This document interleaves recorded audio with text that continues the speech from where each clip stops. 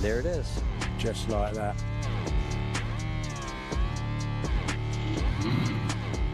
Oh, look at that. Oh my God. Wow. Final two shots, Jim. I shall leave it to you.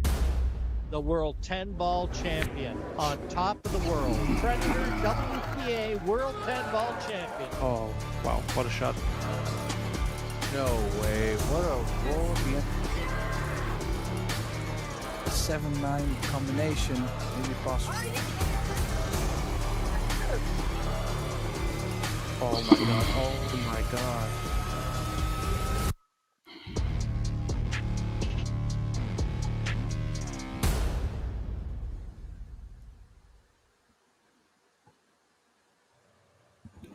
We've crowned one world champion already. There's two more to go. Good morning and welcome to the Predator WPA Women's 10-Ball World Championships presented by VenBilliards. We are live from the Bali International Convention Centre here in Indonesia. Our first match today should be a belter.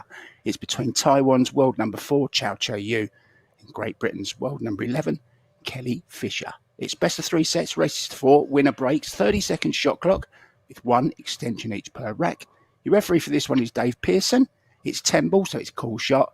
I'm Mark White, and calling the shots with me is a slightly unhappy Canadian, big red and white, Eric Hallefson. How you doing, Eric? I'm not over it yet, Mark. So close. No, it was a good final yesterday. Taipei played well. Good to be with you guys. Look forward to a good one here. Yeah, well, so am I. I don't often get to commentate on Kelly, but everyone knows she's a friend, but I'm completely biased. These two are great friends. They actually practice together in Chow's pool hall, believe it or not. They're in Taipei. Kelly spent a lot of time there, and they actually been practicing this against each other recently, playing sets and races to 9 for the 9 ball that they've just had in Saigon. Did some 10 ball practice as well together. So they should both be ready. No friends on the table, Eric. It's all business now. Chow Che-Yu breaking off. Rack number 1. 1 ball down. Good start for Cho.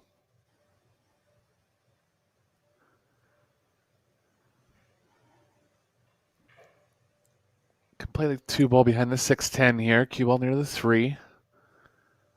Always nice when you have 2 ways to cover the save.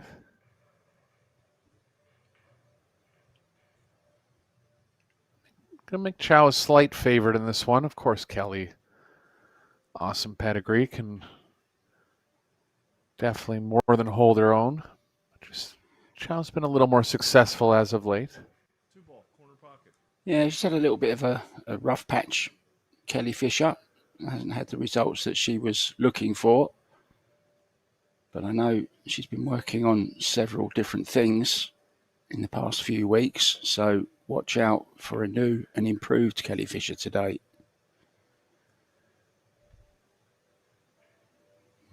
Very close to the scratch. Yeah, it doesn't look like the 2's available on the side, but could possibly play a roll-up safe behind the 6.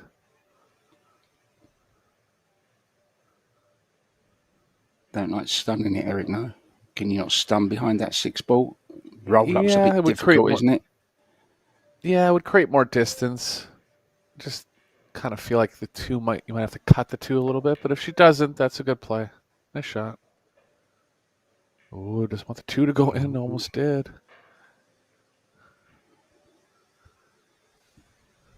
He didn't quite hold the ball. It was very awkward queuing out the jaws of the corner pocket. That's never a nice place to queue out of. Although on these new Predator arc tables, it's made a little bit easier by the nice flush pockets, Eric. I do like the lovely flush pockets. Yeah, it's kind of a thing of the past. Those raised pockets can get in the way of the queuing. Predator definitely aware of that. And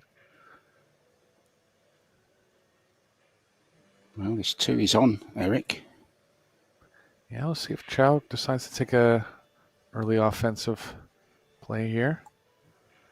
She's got to run the cue ball into the 7. Ideally, run into it squarely where the cue ball stops near where the 7 is. Tough shot.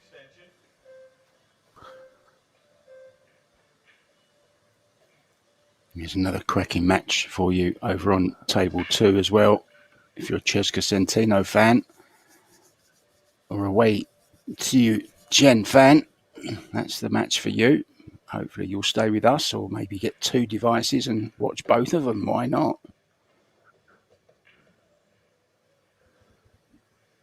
Missed the 7, but still came out okay. Good shot. Yeah, I didn't think she could miss a 7 there, Eric, but I think she caught it a little bit thin, didn't she? So maybe that helped. Yeah. Played the cue ball through the angle a little more.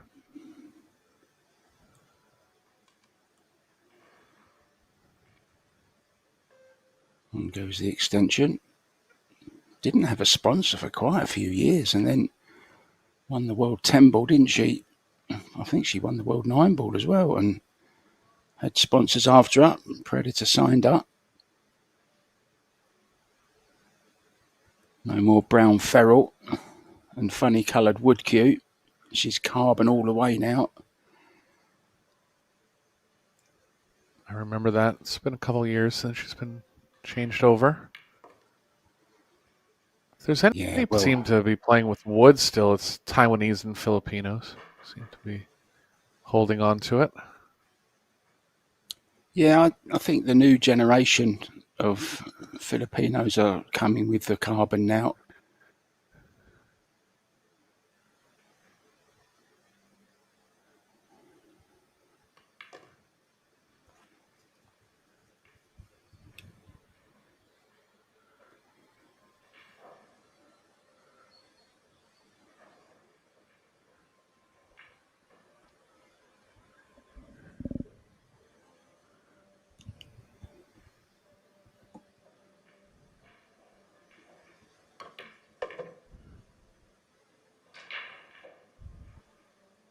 A little bit short, Eric.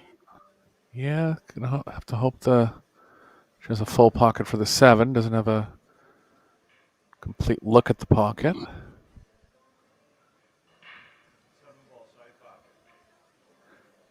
Chow's one of the most consistent players on tour. Always see her near the end of tournaments.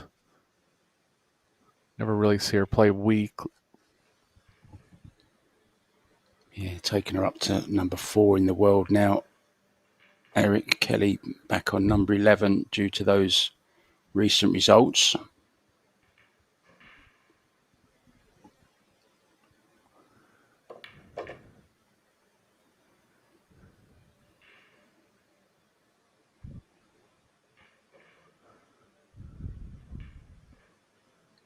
Wei Chu Chen, he's actually WPA world number 1 at the moment. Christina to catch 2nd, Jasmine 3rd, Chow 4th, Sao Sao in 5th.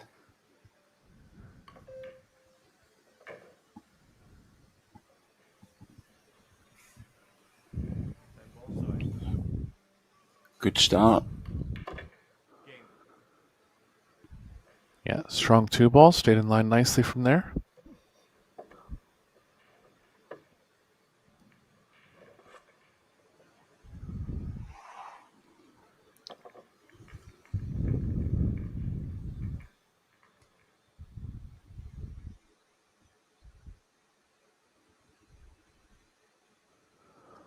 Started spin with on the cue ball that time, but desired result with the 1 going in the side.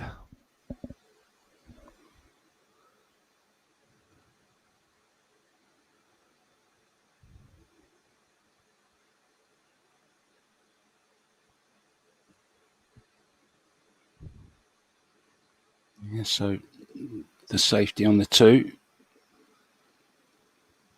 did the job that it's supposed to do, created that opportunity, and she grabbed it with both hands, and she'll be breaking again.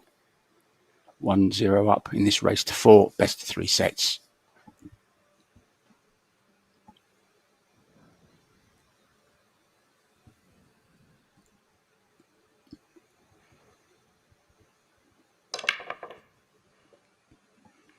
Went over across the Merrick slightly that time.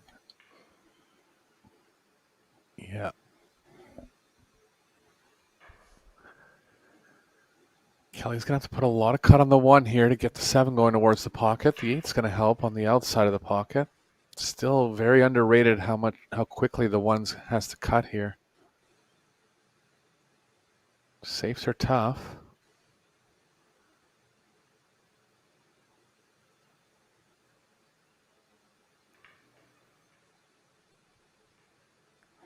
Just checking the shot clock. 30 seconds for every shot, guys. Remember, 1 extension each.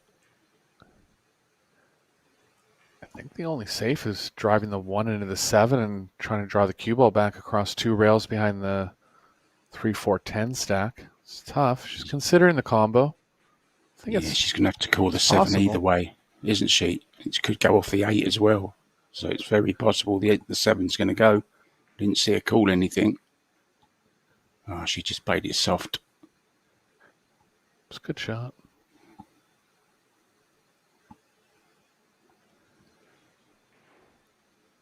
See how aggressive Cho gets here. She can play the cue ball behind the 5, but dangerous, obviously, with the cue ball traveling so close to the corner pocket.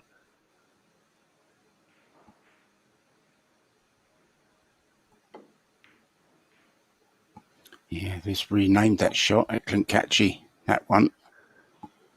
The scratch in the corner off of the safety because of the World Championships a couple of years back.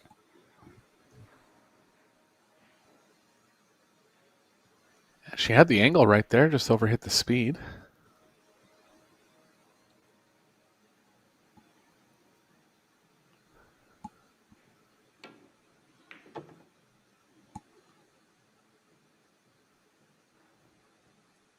Perfect. If that 3 goes, which I think it does, you can just draw back here, Eric. She'll be fine.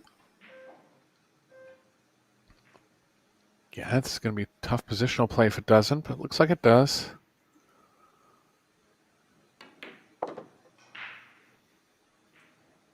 Four is also close to being available in the same pocket.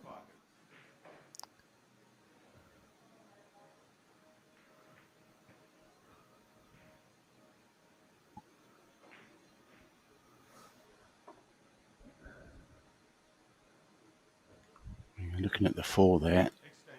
She can play it into the other corner, I think, Eric. She's got enough, straight enough to hold it for the left-hand corner if she needs to. Just straight enough, maybe, yeah.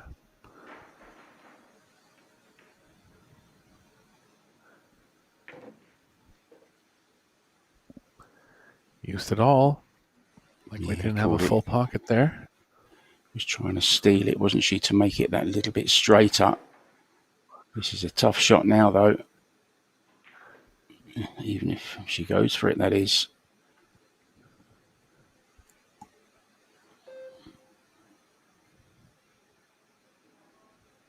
Just a safety.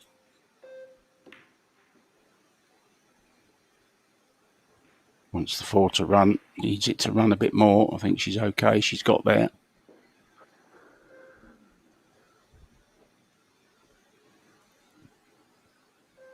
Tough for Cho to take the jump here because she can't hit the left side of the 4. Cubo's playing into the side pocket. Going at a kick safe. Trying to play the 4 into the 6 and promote some movement with the cue ball back to the 10. Extension.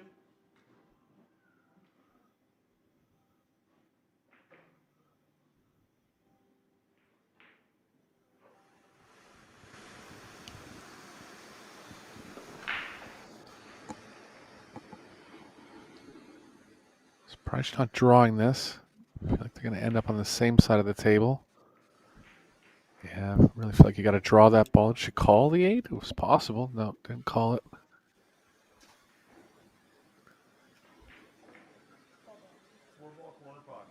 Kelly can play aggressively here, cross into the 6-7. She'll be leaving distance on the 5, but won't be able to get through the rack if she doesn't play the breakout now.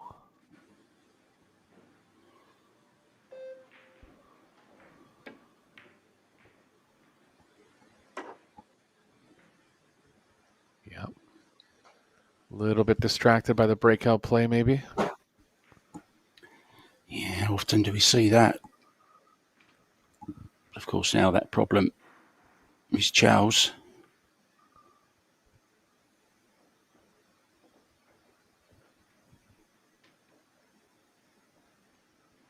Real first, they'll bring her towards the 6-7.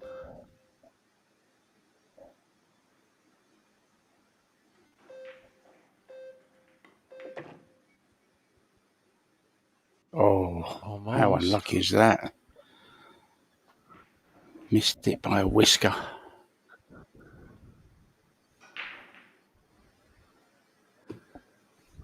Looking to get on an angle where she can play the cue ball behind the 7.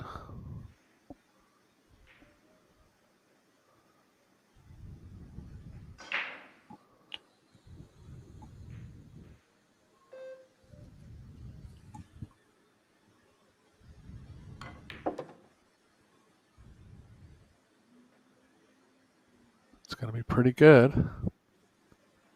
So once the 6 banking long of the corner pocket, it is.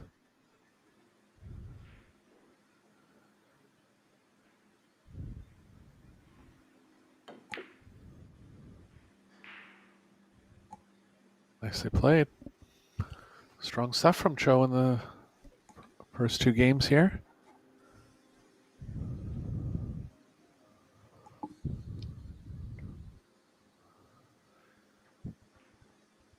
Has to be careful with the cue ball going off in the side. Ideally wants to hit the further side of it. Always tough to judge the further side of the ball. See players miss it wide a lot of the time in that case. Good contact. Avoided the scratch, but a shot for Cho.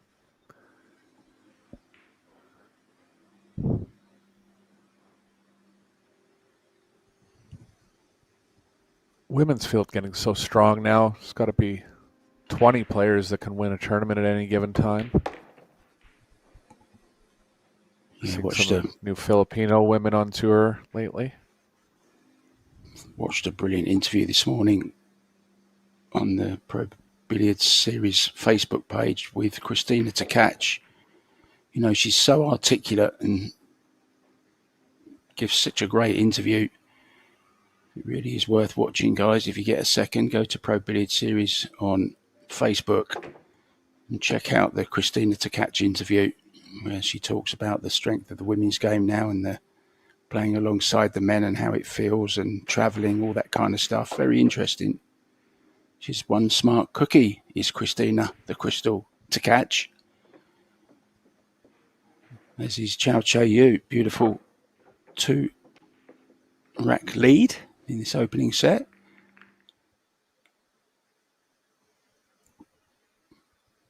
Yeah, even some new players emerging lately. Carmel Buhat. And a player from China that to keep out for, Mu Yan. Can't remember her first name, I apologize, but she's here in Indonesia.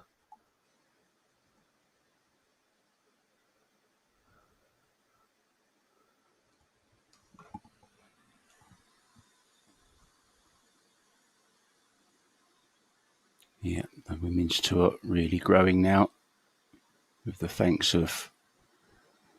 help, I should say, of the WPA and of course Predator introducing all these new tournaments for the ladies. I think Christina said they've got 6 Predator tournaments in a year and 6 WPBA tournaments, making a total of 12, one a month, plus all the other little ones that they enter going around on their journeys also. Yeah, WPA puts on some of their own as well. I mean, in the mid-2010s, women's pool was really struggling. The WPBA was struggling. There wasn't many international events. So, remember Earl Strickland said one time in an interview, if pool dies, then all sports deserve to die. Something along those lines. So Sounds like Earl. right.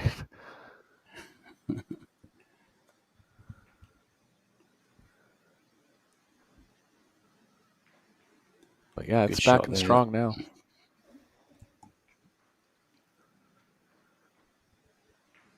Surely she hasn't got a piece of that yellow one. Impossible. Yeah, just coming off the cushion. Took the spin well, Eric, the right-hand spin. So the table's getting worn in. Yeah, it was going against the angle a lot there. Spun back towards it. If you're wondering what those lines are, they are a little bit more exaggerated than usual. Someone's gone a bit crazy with the white marker this morning, I think, Eric. But they are to mark out the break box for the shootout should we get there. Of course, if it does go to 3-3 in the deciding set, there will be a shootout to decide it.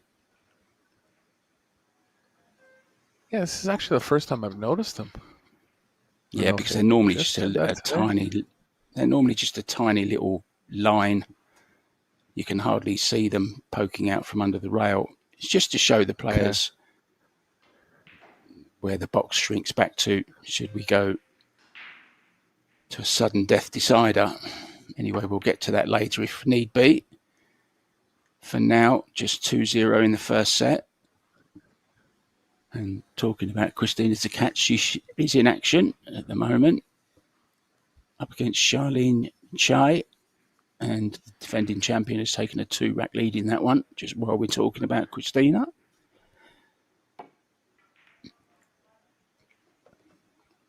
Oh, I don't think she wanted to make that ball. In fact, didn't call it.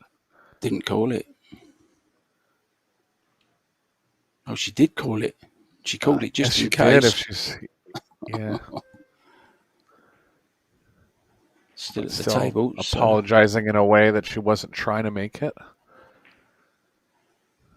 Do you go for this 5 combo now? I suppose you have to, Eric, do you? Or are you going to duck in and safe?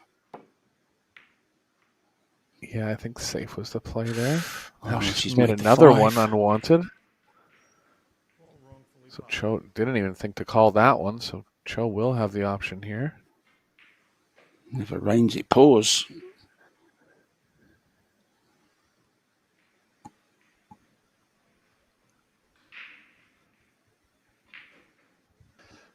Not much for position here.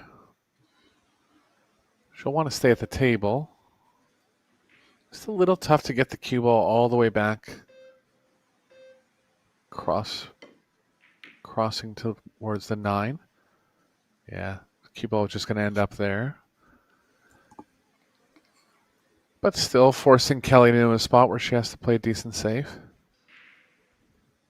I like catching this thing on the left-hand side of the blue here. I do too. I think she's going behind the 4, though. I know she's going thin. That's the old snooker shot. Multiple time world champion at snooker and billiards, English billiards, believe it or not, as well. I believe 3-time world billiards champion. Helps with those kind of shots. You kind of imagine that you're playing a cannon onto the 7 ball in that case. Gives you your line.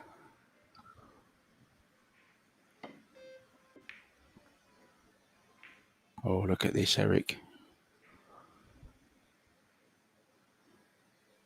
Perfect. Quite sure. I'm not sure it's how it was played, but she's got there. Doesn't have the right long rail. Nothing from the left long rail. Multiple rails here at best. Might consider tying something up. See. Can't really. Could cut the 3 into the 4.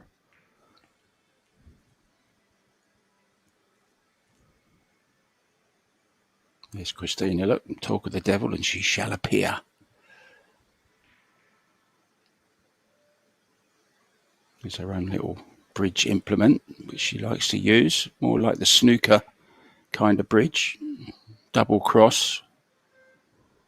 Also turn it up on its end for those hard to reach high shots over a ball.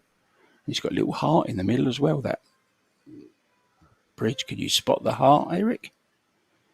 Yeah, I see it. London Bridge, is that the name of it? So There's I a don't specific understand the name. question. Sorry, Sorry, mate, for what? just like the brand name of the bridgehead she's using there. I don't know, to be honest. I just know it's I the have a double feeling it's called crosshead. London. Yeah, I have a feeling it's called London Bridge. Reminds me of a great story where the Americans actually bought London Bridge. It was dismantled and taken over there. And they actually thought they were getting Tower Bridge, the one where the road goes up. But it wasn't. That's Tower Bridge. And they thought they were buying that one, but they bought London Bridge. I don't know It's whether it's funny how true, but things like that happened it, back in the day. it's a myth. There was no emails or sending photos back then, were there? Had to trust people's word. I'm sure a lot of people got away with a lot of things.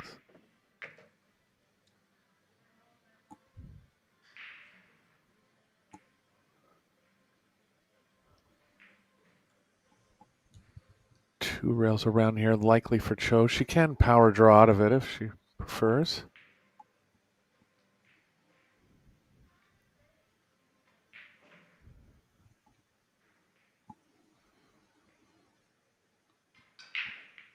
Good view of the backhand opening up on the backswing. Low left on the cue ball. Didn't really get into it very well, Eric. This is it's a thin one. Even if she goes for it. Yeah, she can't really hold the cue ball or draw it enough to get it back past the 9, so she's going to play between the 8-10. Corner pocket, 6 ball. Extension.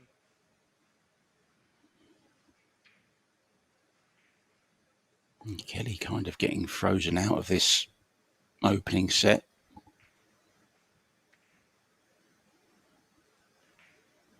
This corner pocket. Makes you... Yeah, she hasn't really had an offensive chance yet. No, not really. Nothing that you can really Slightly get your teeth misplayed into. Position. Sorry, Mark. Yeah, slightly misplayed position from the 3 to the 4. That's about it. Oh, changed her mind.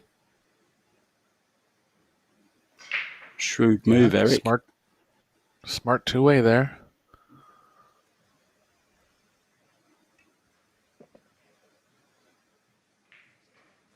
Corner pocket. She is going to be on the position line if she does make it.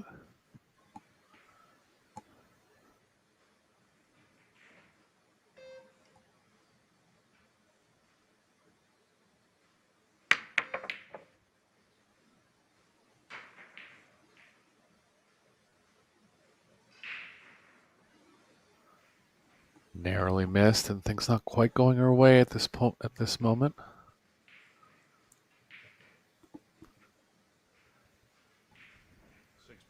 Corner pocket. We'll bring you some latest scores, guys, after this rack. Action all around this international conference centre here in Bali. 20 tables.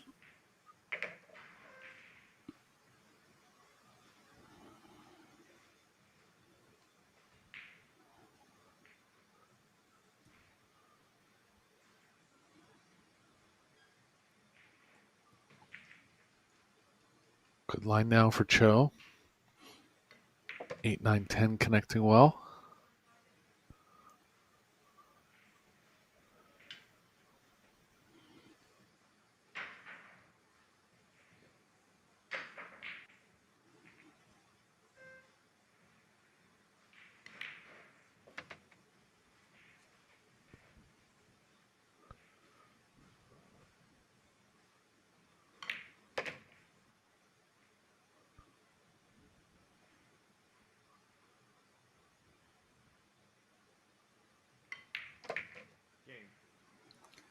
Yeah, very good stuff. Making the most of all of her opportunities. Looks like Christina to catches as well. She's 3-0 up on the hill against Zit Hue Charlene Chai. Pia Filler in action against Seo Sewa. and it's the South Korean who's taken a 2-rack lead in that one. Kristina Zlateva from Bulgaria and Bean Hung from Australia. They're all square at 1-1. Jasmine Ocean going well 3-0 against Van Bui Juan. Wan Ling Wang 2 down to Rublin Amit. Chihiro Kawahara 2-1 down to Han Yu. What a match that is. I think that's a repeat of the China Open final, if I'm not mistaken. And Chia Chow in action. Chow Che-Yu's sister.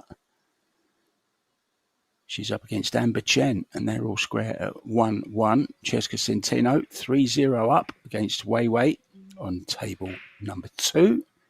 April Larson going well 3-0 against Desi Artista. Xingyu Hong is 2 down to Shui Xiang Chang. Zhang Muan, who you were talking about, 1 set up against Denise Santos. And we'll give you the rest, guys.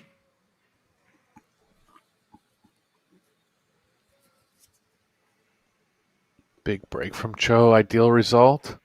Going to have to weave back between the 9-10 to go back up table. Decent amount of space. Has to avoid the 3 coming back towards the 2.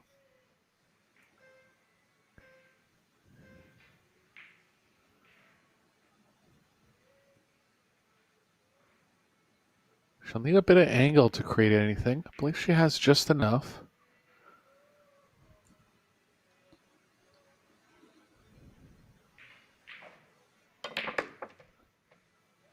Oh, it's pretty straight. Yeah, got about as much out of it as I think she could, Eric. Did pretty well with what she had. But just the safety now. Probably try and glue Kelly in behind the 3.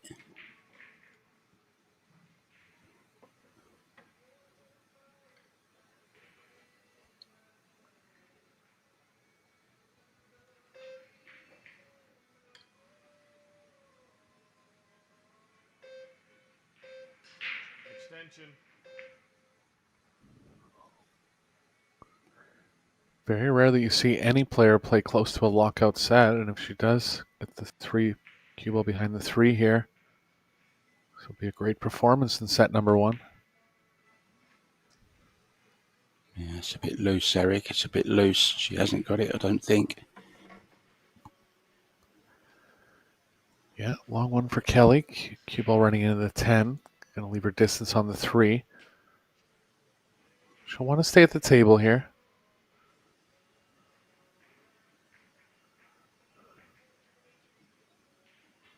Chance to get the arm going.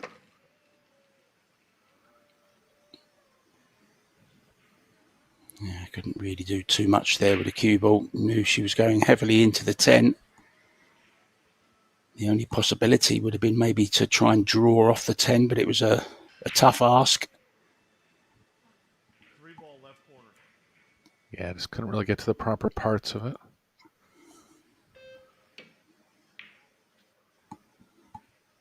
Needs this behind This is the a good 5 shot. or the 9. Oh, not quite hard enough. It's going to take a good shot though, Eric, to get to that 5 ball. Yeah, I've seen Cho fire in power shots like this. The aggressive shot would be playing the 3 in the top left and the cue ball around 3 rails. 3 ball right corner.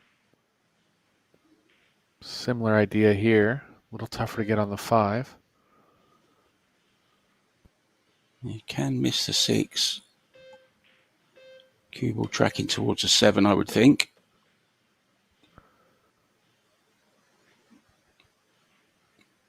Great shot if the speed is good, but I think she's just too far.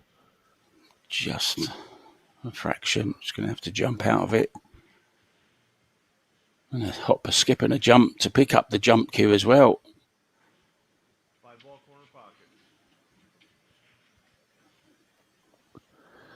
Makeable one. Yeah, and if you can just draw it a little bit as well, we should have a shot on the 6. Just like that, Eric. Beautiful. Played it well.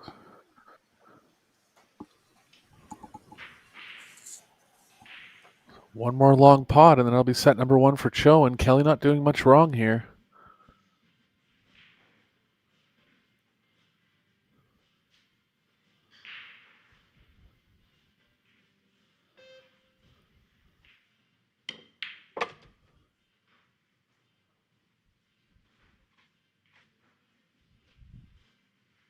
Just all parts of the game work. Safe, long potting, power shots. Really no flaws in her game.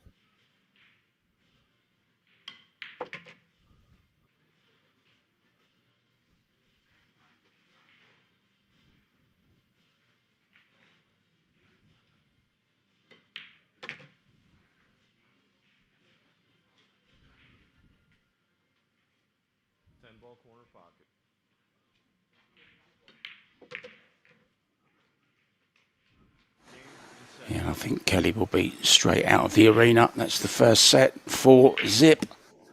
Not the ideal start that she was looking for, but to be honest, Chow Che Yu played out of her skin there, played absolutely fantastic. So while they've gone for a little break, Eric Hawlison and myself, Mark White, we're going to do the same, and we'll see you for set number 2. See you soon.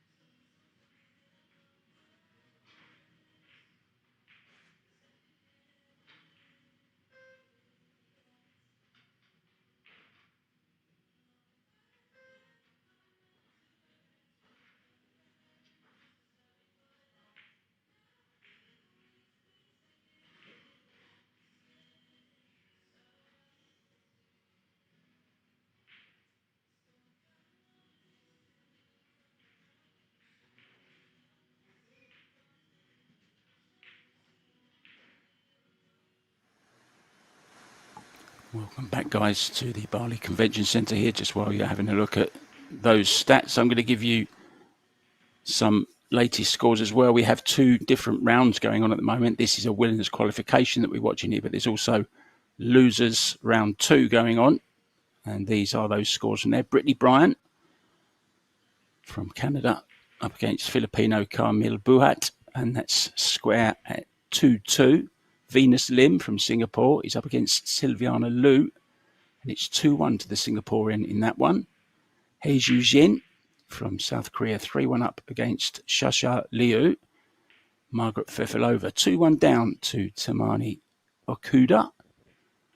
Zhang Muan has taken the first set, tipped by Eric to be somebody to look out for. She's taken the first set against Denise Santos from the Philippines. All these are loser round 3 matches, guys, that I'm telling you now. Xing Yu Hong, 2-1 down to Shui Ching Jiang. April Larson going well, 3-0 up against Desi Aristia. And Wei Chu Chen has lost the first set to Cesca Centino by 1-0. So Wei, the winner for the Saigon 9-ball Open, if you remember, just over a week ago, in trouble there in losers round 3, in danger of going out. And these are all winners qualification matches now. I'm going to tell you about Amber Chen and Chia Chao, younger sister of Chao Che-yu, of course, 2-2. Chihiro Kawahara, 2-2 now with Han Yu. Rubelin Amit, 2-1 up against Wan Ling Wang. Van Bui Zhuan is a set down now to Jasmine Ocean. Jasmine going very, very well. Won the World 8-ball recently, but apart from that, has been struggling a bit also, a little bit like Kelly's situation, but she did win the World 8-ball recently over there on the other side of the pond in the States. Kristina Zeteva 2-1 up against Bean Hung. Sarah and Pia Filler are 2-2. I believe she's streaming that match herself as well, Pia. And Christina to catch is a set-up against Zit Hui Charlene Jai. That's a mouthful, isn't it? So myself, Mark White, and Eric Hallefson. So if you wake up, Eric, this morning as Alex Paguline or Johnny Mora, how are you feeling as you open your eyes? Is it an opportunity missed, or you're feeling quite proud of yourself finishing second in the world doubles? Oh yeah, I mean, particularly for Mora, that's his highest finish in a world championship ever. So you have to take positives when you've made it further than you've ever made it before. Alex hasn't been in the final of a world championship in a good number of years as well. So I'm sure they're happy with their performance. And so many good teams, so hard to get near the end. Of course, you want to win it, but yeah, they'll be happy with how they did. Well, we did the semi-final, didn't we? And I was quite disappointed, to be honest, with Chinese Taipei in that semi-final. I thought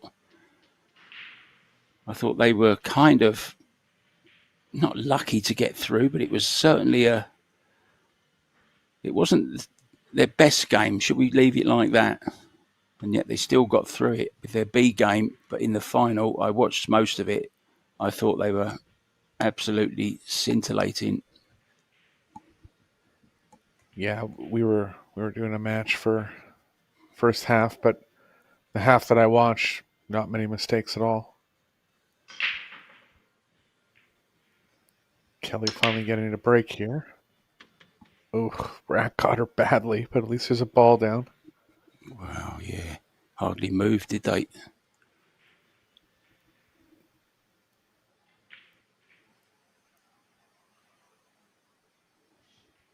Push out.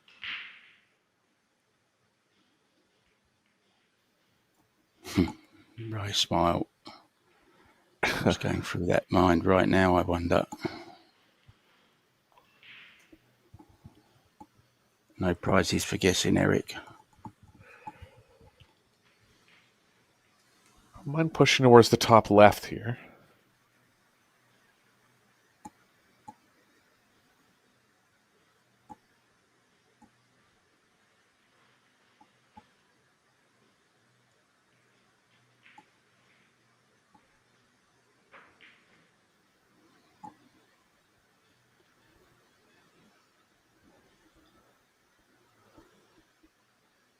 Chow can try to roll onto the 5. Cue ball might play off to the right a little too much in that case.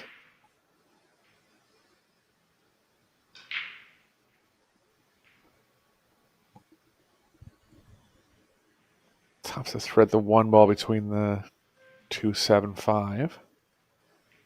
cue ball be hitting the 2.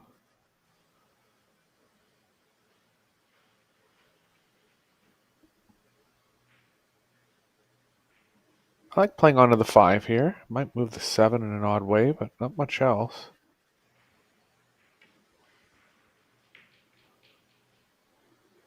Good shot.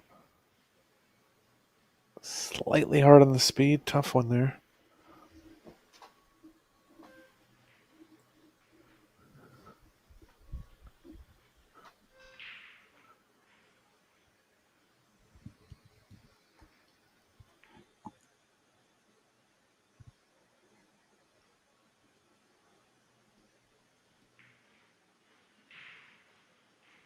Save from Cho.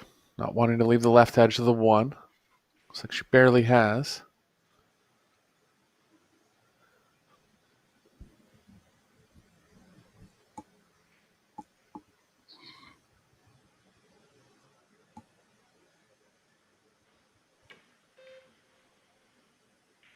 Quick fire, not firing on all cylinders just yet. I think she's okay. I think it's pulled up. Oh, it goes. Well, from here it looks to me like it's covered. On a kick, yeah. She'll be kicking at it. Oh, I see. Right, I beg your pardon. I thought she called the bottom right-hand corner. Oh, she did call the right-hand corner. Yeah, nice shot. The old rail first, Eric. What a great shot that was. Perfectly played on the position. Wow. If Chow keeps playing like this throughout the week, expect her to be right near the end of the tournament.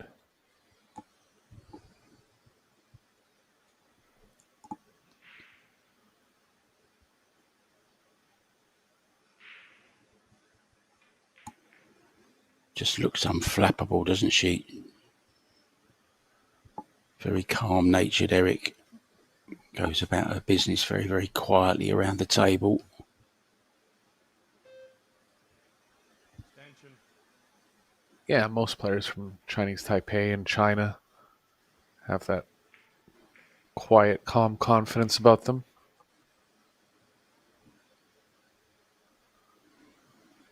Just a little too much angle going to the right here.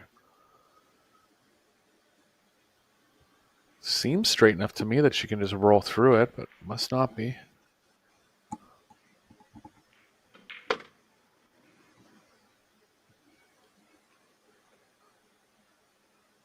Just going back Perfect to mark.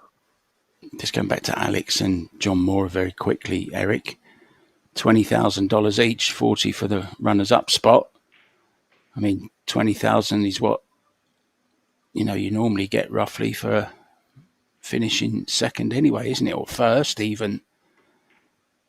In a lot of tournaments are 10,000 first prize. So to win 40 for coming second, not bad. Not a bad few days' work. All helps. Yeah, it's a big boost for both of them. John's in a comfortable spot in his career at this point. He's picked up some new sponsors, has a lot of backing. He's put in a lot of hard work, and he's one of my good friends, and I hope the best for him, and I hope things keep going positively.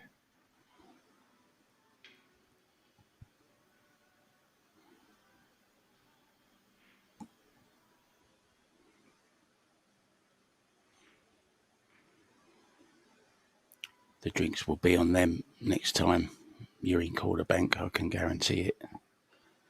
You make sure that, Eric. Tell him you said so. I will have a water, please.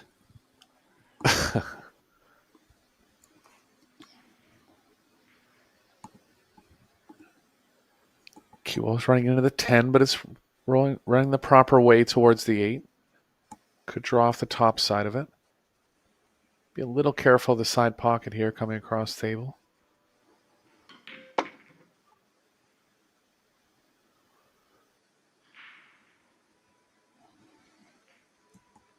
Looking very solid.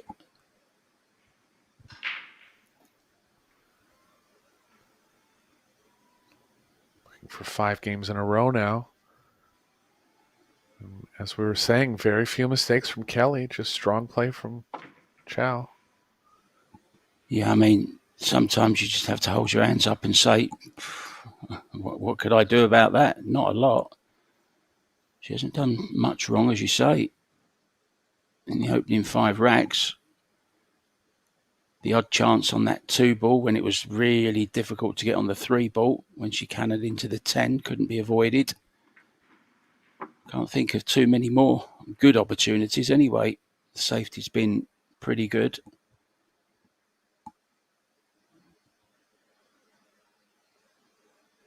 And she's only had Got unlucky with 35%. the rack. 35% of the time. Yeah, there's that smile about the rack. I mean, it's a discussion that will go on for years and years and years, Eric, long time after we leave this planet. But, you know, what is the solution? You either use a template where balls are guaranteed to go in and you start, you know, reading the rack and soft braking and all that kind of stuff and just run out after run out. That's boring as well. I think this is just about as good a rule as you can get. Yeah, if I were to make a suggestion, I would consider using a template and forcing the players to break from the side rail. The players are so good, though, that I'm sure they'd find a way to, you know, make the 1 ball in the side pocket too often. It's a tough one. How about a template for the middle section? Say balls, the first 2 rows, a template, and the rest of them a hand rack. What about that? No one's thought of that. No one's thought of that one yet. No, I wonder why. You can do that in 10. You can do that in 10 ball. You can use those 9 ball triangle racks and not have the back, or I guess it would be 8 ball, not have the back row frozen. Yeah. That's just me being silly, guys. I'm not making that as a suggestion. But if they do it in the future, if they do come out with a rack like that, I want some royalties. Thank you.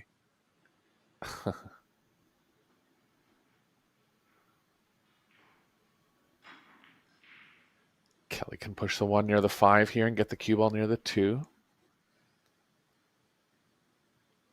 Has to be a little careful of cue ball playing too close to the corner pocket and also getting a rail, believe it or not. 1 should hit a rail.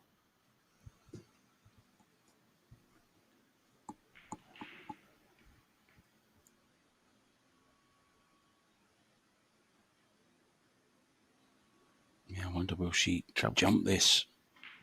Jump kick, maybe, Mark? I was thinking, yeah, if you jump kick it, then you're not going to end up on the 2, are you? But if you jump it and hold the cue ball, 1 ball corner pocket. it's possible. It's a pretty long jump, though, Eric. It is, yeah. Let's see. I mean, that's the only reason I would jump it, because you can land on the 2 by going straight at it. Yeah, you're right. Not far away, Contact though. by Chow.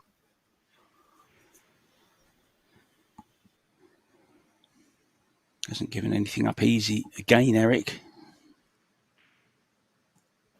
Yeah, it looks like she can pocket it. Can't quite see how the cue ball's playing here. It's into the 6. Might run through down to an area near the short rail.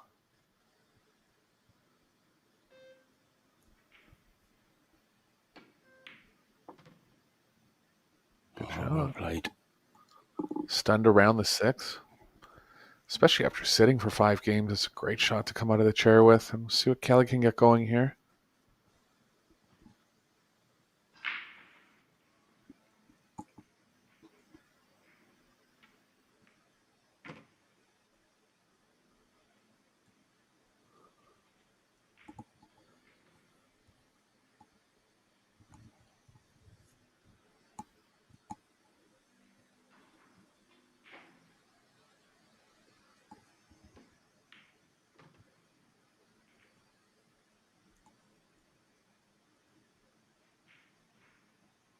That's okay.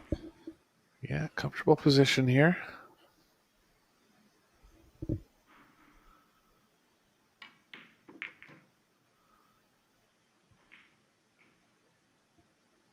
Believe the 8 passes in both corner pockets.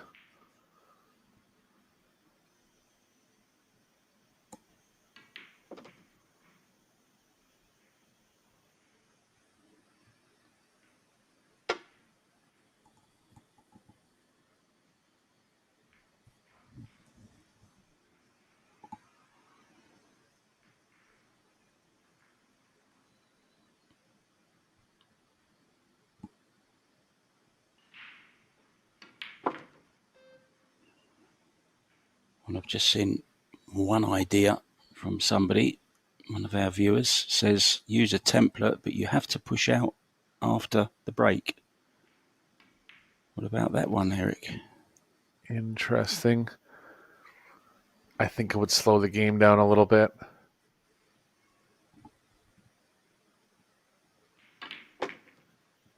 Could just be a case of it's not really broken, is it? So don't fix it. If you'll pardon the pun, it's every now and then, you're going to get a slug rack and you just have to deal with it. I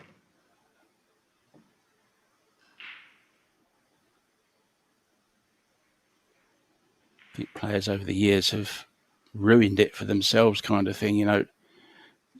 Corey Gill being one of those guys who learned how to break, learned the soft break, and it just became monotonous break and runs, didn't it? Boring with the one on the spot and template rack. Controlling the one ball and the cue ball off the rack became very easy. And then they bring in the 3-point rule. Then you get unlucky by a ball hitting the point and you don't make the 3-point rule. So that's not really fair either. I honestly don't know what the solution is. I really don't. I think this is about the best it gets. And we enjoy both sides of the game. We don't want to see break and runs all the time anyway. I know I certainly don't. I want to see all the different skill levels used, the kicking, the hooking, the jumping, the tactical battles, the push out as well. It's all good.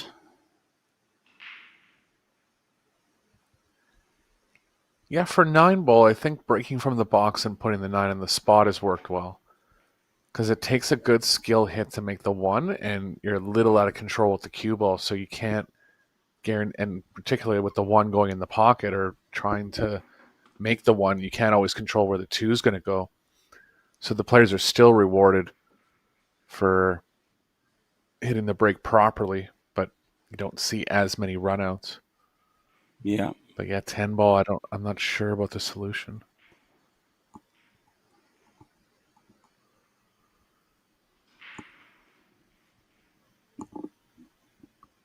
I guess the same could be said if they keep making the 1 playing 10-ball, they won't necessarily have position on the 2. That's a better break for Kelly, but this time, no reward. Yeah, 7 getting right in the middle.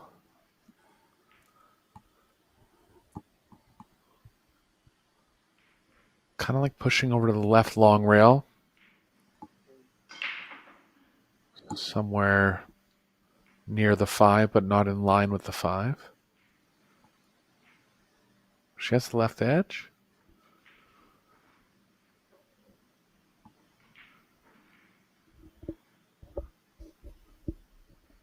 You can't be very much of an edge.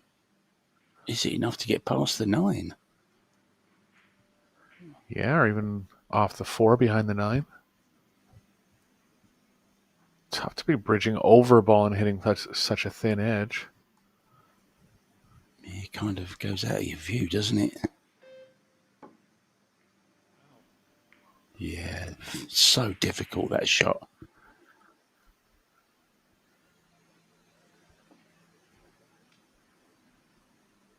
Ball in hand, chance for Kelly.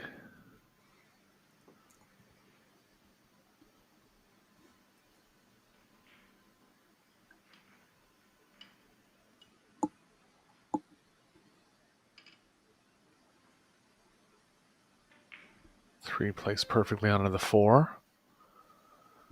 All the nearest pockets available. A little bit The short cue here, I ball running think. into the 10 here. Yeah. Especially if the cue ball's running into the 10, could be trouble.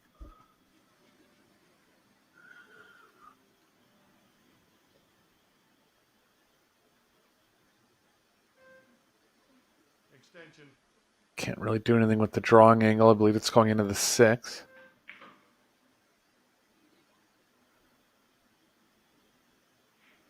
Got a little more. Can play the draw between the 6-8. Decent recovery, but she has too much angle on the 3 now. She's going to have to run into the 4 here.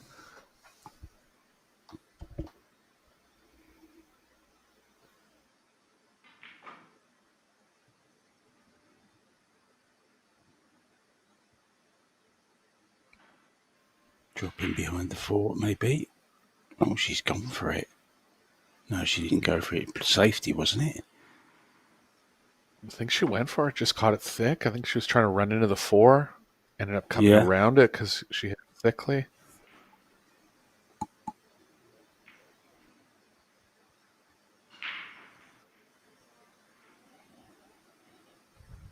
Similar shot for Cho here. A little thicker, so might be able to draw into it. I don't believe if she draws under it, she can play the 4 in the same pocket. I like drawing directly into this. Another miss. All of a sudden. Everything went everywhere then. Head came up, cue came up. Bit of body English as well. How's your double jumps, Kelly? Yeah, tough. Three ball corner pocket.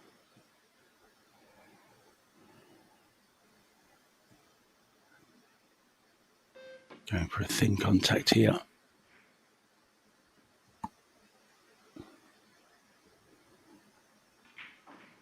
Oh, possible Contained bank for the Eric. moment.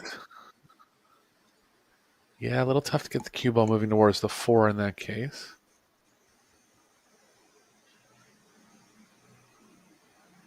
She can get enough left spin on this to bring the cue ball behind the 10. It's a good shot. Maybe cue ball behind the 6-8. Shot. I think there's a gap, Eric. Caught the window. There is. It's a London Underground shot. That's the mind the gap.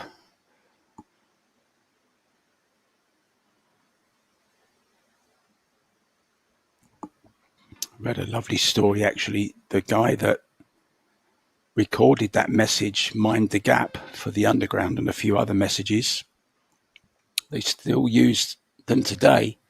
The guy has unfortunately passed away, but his wife every now and then goes down to the London Underground just to listen to her husband's voice. I thought that was really sweet. Nice story.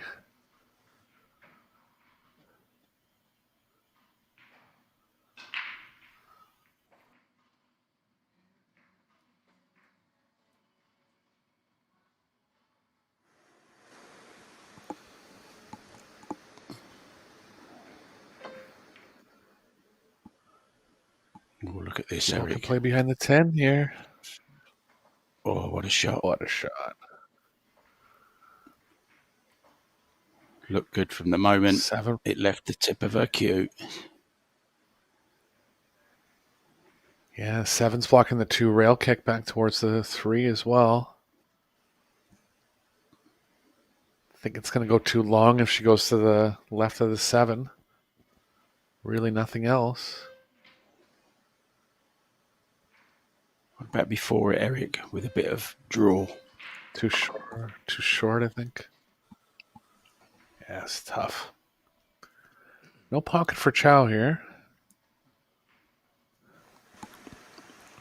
Yeah, on one foul though, she's going to be hooked here again. There's Alex watching his partner play in the mixed doubles, and Dimitris Lukatus. It's good to see them watching, isn't it? They were there watching Albin last night. Yeah, I Albin was remember in he's spending a lot of... Go ahead. Sorry. No, I was just going to say they're watching Albin play, and Albin struggled last night, didn't he, against young Derrin? I thought Derrin played really well. I can't wait to see him play again. He's just one of those players that excites me to watch. Yeah, me too. Ton of talent. Looked like he had a little less experience playing 8-ball, but I'd be interested to see him play rotation. Has all the shots. Good composure. Went down 8-6. Not a bad result against Albin Ocean. And led at 6-5.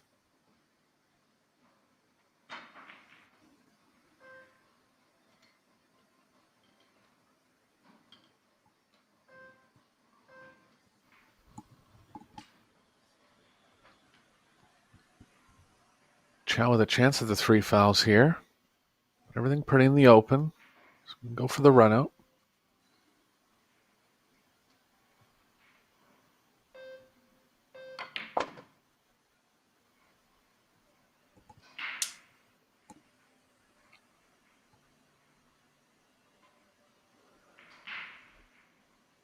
That's an underrated play with ball in hand, just drawing straight back. I mean, you know the exact line the cue ball's coming on.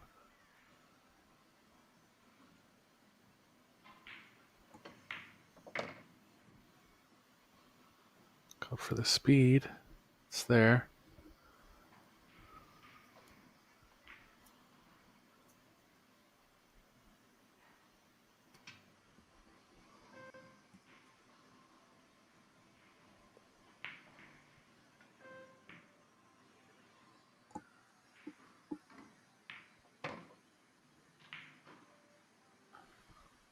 Two strong saves from Cho in this rack. Yeah, and when she gets in, Eric, she looks like clearing up every time as well, doesn't she? Very strong in amongst the balls.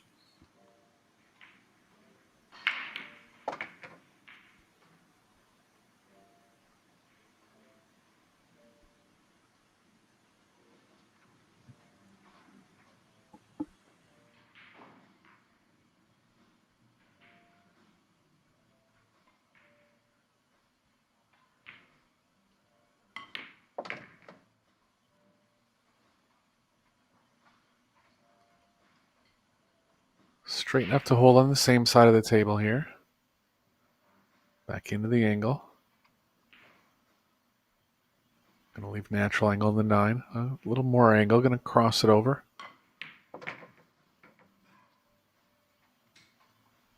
Just straight enough to hold.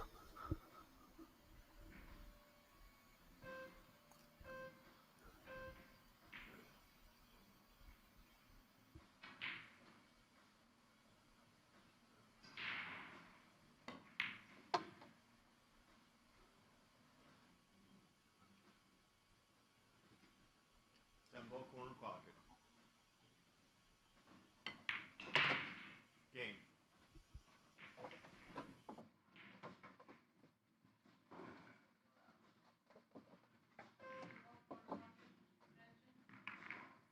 Yeah, strong stuff from Rita. I know a lot of people recognise her by her English name that she was given, Rita. But some encouraging signs as well for Kelly.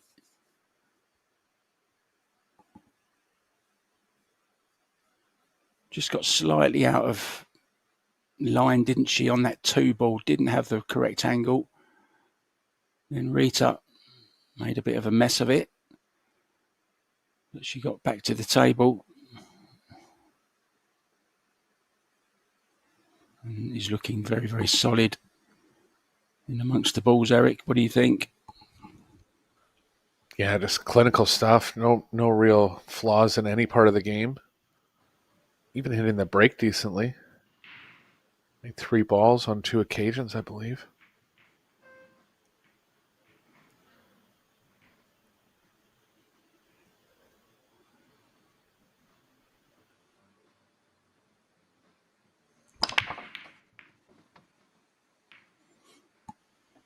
There goes the 1 again.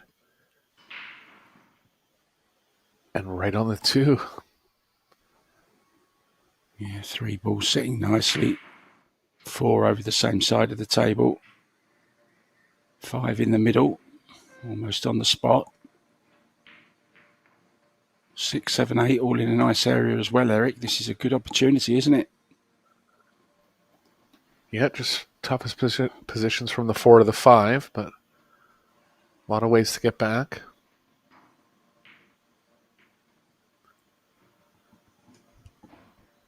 Likely take some angle between the 6, 9 and play the cue ball over to the left side of the table.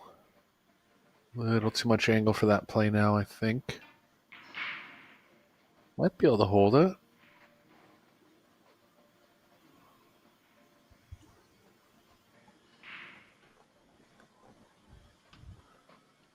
She can't hold it. It's a little tough. Could draw underneath the 5 and back towards the middle of the table. Extension.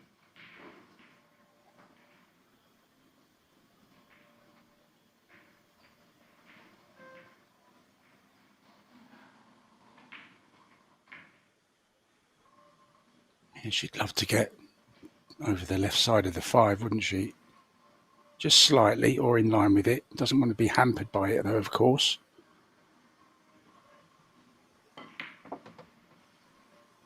Oh, went 2 rails, 3 rails. Yeah, I always thought this angle was playing into the 6, and it did.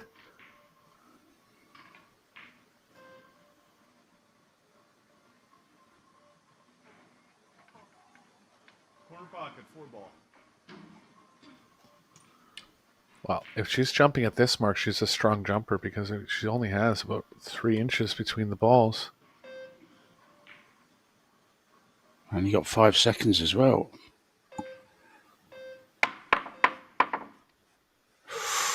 Kept the ball on the table. Oh, look at that. Well, things just not going Candy Fish's way at the moment. Can't get a roll. It is a winner's qualification match, though, so whoever does end up losing this match won't be out. Second bite at the cherry. 4 ball side pocket. Time for Kelly to get her air rush out.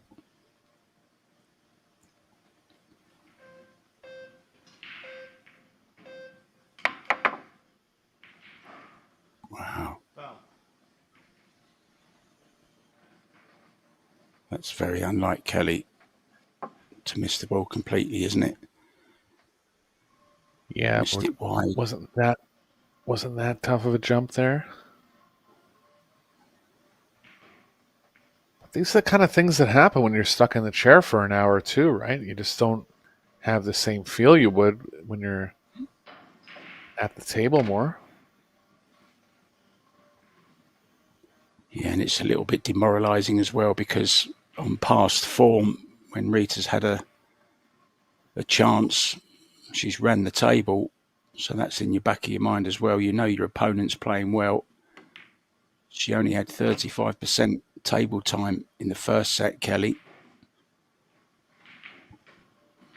Rita, the other 65.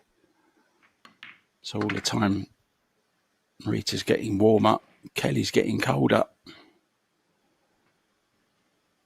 Especially having to come to the table after your opponent's missed a jump shot to be hooked, and then you jump and miss it altogether.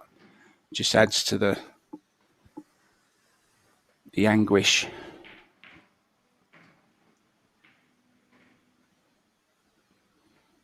She could just accept the 3-rail angle here on the 9. No real danger either way. Might as well try to draw back.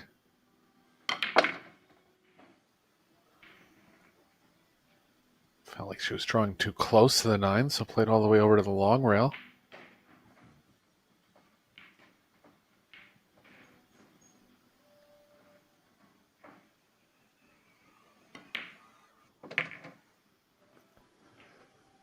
Yeah, it's a little bit worrying now. 10 ball corner pocket. 3-1 on the hill with this 10 ball.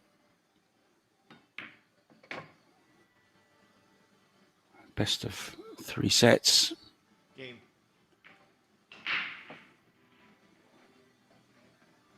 Yeah, I like what referee Dave Pearson does there.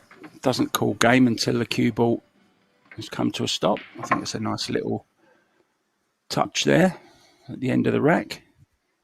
Kind of gives the players a verbal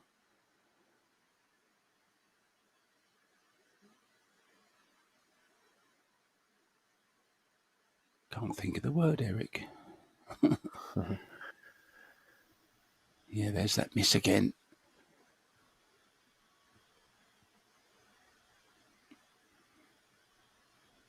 You have to say, Yeah, the two balls she had has. a good run. But that does come when you're Yeah, playing well, doesn't it, Eric? You often find that. Only time she's been out of line, she's ended up with a hook after the mistake.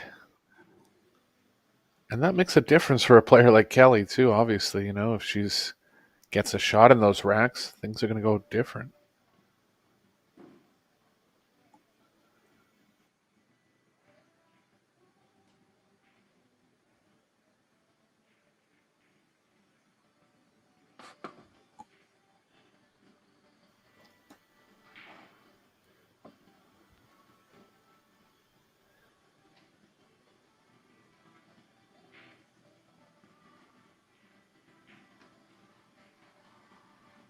He's made the one ball a few times in this match so far.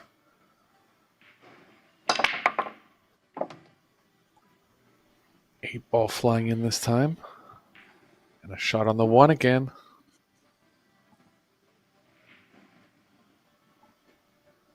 Kelly just leaning back in her chair, knows hasn't got any real opportunity in this match.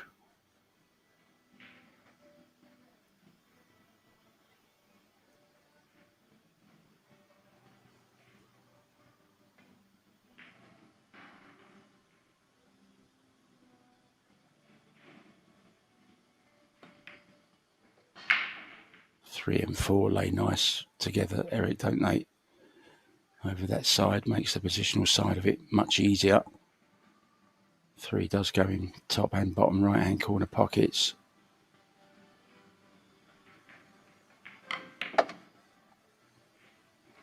Got for the side. Okay. Looks like the five's only available in the top right. I'd actually Won't be able like hold to the know how. inside. Go ahead. I'd actually like to know how many shots Kelly Fisher has actually played. She had that one run out. Yeah, she definitely hasn't had table play. That's sure. It's been a lot of saves, or not a lot, but a few. But yeah, like chances where she just is on really only one.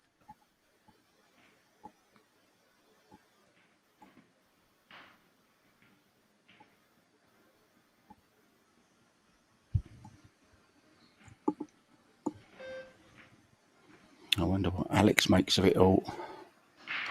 I wonder what he'd be saying to Kelly if this was a doubles match. What would he be whispering in her ear? Do you think, Eric? Anything she needs to improve, or? No, I think she played fine here. Just ran into a tough opponent. And there's times like that when you're a player, you know, you leave the match and you're not really upset. Of course, you wanted to win, but you know, Here's a wasn't mistake. much to do. Yeah. She'll be jumping. You can guarantee it.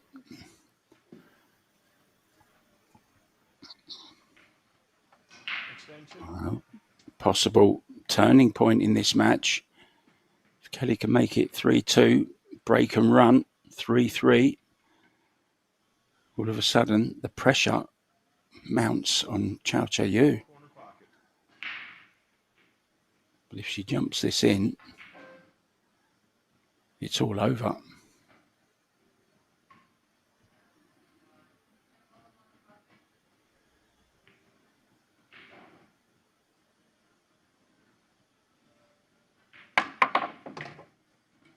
Oh dear, wow. oh dear. What can you say about that? What a match from Chow. 3 balls to go, but real high level stuff here.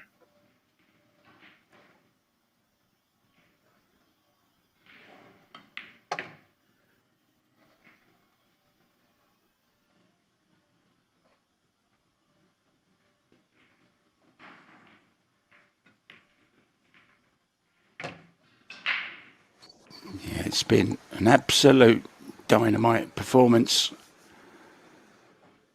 She lit the fuse early on and done the business. 4-1, 4-0. Well, what can you say? Kelly Fisher will be shell-shocked. I mean, just never really had a chance to get into the game. There's lots more to come for you guys today. 3 more matches to come. Don't go anywhere.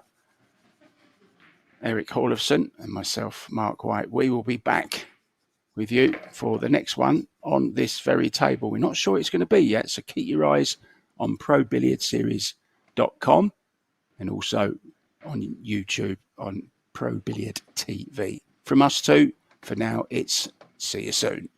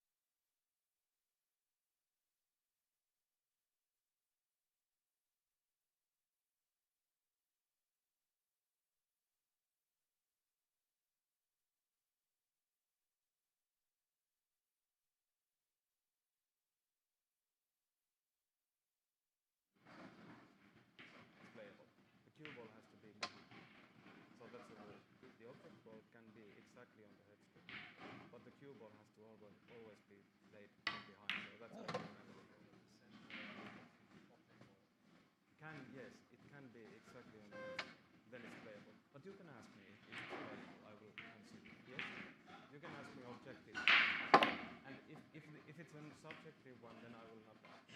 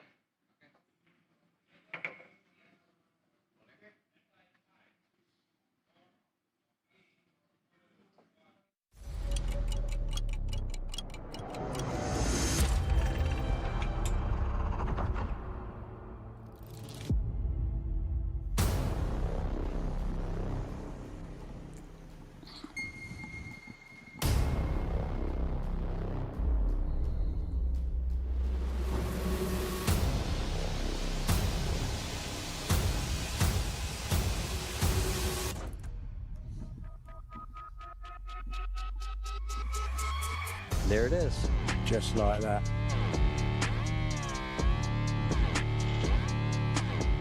Oh, look at that. Oh my god. Wow. Final 2 shots, Jim. I shall leave it to you. The world 10-ball champion on top of the world. Predator WPA world 10-ball champion. Oh, wow. What a shot. No way. What a roll at the end. 7-9 combination. Maybe possible. Oh my god. Oh my god.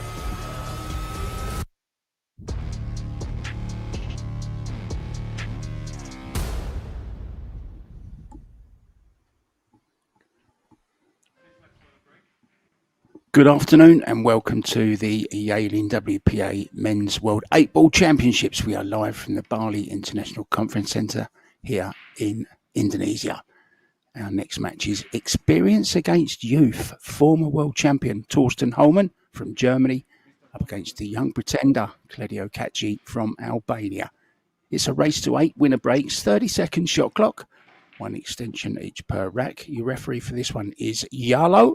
I believe he's from Finland, actually. Very, very multi-country setting we have for you here, guys. I'm Mark White. I'm from England, of course. It's Cool Shot. Calling the shots with me on commentary is from Canada. It's Big Red himself. It's Eric Olofsson. Hello, Eric.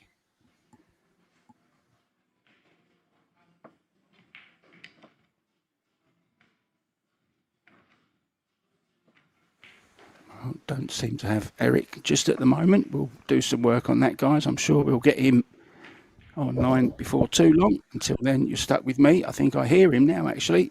Are you there, Eric? Apologies, Mark. I just had a last-second internet outage, but we're good to go. Well, I might have one of them myself here because there's an absolute huge storm in Thailand where I am at the moment. There's thunder and lightning outside my window. We hope it won't affect the internet, but you never know. So here we go. Torsten Holman has won the leg and will break in rack number 1. Winner breaks, race to 8. It's straightforward, this one.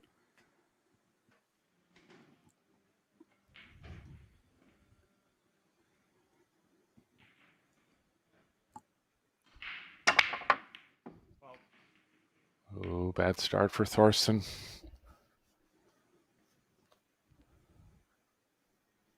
What causes that, Eric?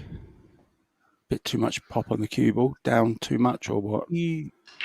Yeah, the cue ball's bounding into the rack, which it does a lot of the time when you break them hard from the middle, particularly from the bed of the table. And it's just hit off square.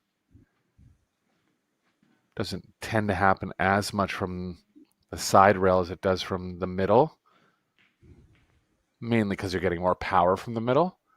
Yeah, just power and a little erraticism. Is that a word, Mark?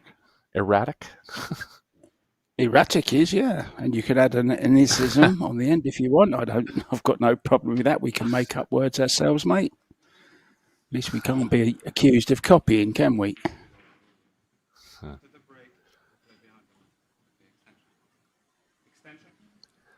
Yeah, just clarifying that after the break, if it's a scratch after the break, it's cue ball behind the line. You must play a ball outside of the kitchen area.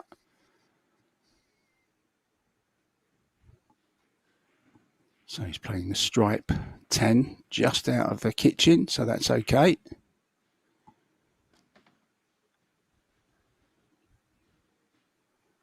Yeah, it's going to want to remove the 15 as soon as possible. Looks like the 8 passes it into the bottom right. Open table here.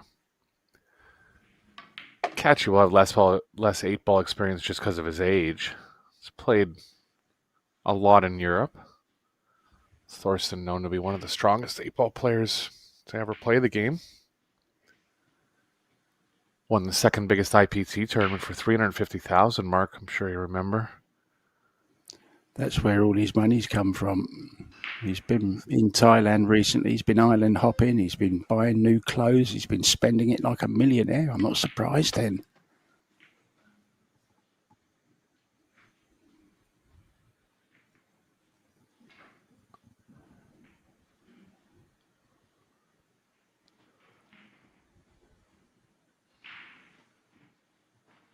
Yeah, kind of wants to take the 12 here. If he ends up shooting the 13 near the end of the rack and clipping the 12, bad things could happen. Wanted to be a little straighter on the 15 too. Good shot there.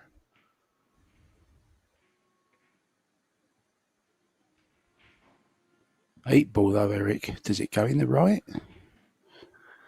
I have a feeling it does, and if he hasn't really looked over at it, almost missed that ball. Hasn't really looked over at it.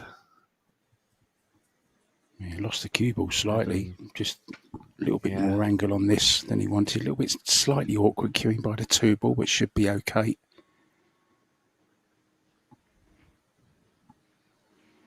This is a winners round 1 match.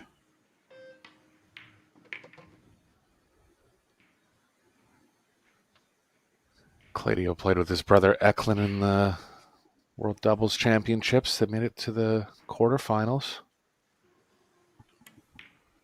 I thought he played really well, to be honest, in that. Yeah, they both did. 5-set match.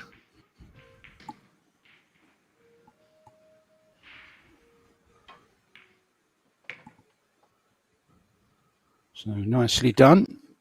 Seemed to go pretty well there. Doesn't look bad 8 ball to me, Eric, as he gets the first one underway, and he will be breaking. It's winner breaks, remember, guys. There's lots of other action going on at the same time. We'll keep you up to date with all those latest scores. Oh, Brittany Bryant, just as I flicked over to the women's side, Brittany Bryant has gone through 2-0 against Camille Buhat. That's a good win over the youngster who looks terrific, doesn't she, Camille? Still going. Wei Chu Chen and Cheska Centino settle, and 3-2 to Wei Chu Chen in the deciding set. And that's a loser's round match, remember. The loser of that is out. At least they can lay on the beach for a little while, though.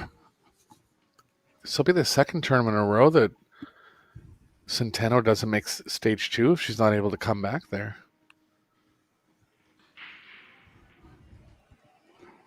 Yeah, I've said it all along. I think she's got that kind of game, whether she's either bang on form, hot, or a little bit cool, I don't think there's any in between with her. No B game. She's either got the A game or the A game or the Z game, shall we say. It's a little bit cruel, I guess, but you know what I mean.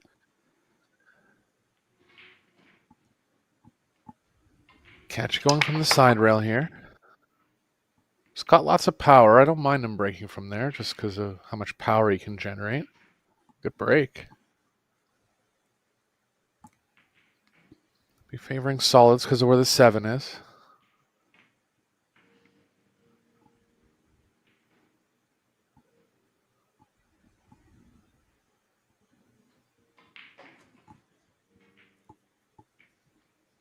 Could be a slight problem on the left side of the table. Just have to get another look here.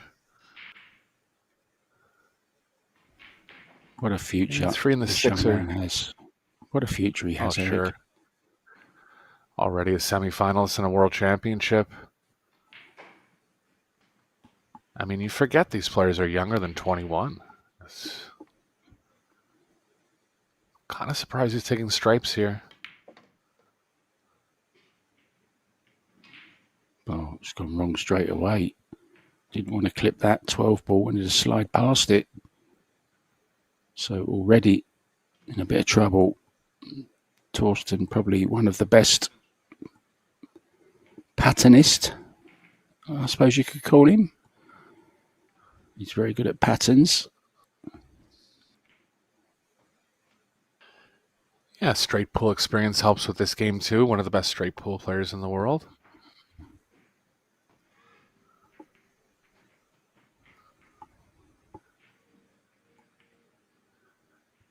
Guess he just didn't like where the 3-6 were as far as solids. He's going to have to find a way to get over to the 10. He can do it off the 14 right now.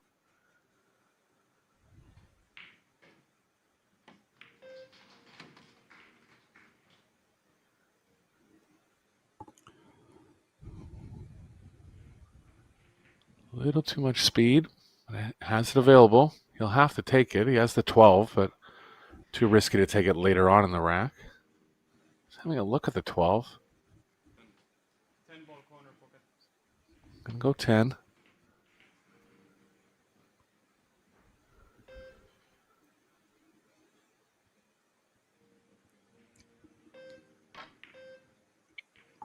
Of course, your cue ball has to be that much better in 8 ball because there's so many balls on the table. You haven't got the open spaces like you have in 9 ball or 10 ball.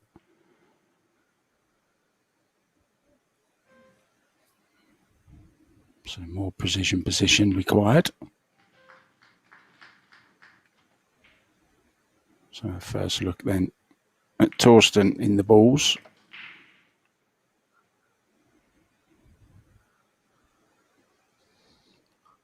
Three's available to the left middle and the bottom right. It's likely going to have to go before the 6. Pretty straight on the 5 here, so tough to develop any angle.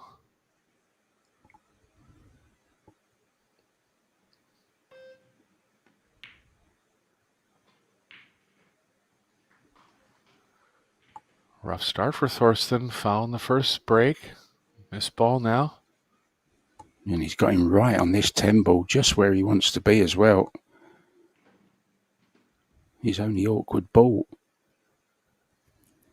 He played very well in Vietnam. He made it to the final 32.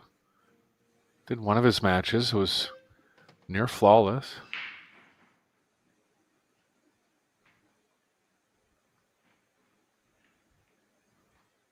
I love his attitude around the table. Was just so cool and calm, just like his brother.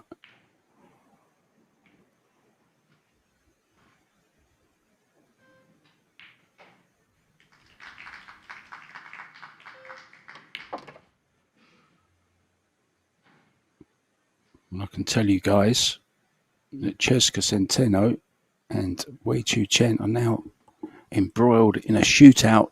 It's 1-1 and 3-3. Their deciding set that's going on right now on table number 2. Right here on table number 1, which is looking absolutely splendid, by the way, with this beautiful, I love the LED lighting. Yeah, even got to a level where they have a backdrop of the city on the LEDs. I don't think I've seen that before.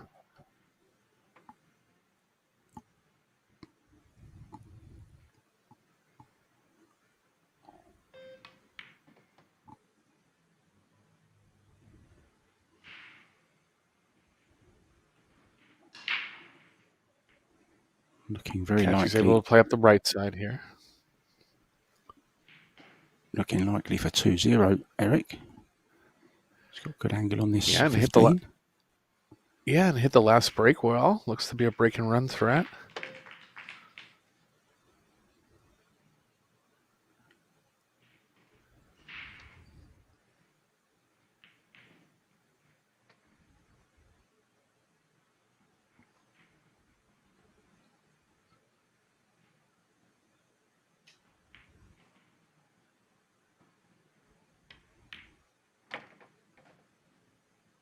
Yeah, nicely done. The young pretender is doing very, very well against the veteran. Hall of Famer, of course, recently, Torsten Holman.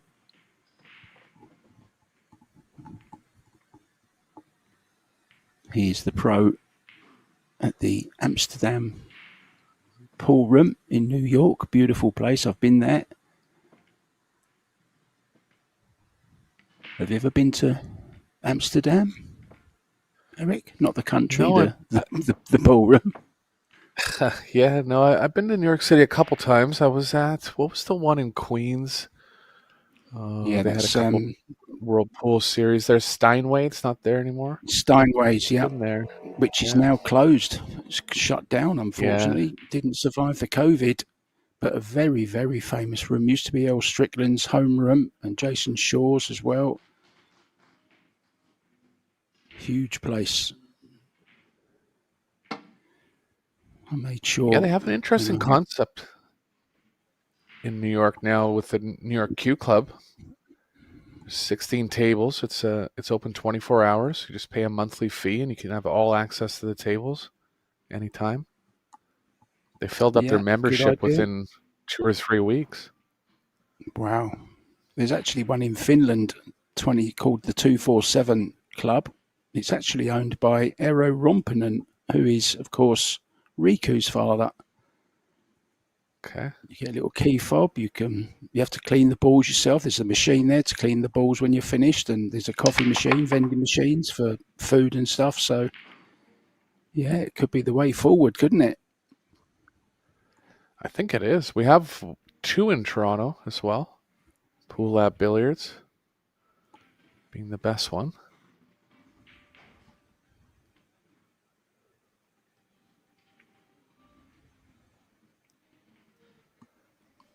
So it needs There's a to chance get for going Thorsten here to get Torsten. going. It's like an Echoing echo. again.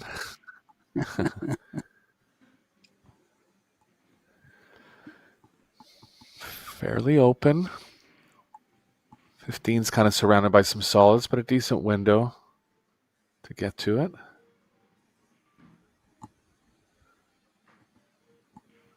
$14-11 finish will work well.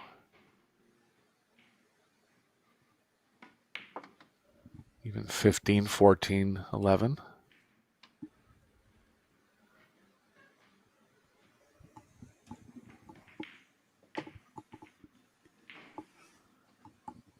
Well, I can tell you, Cheska Centeno has knocked out Wei Chu Chen on a shootout. So early exit for a Saigon Women's Open 9-ball champion from Ho Chi Minh.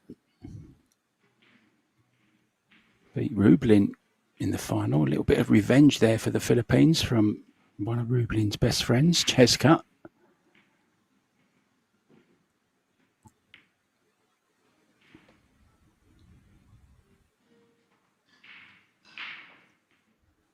Yeah, worried he'd gone a little bit far there, Eric, but he's okay, isn't he? Can just drop this in.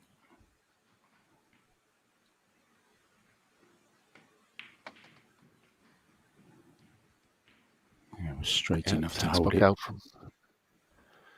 Textbook out from Thorsten. Don't expect him to make any mistakes on the pattern choices.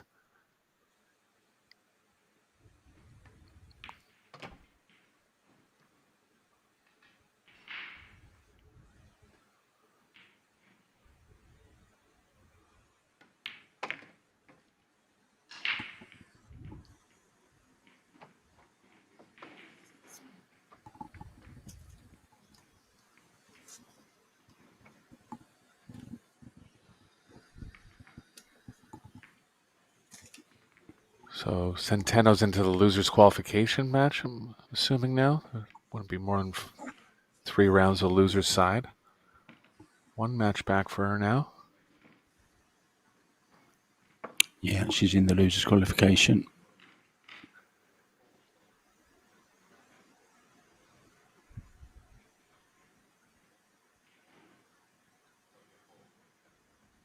See if Thorsten sticks from the middle here. Could be a little spooked by his first break. Yeah, very good win. We had, of course, Xiao Xia Yu on the stream earlier on. Her sister, younger sister, Jia Jia Zhao, has won in straight sets over Amber Chen. So very, very good result there. That was from the winners qualification, though. So she does have another chance, Amber Chen. Back to the men's 8-ball. Thorsten breaking off. 2-1 behind. Oh, that's a better hit, Eric. Yeah, 2 balls down. Both stripes, I believe. 4 balls in a tough spot for the solids. I think he'll favor stripes here.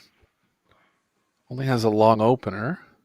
Looking at something down at the top end. Might be able to pocket the 10.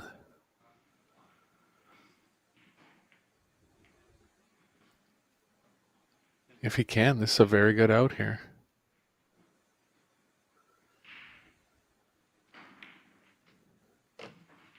Yeah, good chance, isn't it, to draw level. Everything in the open for stripes. Nice last key ball as well. The 9-ball for the 8, which goes into both bottom pockets and both side pockets.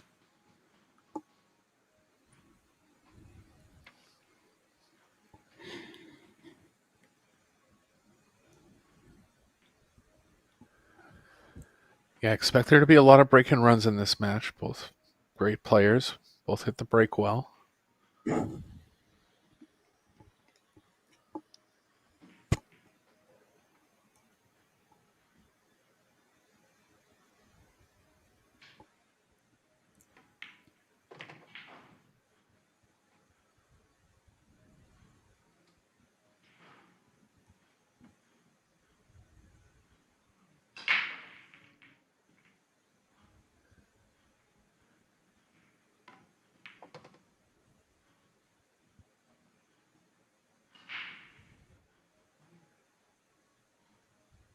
Wry smile on the face of Holman.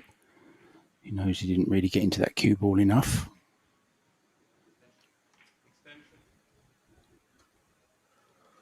Smallest risk of coming 2 rails around to the right middle with the cue ball. Might be thin enough to miss it on the thin side of the pocket. It's there. Where's the cue ball, though? Cue ball safe as well. Nicely done. Well, there's a couple of matches still ongoing from this morning's round of women's action. Chihiro Kawahara, who I remember had a right battle with Han Yu in China recently, Well, they've got another one now. They've just gone one set each on that. So there must be some really, really tight stuff going on there. Christina Zateva is a set down and 3-3 in the second.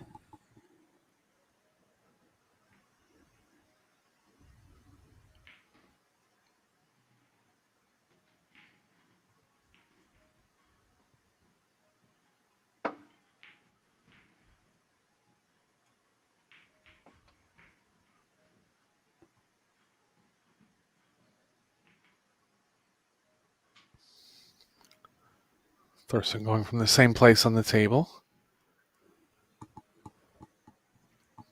Switched over to the right side after he scratched on the first break.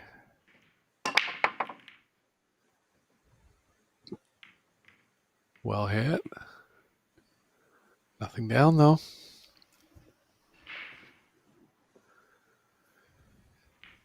Three's tied up with the 9. Looks like I believe it's the 15 can play into that area.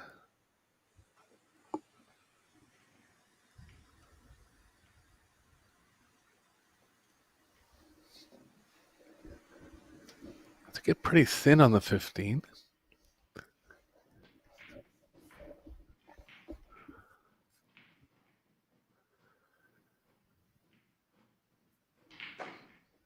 Not quite seeing the whole pattern yet. Extension.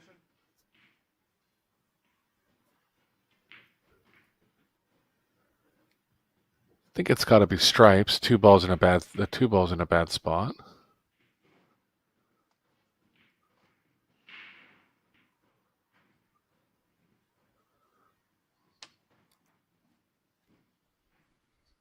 Ten ball's the only stripe that can lead him into that small area on the 15, really.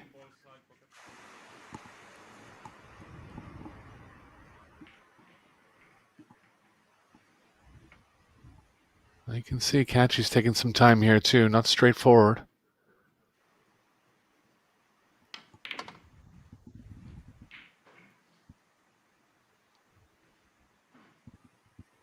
Here, player overall performance after 4 racks.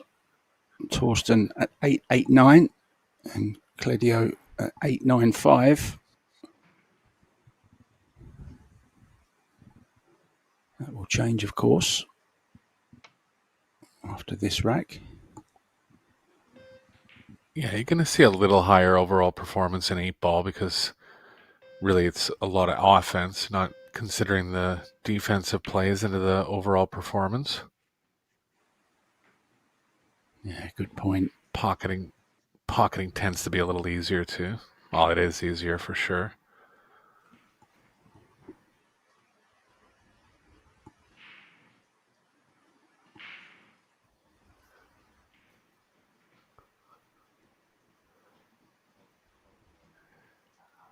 I mean, the only way... Can he draw into it now?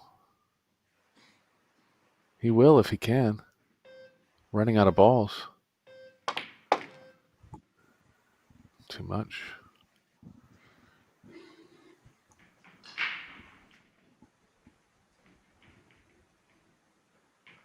Doesn't look like he's on the 10. He has the 15. But the 9 becoming bigger and bigger of a problem. 15 ball corner pocket.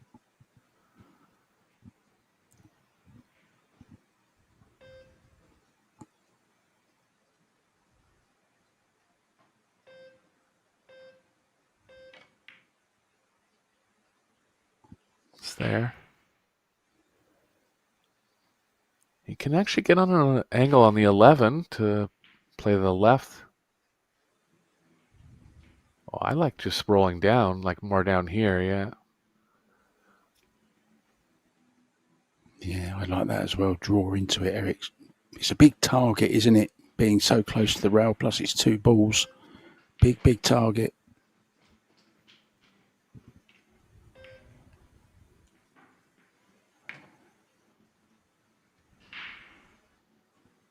Looks good.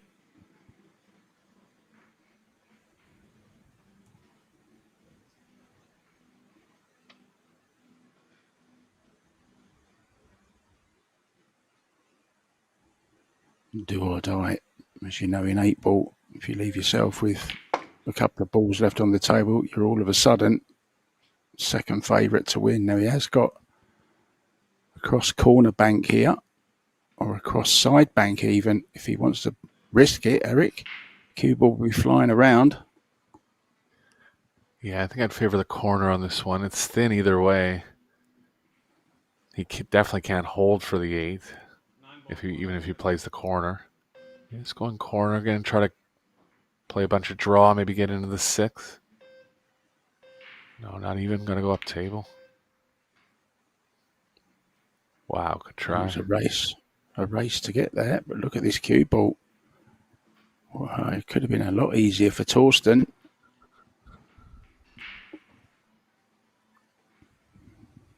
Yeah, he's just checking if the 9 goes in the bottom right. If it doesn't, he'll take the 1.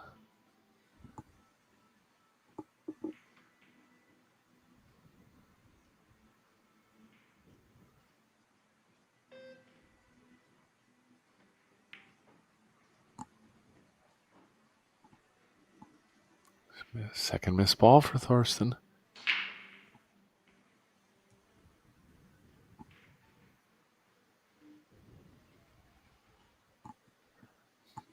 Tough for Claudio to release the cue ball back up table. Hitting balls going to both pockets.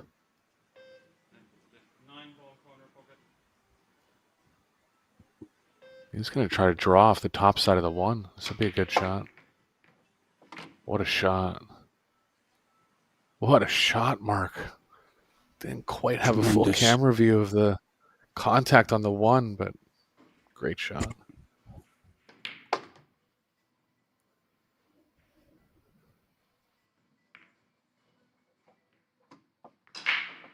Those are the kind of shots you see in 8-ball sometimes, those low percentage shots at the end of the rack. Rotation, you just end up playing safe even if you get out of line at the end. But that was a great one there.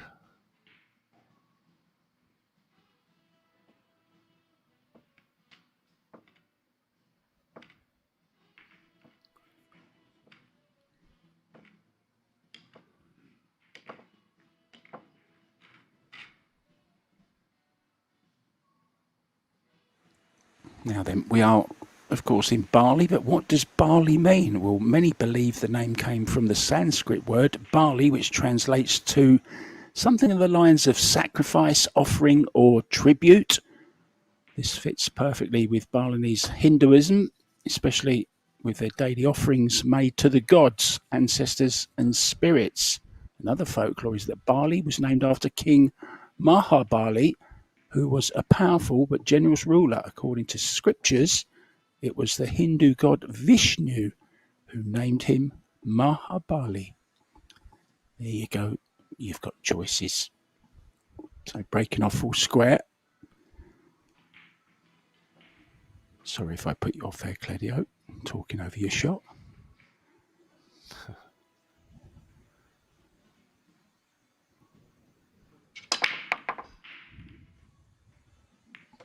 Middle of the rack didn't separate as well as it usually does, but 2 balls down.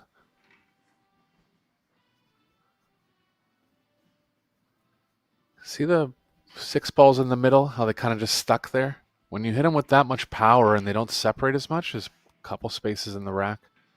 Not blaming the ref, it's tough.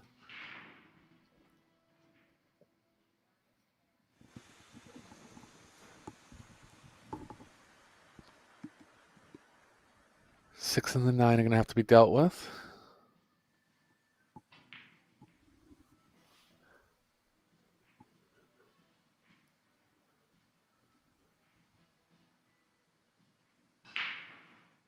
Ralph Souquet looking on in the crowd.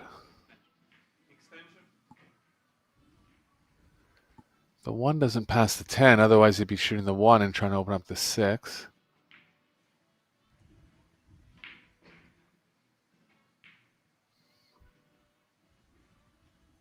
Oh, he's going to bank the 6. I'm surprised I missed that. That's the best play.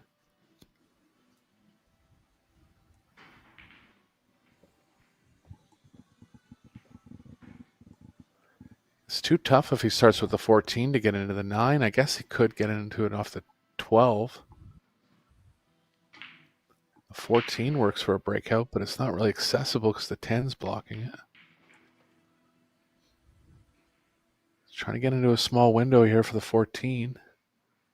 Didn't get it. 10 ball side pocket.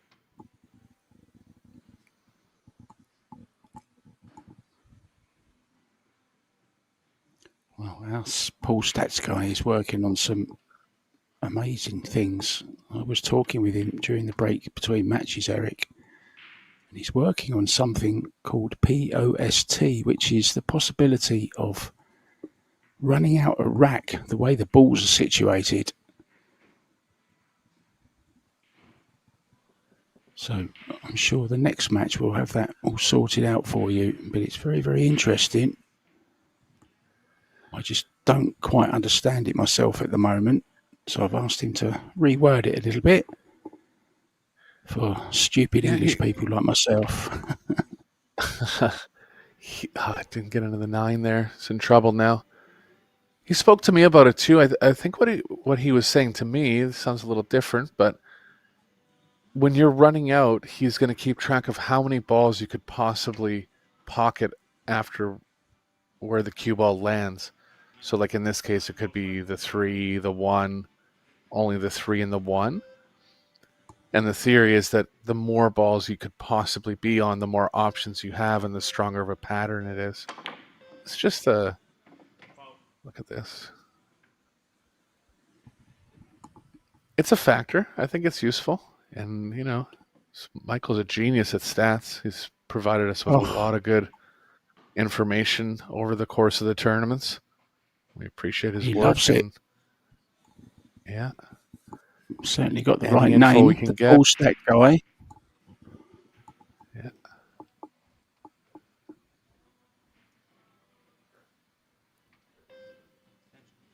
Extension. So here we go, Eric. What's going to go on here? What's Torsten?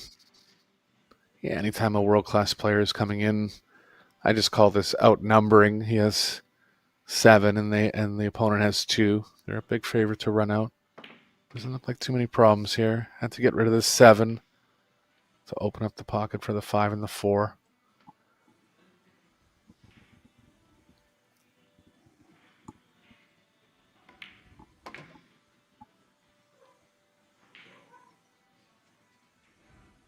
Looks like the cue ball's running into the 3 now, but it should be okay. Would you consider taking the 3 and drawing in between? No, he's not. He knows what he's doing. I'll keep quiet.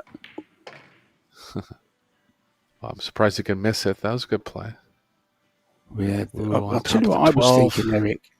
I was thinking of taking the 3 and then draw in 2 rails into the corner and out to play over for the 6. Yeah. That's what I was Could've thinking worked. because, you know, it was a bit risky and difficult to hold. The chance has gone begging. Yeah, it's like third mistake for Thorsten in this match.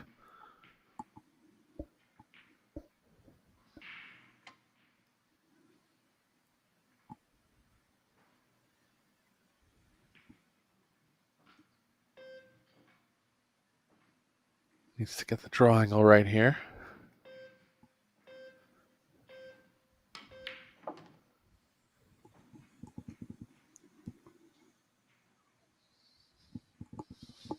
Left himself a bit to do, Eric.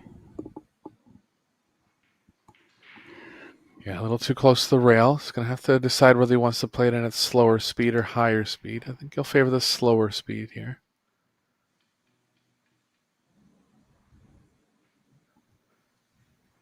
It's slightly elevated, so... I fired it in with good speed. Shot. Halfway to the 8 he requires to send Torsten to the 1 lost side.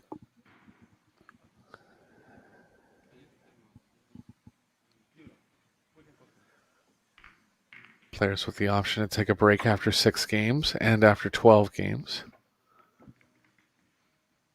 Both players electing to stay in the arena. Both happy enough. Just a couple of misses from Torsten. That's about it, really, isn't it, in this match? Yeah, Cladio's played well. I like how long he takes at the beginning of the rack. It shows that he's thinking about all the options. Not to single anyone out, but kind of opposite of what Satoris was doing yesterday, just kind of weaving his way around the table. It's not going to lead to consistent play in 8-ball. You can tell Cladio's likes to think about the game. Yeah, Darren obviously hasn't heard the advice from Jeremy Jones, who says you've got 60 seconds at the beginning after the break. Use them, because time is something you can never get back. So just use it all to really work your way through the rack. And, even, well, if I don't quite get on that one, I've still got that one. Just give it lots of thought. Use your time up. It's a good point, Eric. Particularly in 8-ball. There's Ralph Suke. Look, the Kaiser watching his good friend Torsten. Not a bad 8-ball player himself, is he?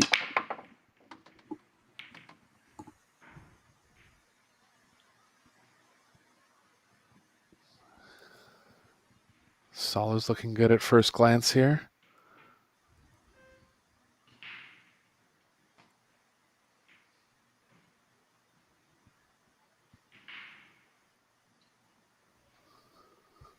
Eight ball is going to be a little tough if he does take solids. I don't know if there's a ball on the right long rail. That would help for the 8.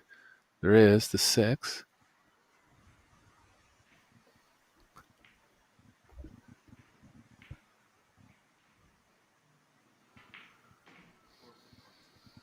The 1 doesn't pass the 5. That's a bit of a bigger problem than you would think.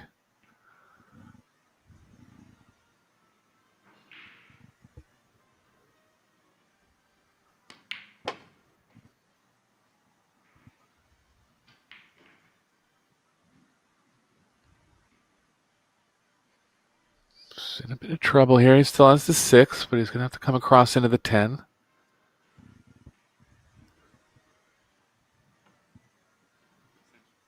Extension.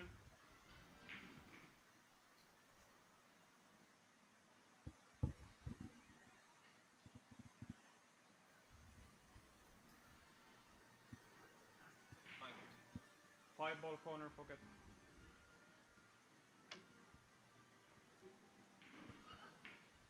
Yeah, similar thinness on the 5 and the 6. Cue ball can play into the 8 here.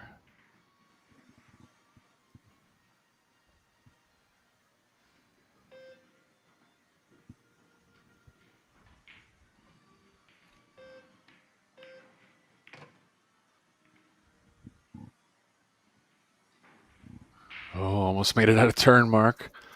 Worst nightmare in 8-ball.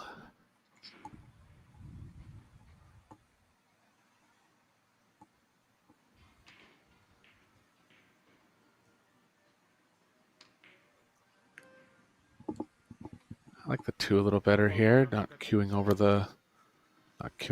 a ball. Can still get out. One more good shot. 6 can lead into the 1.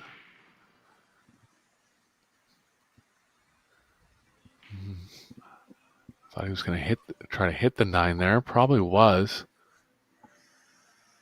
So just scrambling a little bit.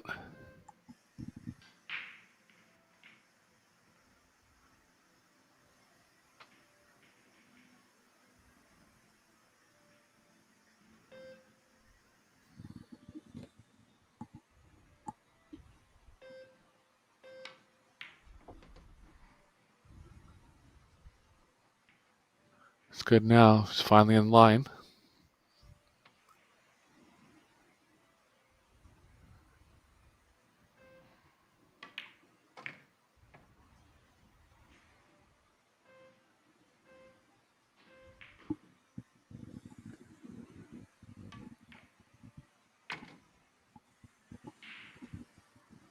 I think Torsten may just Second be a break. little bit surprised how this standard of 8 ball coming from this youngster who obviously hasn't played too much of it, but well, it shows that he probably has though.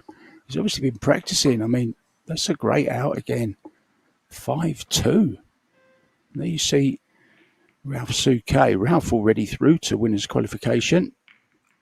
Let's just run through the qualifiers already. Joshua Filler, Albin Ocean, Bader Al-Wahadi, Radislav Babica, Shane Van Boning, of course, who had an 8-6 win last night after being down 6-4. In Jakarta, Hayato, Jeffrey Zen, Mieszko Fortunski, that's Ralph's next opponent. So just some players through Eric already to winners qualification. More men's 8 ball coming at 4:30 local time. Yeah, playing down to a final 32 single elimination.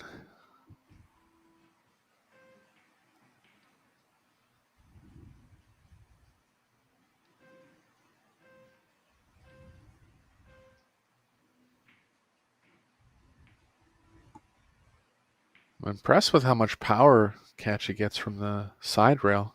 Tough to hit them this hard.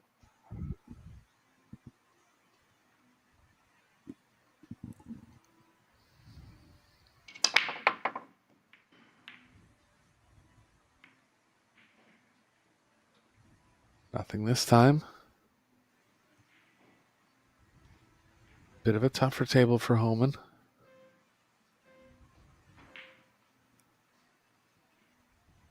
Just crossing the rack just slightly a couple times. It's the only error he's making.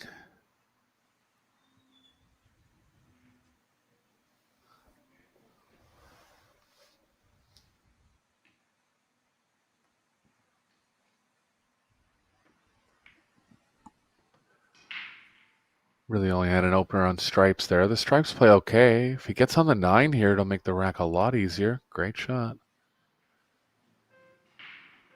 He'd want to be drawing into the 8 just to open up the 8 a little more. I don't think he is.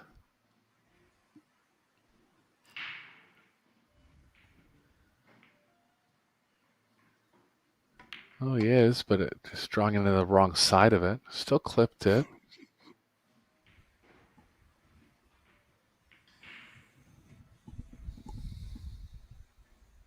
(10-14) finish could play okay. Gonna have to get straight on the 10.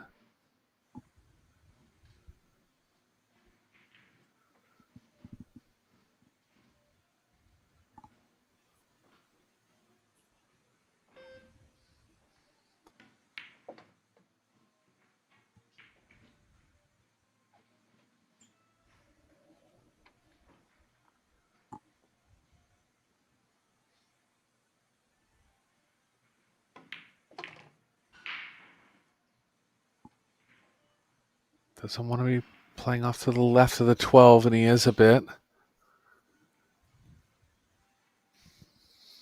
Bit of trouble coming forward 2 rails with the 1 and the 4.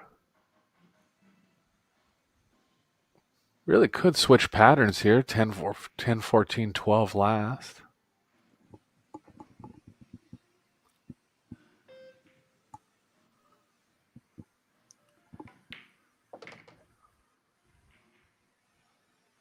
Oh, he was a little straighter than I thought. That's a great shot. It's like a pinch draw. You follow through a little shorter. You just get the cue ball drawing back a little quicker than it would. And if you follow through longer.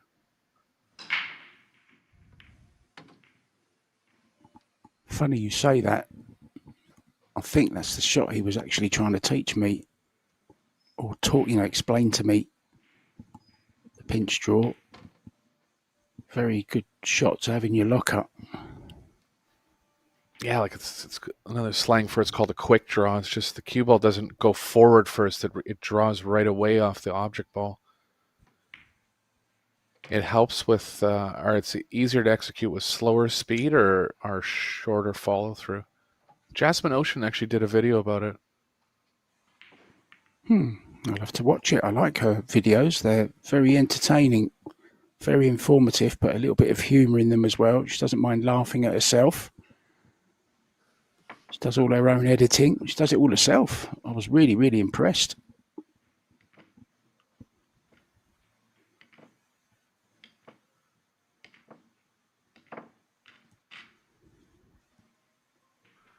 Yeah, it's a great channel. And like you said, upbeat too. Just kind of throws a little flavor in it. Yeah, I can't stand it when you watch a video and they're just kind of yelling at you how to do it. You know, this is what you must do. This is how it's done. This is how you do it, and explaining all these different scientific things and physics and all that kind of stuff. I just like the way she tells it exactly how it is in simple terms. For, you know, why not make it as simple as possible? You get more viewers that way. You're not going to put anyone off. I agree.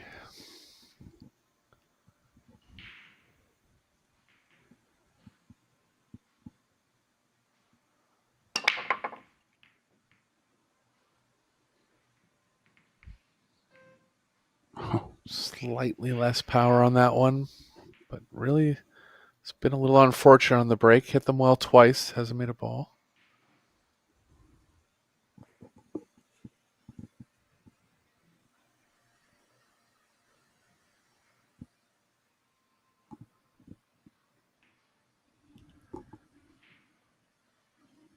Catchy doesn't have much for openers here. Does have the 2 or the 1. Stripes like a little better than the solids, but nothing really to start with on the stripes.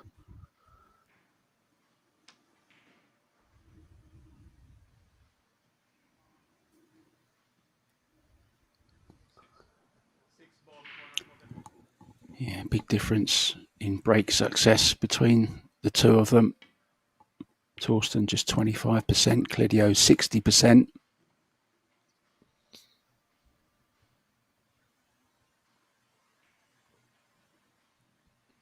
Table time 26% for Torsten against 74 for Cledio. So you can see why the scores as it is.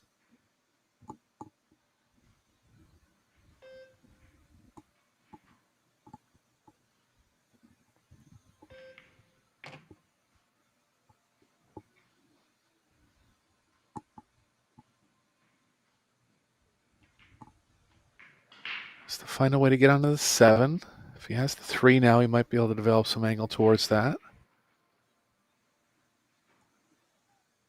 Just looking at the angle he wants on the 3. Doesn't have it quite yet, but going to try to get it on the next shot.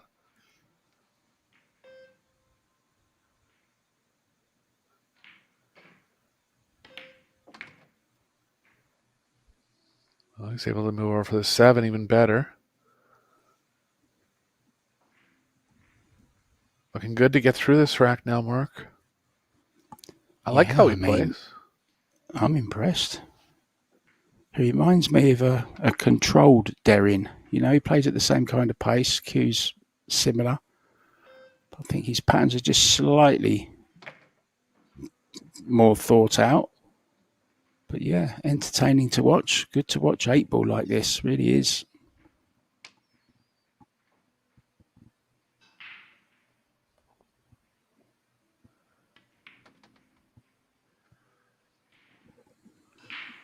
That's an interesting thing with his stroke. He dips it down a little bit on the first part of the backstroke, then swings it up, and then comes through.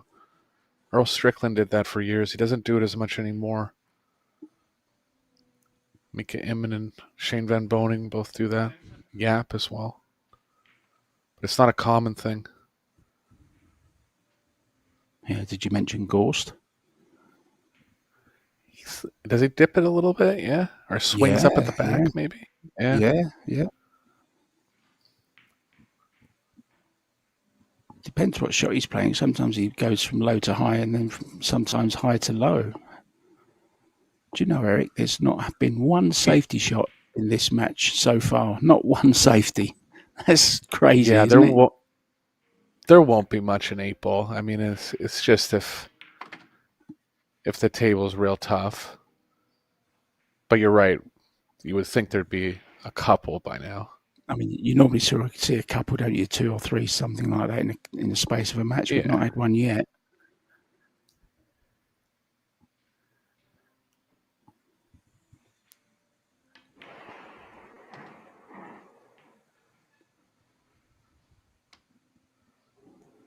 Good shot.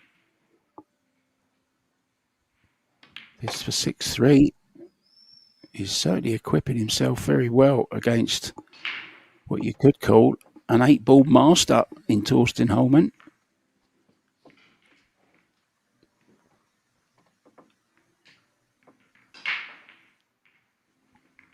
Let's give you some latest scores, guys. Jeffrey DeLuna in action against Felix Vogel. And it's the Bull who's beating the Birdman 4-0 at the moment. Alex Kazakis, we saw him here earlier watching Kelly's match. He's 2-0 up over Rizky. Simon Curao 2-1 up against Jason Kumayas from the Philippines. Mario He just starting out against Chan Ken Kwang. Roman Hebler 2-1 down to Ponko Murung. Mohamed Sufi 5-2 down to Ali Amir. And Demetrius Dakatos, good friends with Alex Kazakis, of course. He's 2-0 down to Hamza Said Ali at the moment. Kledio's brother, Eklund, is 1-1 with Sanjin Perlevanovic. Yeah, Ali Amir is a bit of an enigma. He has the highest Fargo in the world, actually. I'm pretty sure. But he doesn't have very high robustness. Yeah, he doesn't have very high robustness. Would never if that'd be you'd trick a lot of people with that question. I was going to try and get you with it at some point, but now I know you know it. I'm definitely not asking it, Eric. Well,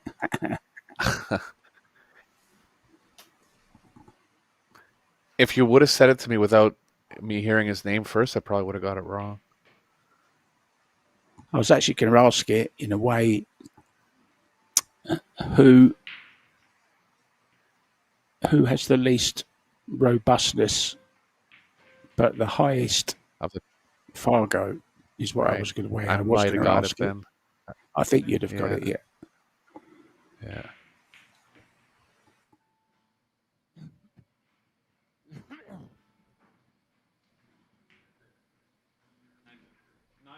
Five balls along the top short rail. Looks like he's going to play a combo on the first shot, opening things up a little bit.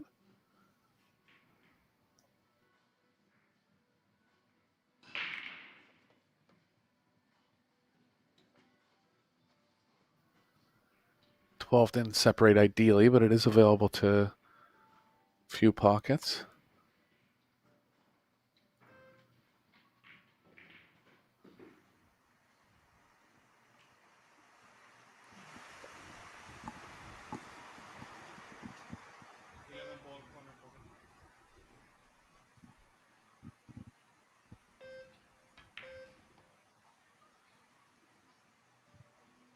Got the angle to open up to 14 now. Real positive developments for catching this rack. Started out real tough, but it's getting easier. Gonna have to find a way to get back for the 12.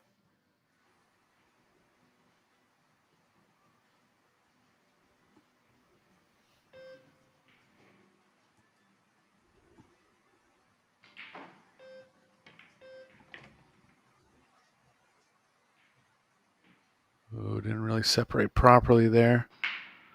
He's in trouble now.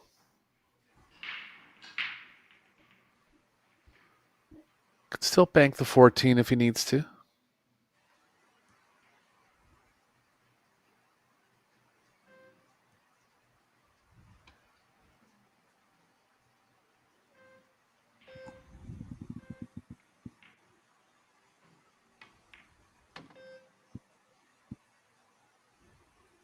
That helped. I thought he was too thin to hold for the 12, so he can possibly get through the rack now.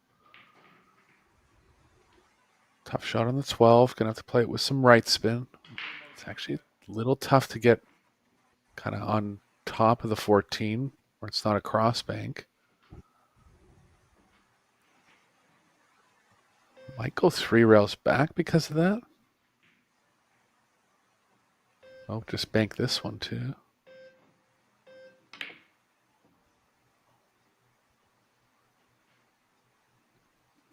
Well, there's a window just- open, Torsten. Just broke down at the end of the rack a little bit, but it was a tough one to start with. Good effort.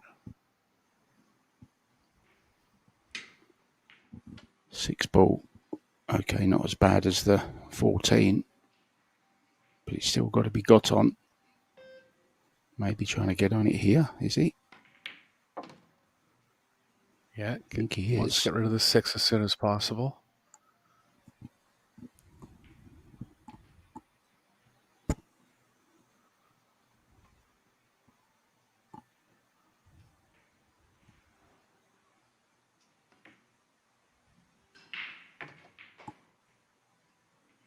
Looking good. Just has to get something going on the break. He's hitting them well. And breaking from an offensive position. So if he starts making some, he can get back in this match.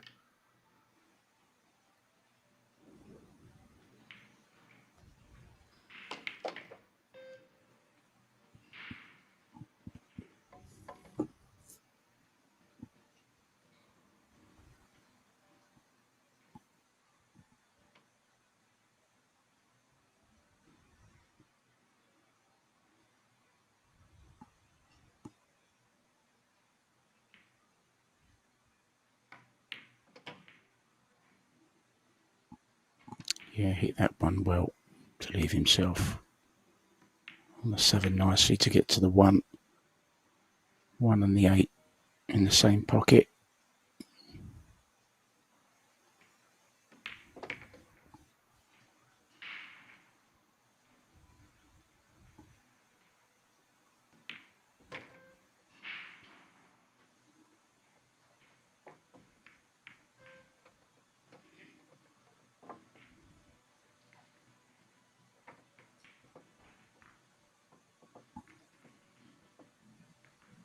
Told me a very interesting story, actually, Torsten. I hope I'm not speaking out of turn here. I don't think he said don't tell this story, but he was once, he'd got on an aeroplane, he'd booked a seat, and the seat had been given away to somebody else. It was a window seat, and they said, we only have an aisle. He said, well, I'd really like a window if possible. So it ended up, anyway, getting a window seat and sitting talking to a guy who was actually a shoe manufacturer. And they got talking, and Torsten told him that, I'm a ex-world champion from pool, and which the guy loved pool. And they got to talking, and now they're in negotiations about bringing out shoes for pool players. And Torsten actually had a pair of the prototypes on at the time that he showed me. And I was just looking to see if he's got them on now. I don't think he has. But anyway, I just thought that was you never know what's going to happen in your life. One minute you can be down and out, and then the next minute, you just chance meeting with somebody, and all of a sudden you've got your own shoe line. Yeah, it makes sense. I mean, you're on your feet so much, especially if you're playing like a regional tournament and you're in the pool room for like 10 hours over the course of the day. You need supportive footwear. They had this brand called Moose billiard shoes that ended up folding. But when I first heard of it, I thought that's a good idea. I'm not sure why it didn't make it. I think nobody liked the horns. Nobody liked the horns on the front of them, Eric. That's what was wrong with them. Of course.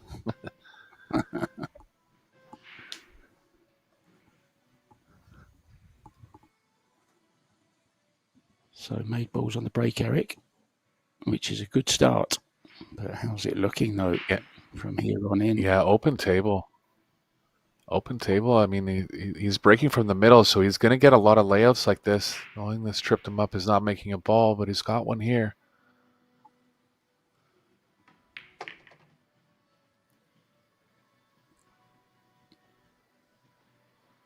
Has to get on this 3 decently quick. And the 1. I actually didn't see the 1 down there. The 1's going to be the toughest. Not tough, but has to get on a small angle to be able to pocket it and release the cue ball from that area.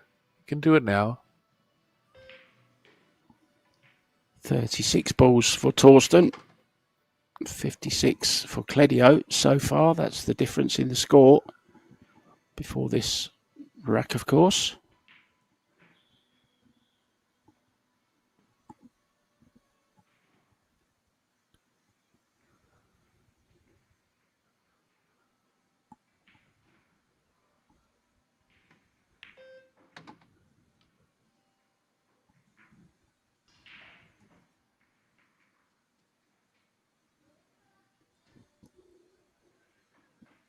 Can come around 2 rails here and get on the 3.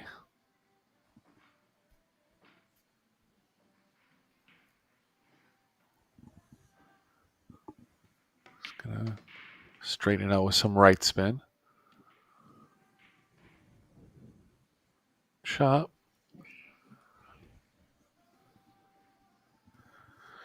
Gonna have to leave some distance on the 4. It is available on the bottom right if he feels like drawing it back, the cue ball back towards the 13.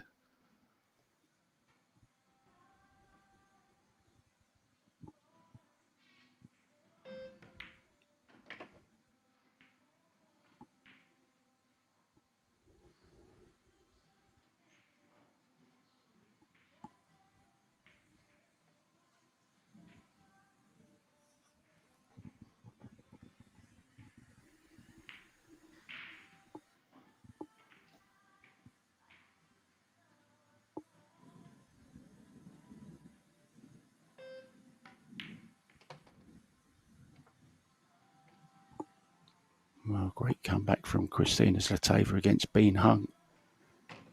She was a set down. She's come back to 1 set each, and she's 3-1 up in the deciding set. So already guaranteed herself a shootout.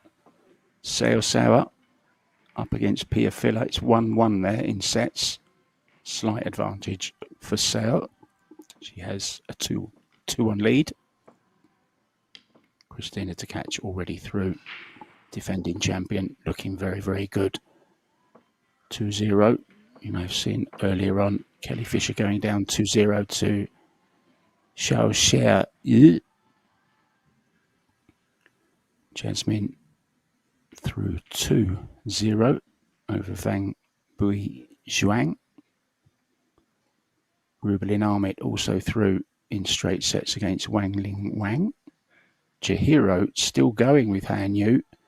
1-1 in sets, and it's Chihiro, the Japanese, who has got a 2-0 lead in the deciding set there. And the younger sister of Rita, Chia Tao, 2-0 win over Amber Chen. And the big news of that round, Cheska Centino has knocked out Wei Tu Chen.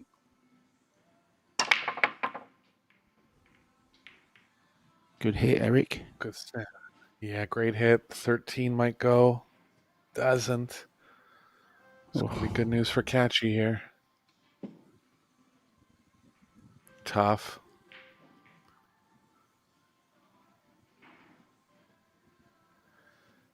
You know, 8-ball, even with templates, can be fickle like this. It's the most fickle break for some reason. It's something to do with there's more balls in the rack. It's you would think there's more balls on the table, you got a higher percentage of making one, but it's not necessarily like that.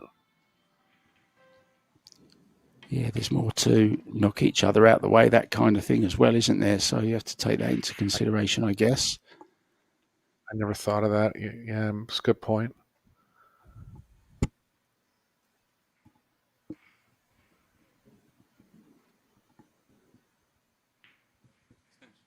Extension.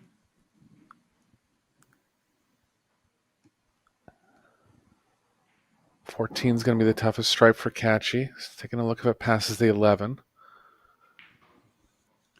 Does want to take care of the 12-15. Very interesting, actually. Well, Torsten's had 2 break and runs, average time 2 minutes 40. Cledio with just 1, and his time was 3 minutes 20 for his out. I wouldn't have thought that was the case, that Torsten had more than Cledio. And yet trails 6-5. It seems like he's run more. I guess it's because Thorsten hasn't made a ball in a few breaks, and Cladio's run all the way out, but it hasn't specifically been from his break. Yeah, that's the worst stat for Thorsten, of course, in his break, just at 33%. Has improved slightly from 26. So he's breaking slightly better, Eric. Numbers don't lie, do they?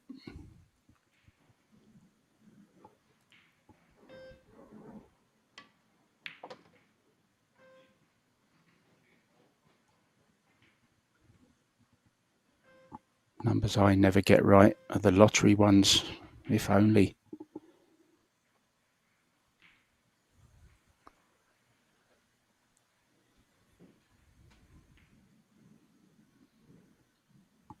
Still has the 14 left, but it's available into the bottom right now. Yeah, this to get on the hill as well. Remember, race to 8. Seems to be a good thinker, Eric. Yeah. Yeah, I like how he plays. I think he can do well in this tournament.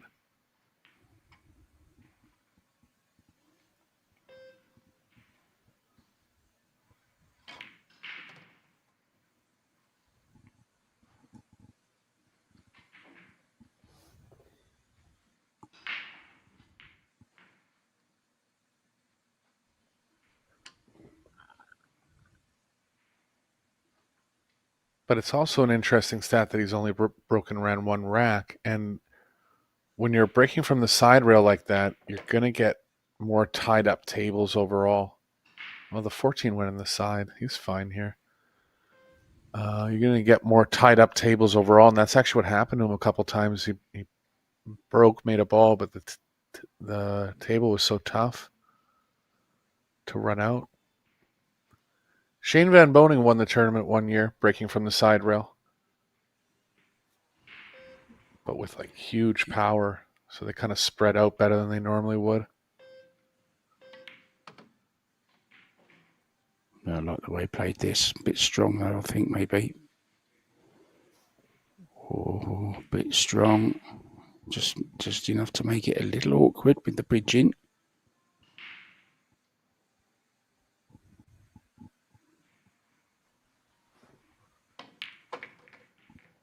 Right in the heart of the pocket though. So Claudio Cacci arrives at the hill.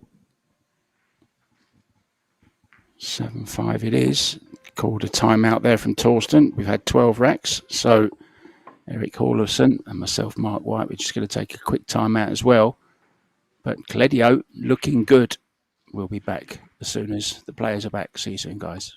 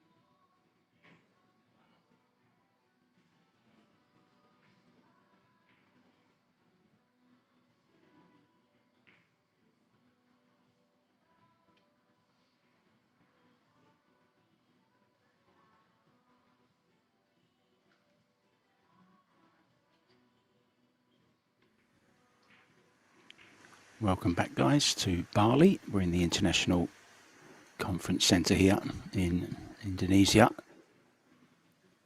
Interesting 8-ball match going on. And another very, very interesting stat. Only 2 successful breaks for Torsten, but they've both been break and runs. So if only he could make more balls on the break, he's 100% at the moment of break and running when he's actually made a ball. Yeah, his patterns are good, and especially with that offensive break, he's a big favor to run out if he makes one.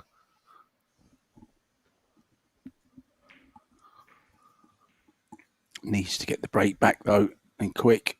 This is Cledio's last break. Cut it a little bit, which is going to give less spread overall. 12 ball sliding in the side last minute. Yeah, that was what the hand was for.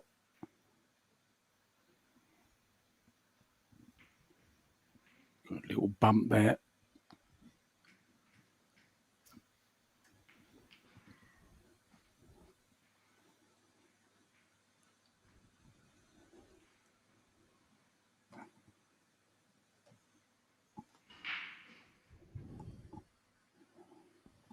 Not the easiest table. Has openers on stripes or solids. 10 ball's the toughest stripe by far.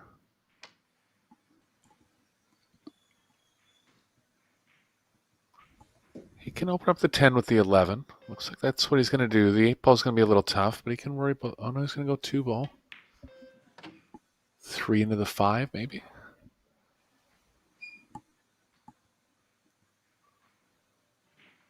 Going wrong. He's going to have to take the 4 ball or the 7. Of course, that was Cledio's final break, Eric. He finishes with a break percentage of 71%. How does that kind of rank in tournament win, kind of, you know? Yeah, it's right in the range you want to be. Oh, that was a nice shot. Broke the 5 out. Okay, his next shot is a little bit awkward, Eric, but everything's now available. The 4 ball, of course, is a little bit awkward as well, though.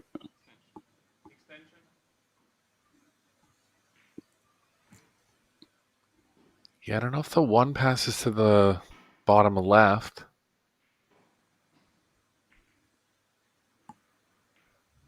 Biggest issue here is just getting on the next ball. 7's not going to provide him good position. 5 ball's a little thin. Very 6. It's not too after bad. the 5. Yeah, I thought it was a little thinner than it was on the overhead here. It looks like he can slow it down.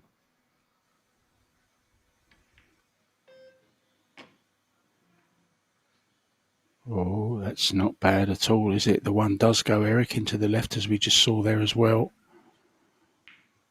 which helps regarding the 4 ball. So this is a real opportunity now for Cledio. It just has to... Oh, it's 1 more good shot here, isn't it, from this 7 that he needs.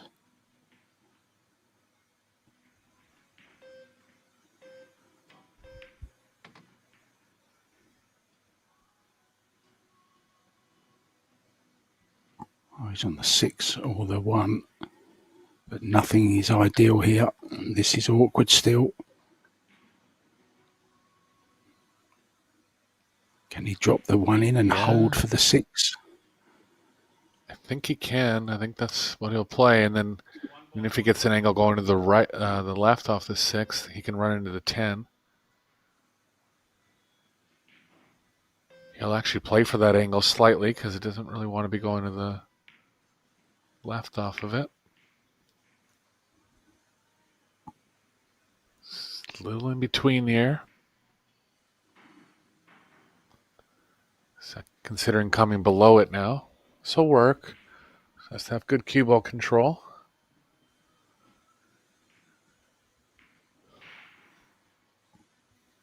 It's the thing with 8-ball. If you don't take your chance when you've got it, you've almost got no chance of winning the rack.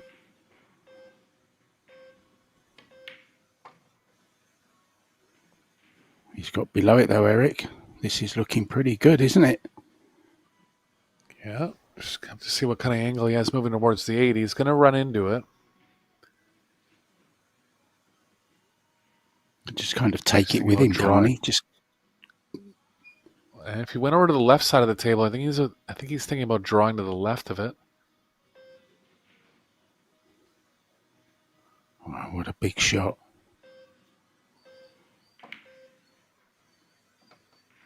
What a Got great it. shot. Well, I'm so impressed with Cledio Caci. I really am. He's beaten one of the world's best 8-ball players here. Okay, the break wasn't really working for Torsten, so he'll be working on that. But the handshake comes. No complaints from Torsten. So he's going to have to go the longer route than his good friend there, Ralph Suke, is going to be taking. So thanks for your company, guys. We're back again at 4:15 local time from Eric Hallefson and myself, Mark White. Thank you so much for your company. Hope you enjoyed it as much as we did. That was a classy Cledio Caci. See you soon.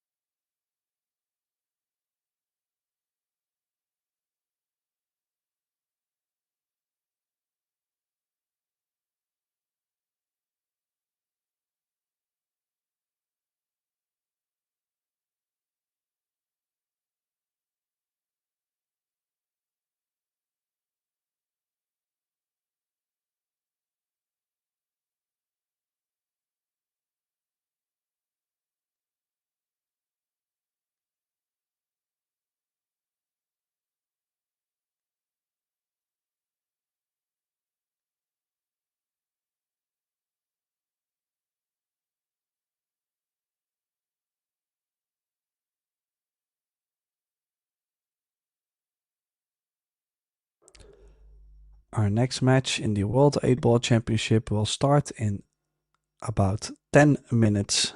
Mark White and Tim de Ruiter in the booth.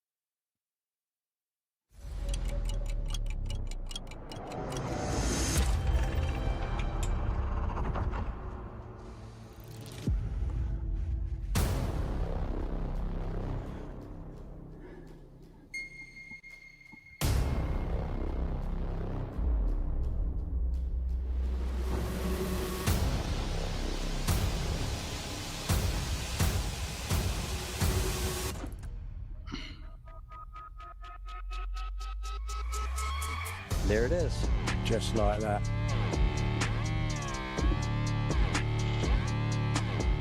Oh, look at that. Oh my god. Wow.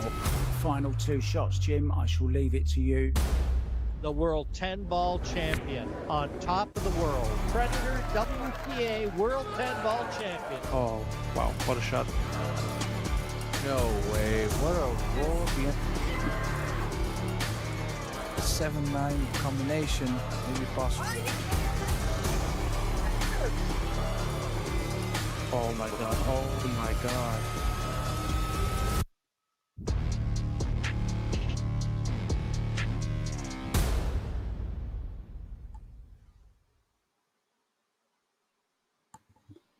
Good afternoon and welcome to the Yalin WPA Men's World 8-Ball Championships. We are coming to you live from the Bali International Conference Centre. Our next match is a losers round 1 match between Christopher Tevez from Peru up against Alex Pagulayan from Canada. It's a race to 8, winner breaks, 30-second shot clock with 1 extension each per rack. Your referee for this one is Lynn. I'm Mark White. It's Call Shot, of course, being 8-ball, and calling the shots with me on commentary is Tim the writer. Hello, Tim. Hello, Mark. Pleasure to be back in the booth with you again. And it will be a very good match between these two. I feel like Alex, of course, a genius when it comes to strategy and patterns. And Christopher Tevez also had a really good run in the World Doubles Championship together with Gerson Martinez. So just looking forward to this match. It's going to be a good one. Yeah, and of course, they both played each other in that World Doubles, didn't they? Christopher and Gerson were up against Alex and John Mora, and they knocked them out. So is it a case of, I want a little bit of revenge, says Tevez. We shall see. Straight race to 8 now. No sets in this one. Well, there is a set, but it's just 1 set, and it's a straight race to 8. Winner breaks, and it will be Tevez to get us underway. Let's enjoy.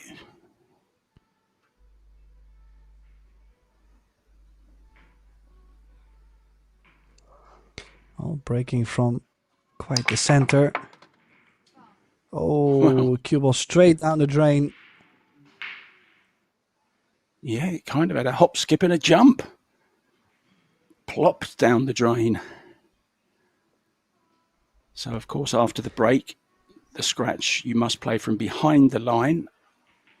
You must play a ball not in the kitchen. So the ball you play must be out of the kitchen. Apart from that, of course, it's ball in hand after every foul and scratch from there on in. So Alex with a nice starter here. Tim, one in the side, I'm guessing, prefers the solids. So take it away, Tim. Yeah, the only ball he really has to take care of is the purple 4. Does not go by the purple stripe 12 ball. The good news is he's got the 3 ball next to it, so stop shot on the 3 would give him the 4 to the left center.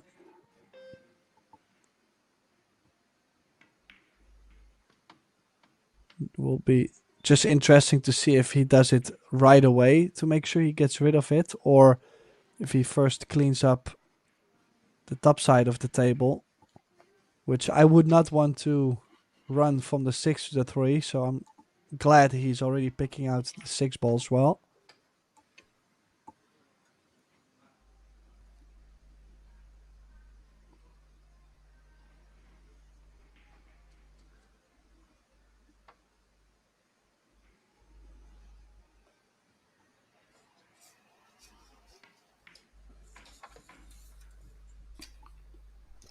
Alex suffered his 1 loss to Richard Alunsab, 8-7 on the hill from the Philippines. And Chris lost to Julian Serradilla, 8-4.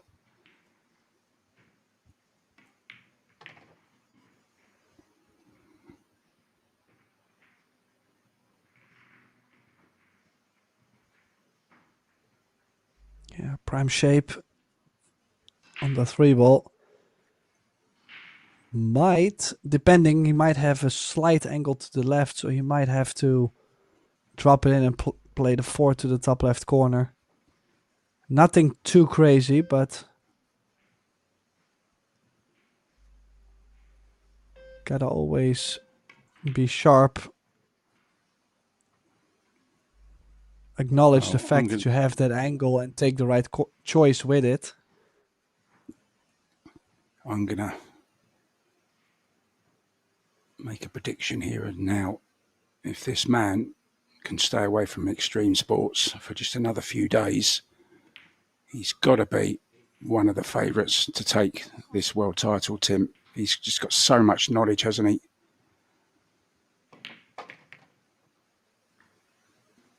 Yeah, and especially in 8-ball, where it's not just the straightest, queuest wins. You have to favor him a lot because he's played a lot of Chinese hayball last year. And definitely tough cookie to crack mentally as well. So overall, I mean, I think he's got the perfect ingredients to win the World 8-Ball Championship. And I actually, now we're talking about Alex and winning the World 8-Ball. He's finished 3rd place, I believe, already in 2005, I believe. It was a long time ago. He already had a deep run in the World 8-Ball Championship. And then in Puerto Rico, he got to the quarterfinal, semifinal as well. Not the year that I was there, because it's the year he hurt his foot and had to pull out against Jason Shaw. I believe that was in the last 16. That's the only it was last time 16. I Okay. know that. Yeah, I think that's the only time he got that far in Puerto Rico.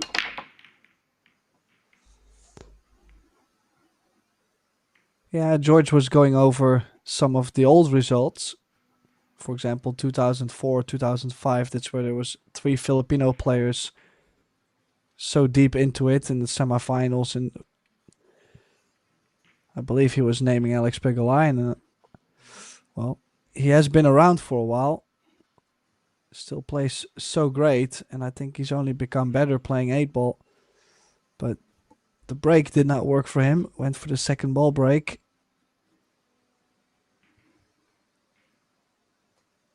And Christopher can go either solids or stripes. I think both of them.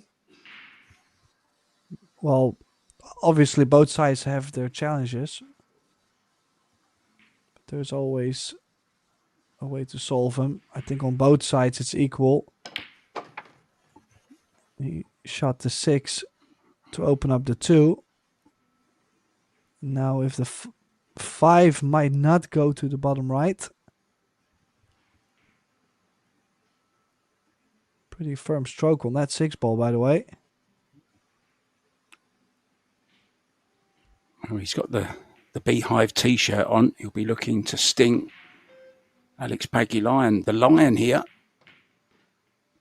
Maybe one animal that could actually defeat a lion. A bee. Got some nasty stings, some of them.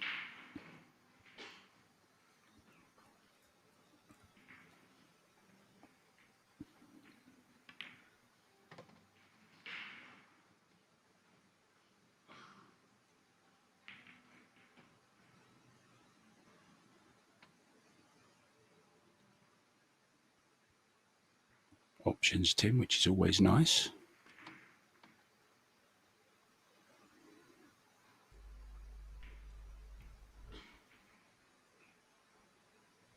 Yeah, just needs to get slightly straighter on the 4 to be able to connect the dots with the 1. Yeah, might have come up short. Can he check it back, Tim, with a bit of right-hand spin? I believe it's not there. I feel like he has to play with left spin and nudge the 1 over the corner. Still played it well, though. Nice recovery. Very well judged. Still had to be judged correctly, didn't it? They could easily go wrong, Tim. We know whenever you're going into a ball, it could be disastrous on occasions. He's forgotten his extension. He's left it in his case. Meanwhile, the clock is running down. I think I might have been tempted to just take the bridge for this one.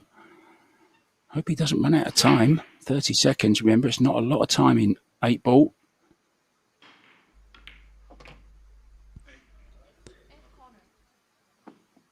Yeah, some of the all-time greats, they actually say this might be the most difficult game, most difficult discipline to play with the shot clock.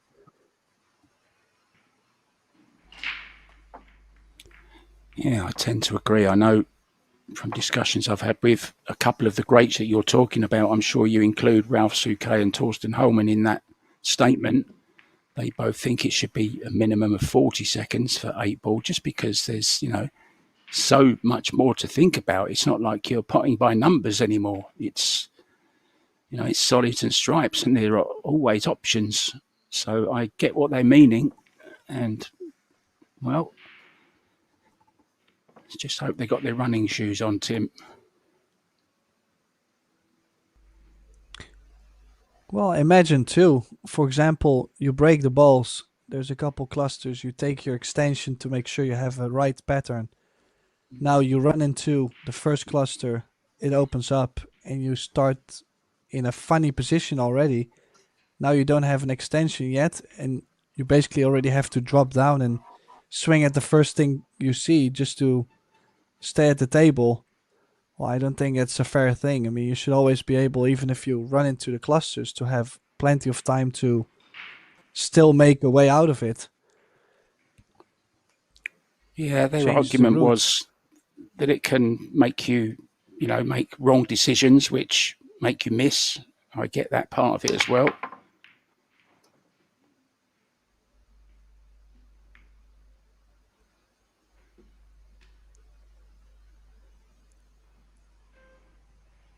Well, actually not too sure why Alex came out of his seat there. Christopher making a ball on the break. Sure, a little bit unlucky. I think the 11 ball's blocking mostly all of the balls, but interesting that Alex came out of his seat to check if there was a shot available.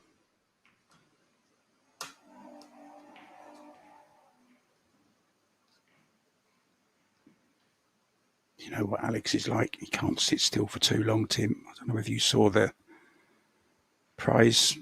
awards ceremony last night for the World Doubles.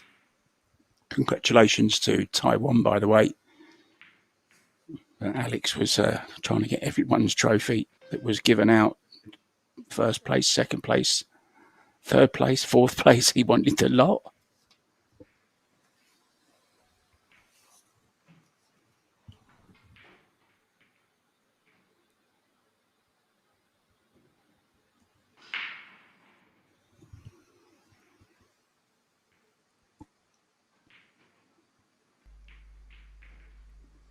Yeah, so we'll have to play a safety on the open table.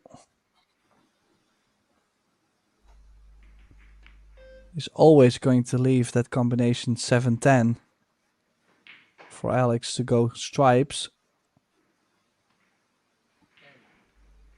At least he's played a good cue ball, Christopher, and he knows that the 1 and the 4 is blocking a stripe a bit. The 12. 13 might just go by it, but it's a little bit messy in this bottom left.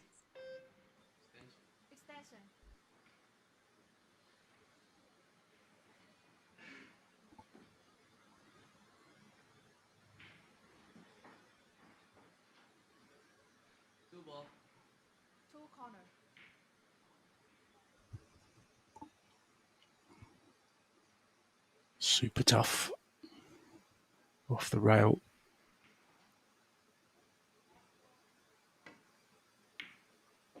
Oh, right in the heart. Oh. Yeah, that was beautiful cueing. Can you imagine him choosing that 2-ball over a 7-10 combination. 7-10 was not... I mean, I would not say he was ever going to miss that combination. But he just seen so much value into shooting the 2-ball, knowing that if he made it, everything else would be laying so much easier.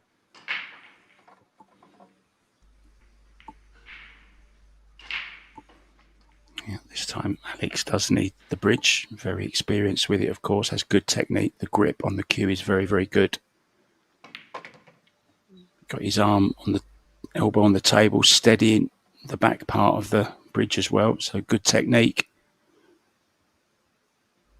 Don't expect him to miss too many with the bridge.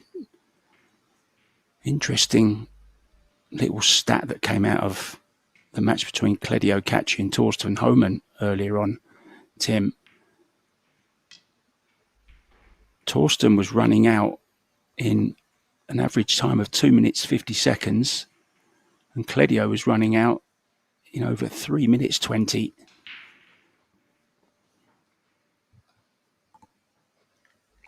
So it just shows you, that the experienced pattern player in 8-ball was zipping through the racks a lot quicker.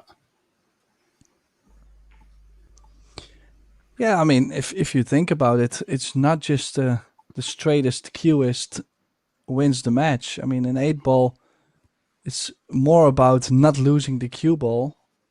And of course, you still have to pocket the ball, so straight cueing is nice, but if you don't have a good cue ball control, if you're not good with the strategy, if you choose the wrong patterns, you're not going to finish it. So it's a completely different thinking than any other rotation game.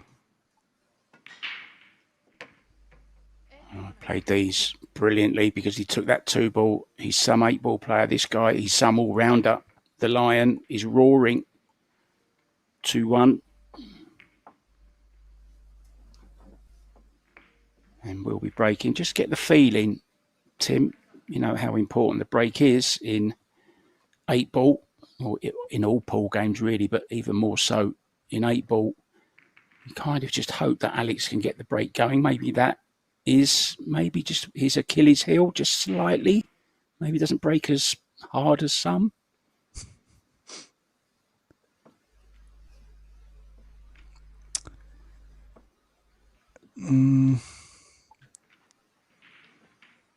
Well, I'm very curious to see what he's going to do on the break.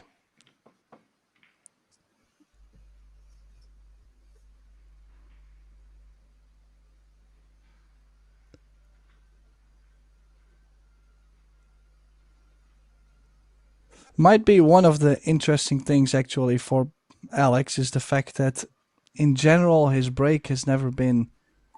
It's been all right from the center, but he's always been a good able player breaking alternative ways.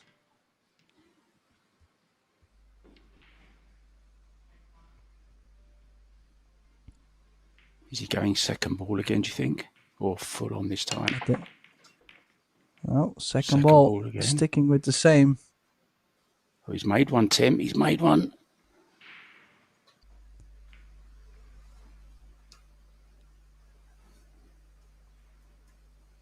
No easy stripes. Does he start with a solid, Tim? I'll leave you to have a peruse around the table to see what's available, what's good, what's not. Yeah, well, for sure he's going to have to go solids. It's just that the 6-ball and the 4-ball near the 8 need some work, but could play the 5 and then off the 2, nudging the 6 and the 4. The 1-ball always in the open, so you would expect always to be either on the 1 or the 7 with how much space there is on the table. So now if he runs with some pace into the 6-8, just gotta hope for the 8 not to tie up with the 12.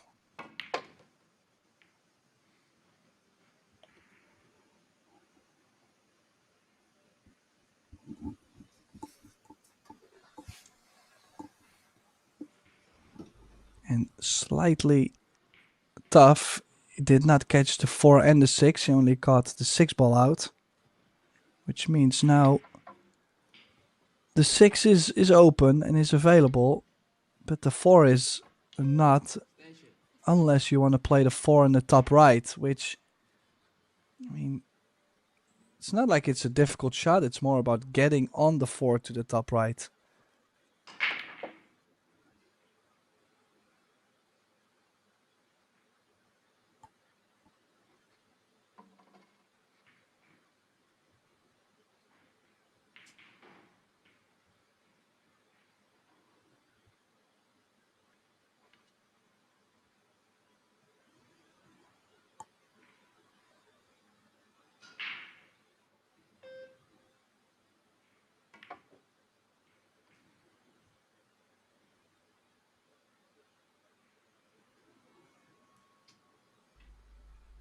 Well, now cue ball is on the rail mark.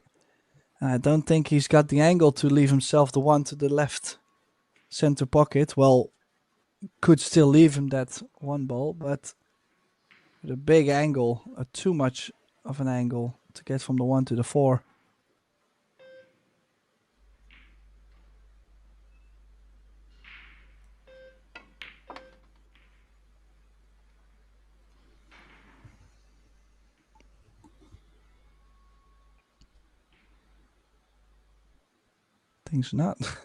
Things are not getting easier and easier. He's managing though. 4 now going to the side pocket.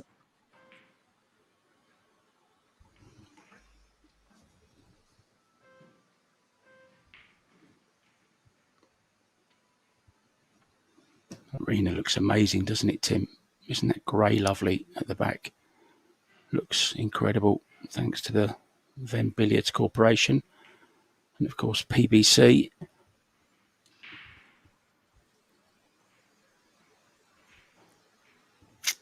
And Yarlin, our main sponsor for this WPA World 8-Ball Championships, sanctioned by the WPA. World ranking points go with it also.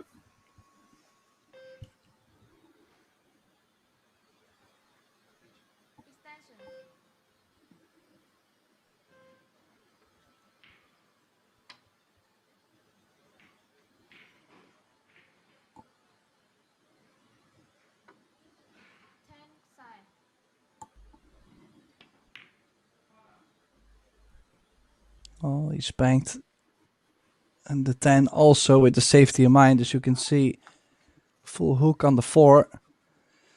But even though Alex is not supposed to win the rack after not getting out there, I mean, Christopher has too many balls to outmove Alex. He might be able to put a little magic on this 4 ball. Is he going 3 rails? Oh, look at the cue ball, especially if it gets underneath that 4 ball. What a shot. How lucky. What a roll. They say when you have a good shot, though, when you get a good contact, good things can happen. It certainly has there. Tevez is even smiling. Wow, unbelievable. It's even more brutal if Christopher cannot catch the top side of the 15. Oh, he could. I thought he was glued on the 4. Very, very nearly was. What an escape from the Lion.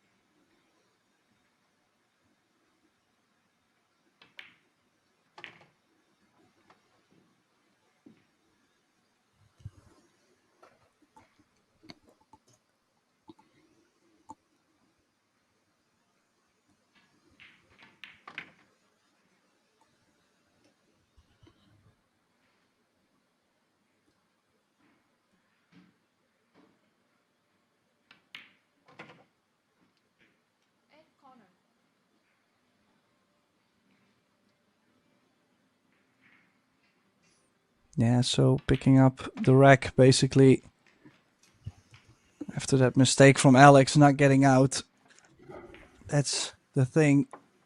Most of the straight shooters are gonna be able to finish the rack off with all the stripes in the open and just one solid.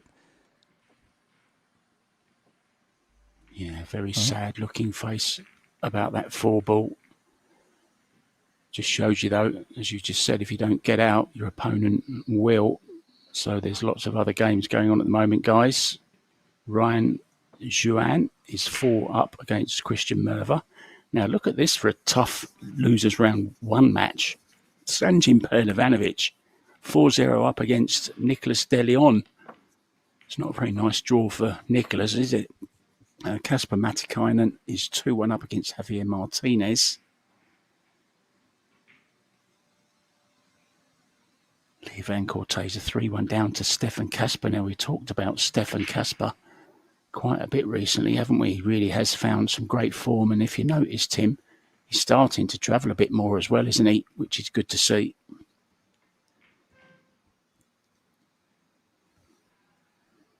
Tevez breaking. Well, the huge results are only going to come if you travel to all the events. Oh, look at how sweet he's broken the balls. Give the man a result. Well, one of the two from just behind the head ball almost went in the side pocket, Tim. The 1 ball, watch the 1 ball. Very close to making it. Unlucky not to. And of course, when you break them like that, they open beautifully. But the only person that's going to benefit from that is the man at the table now from that dry break.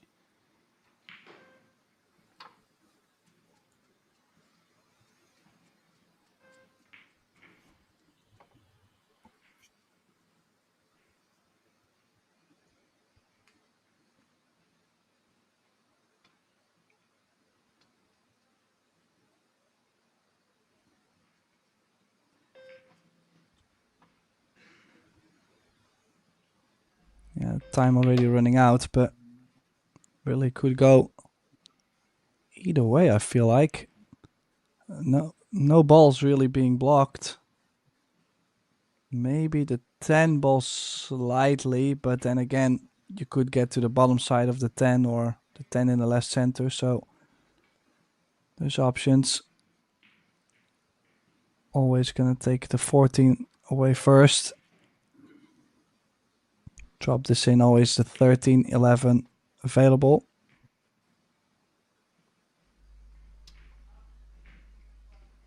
Slightly wrong. Yeah. Not sure what he was exactly playing for. Now he could play the 9 in the top corner and slide under the 10. But he surely has a plan with the 10 ball. Could also shoot the 10 off the rail, off the 4. So there's options. Could maybe, well, I was gonna say, I would really like to do something with the 10 as soon as possible. Maybe off of this 13, Tim. Stun behind it. Play it up into the top right. He was looking at the 12, wasn't he, to get on it. Can he just sneak round the back of it from the 12? And then play the 10 to the top right?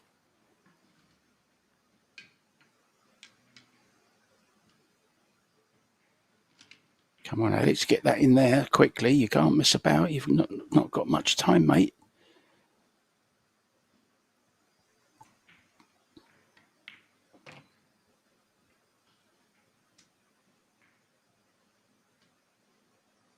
Looks like he's going to leave it till last, Tim.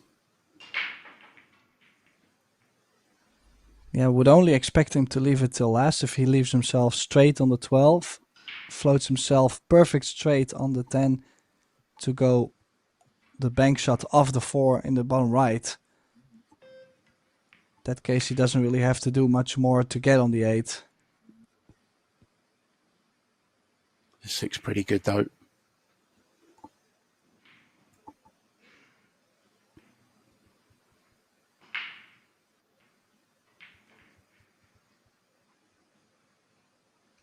Is he contemplating the nudge on the 10?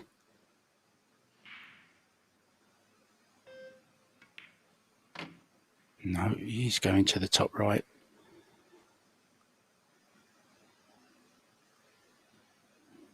Absolutely perfect on this 10 ball. Yeah.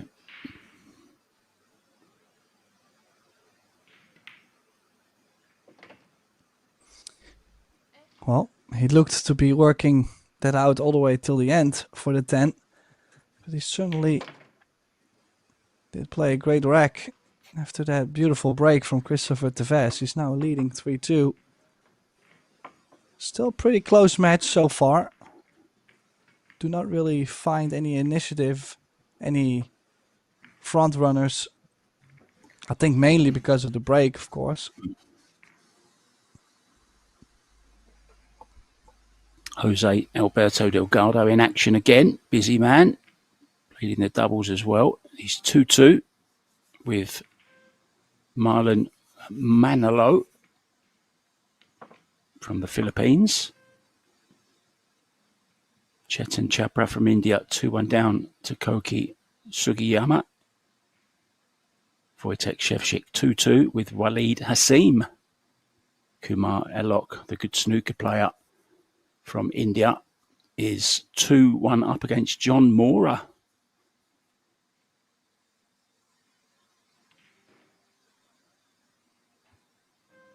More of that later. Back to Peggy Lyon breaking off. Sticking with the break, Tim.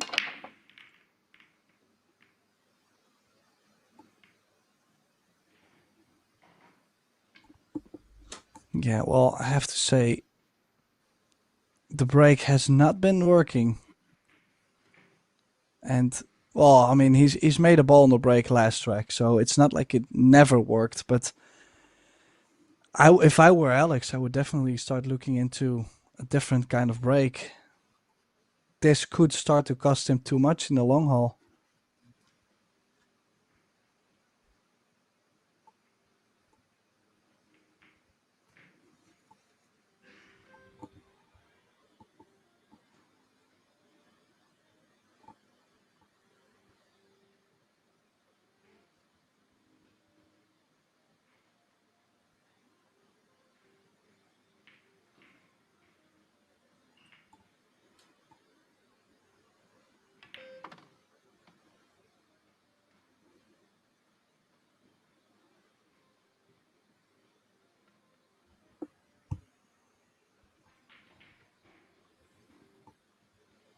Yeah, both players talking about the break.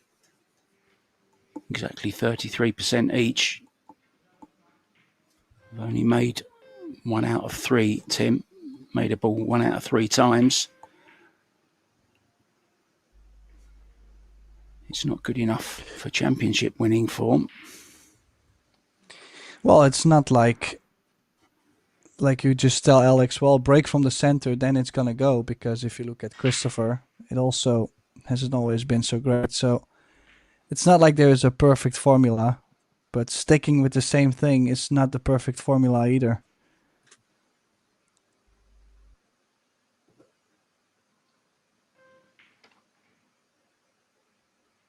Yeah, it's the old don't keep doing the same and expect different result.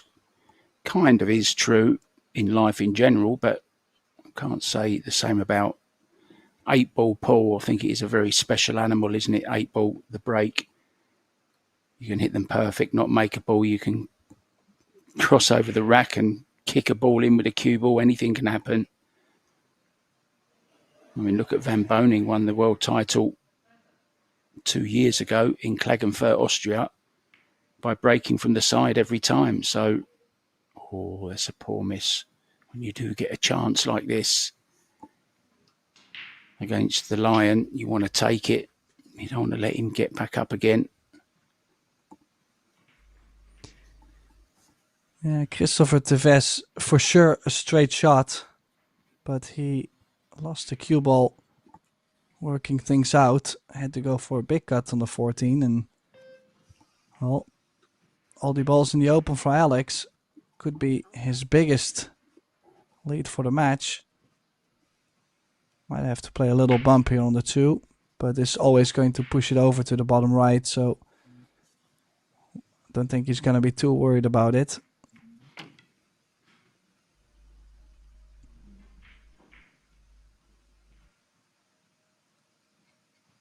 A game of chess on a 9 by 4.5 table.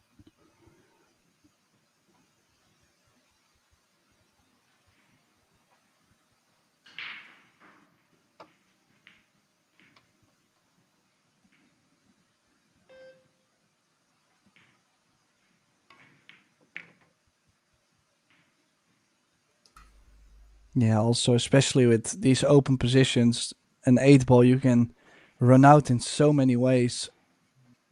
Like, there's not a set way to run out, just like in rotation.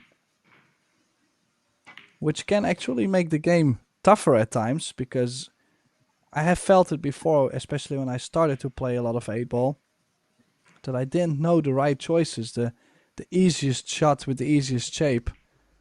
And you can only make mistakes in these open positions when you take, well, the wrong shots or the most difficult route, actually. Just in general, if I leave this to Alex a couple times in the match, I'm not expecting to come back, that's for sure. Well, I forgot to put it in my intro, completely slipped my mind, but I wanted to introduce you as the former Dutch 8-ball champion, which I think adds a whole lot more credibility, if I'm honest.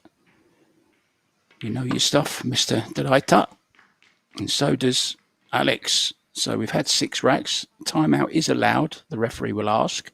If either wants a timeout, neither does, I don't think. So unless Alex is going to pop out, you're allowed to go at 6 racks and at 12 racks.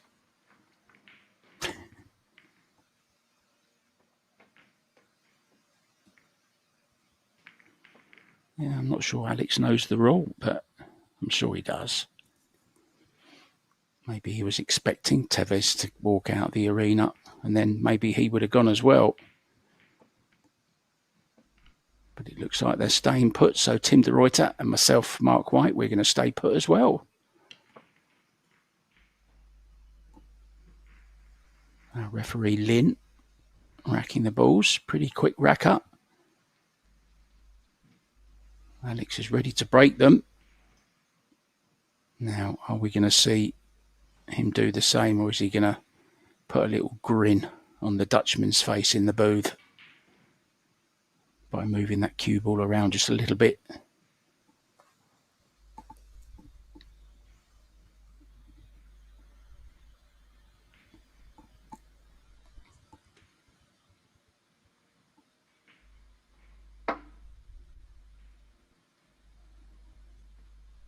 Just one missed shot each now.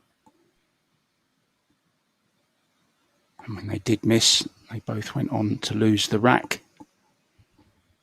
So some interesting stats. Overall performance, 9.05 from Paguline and 8.33 from Chris.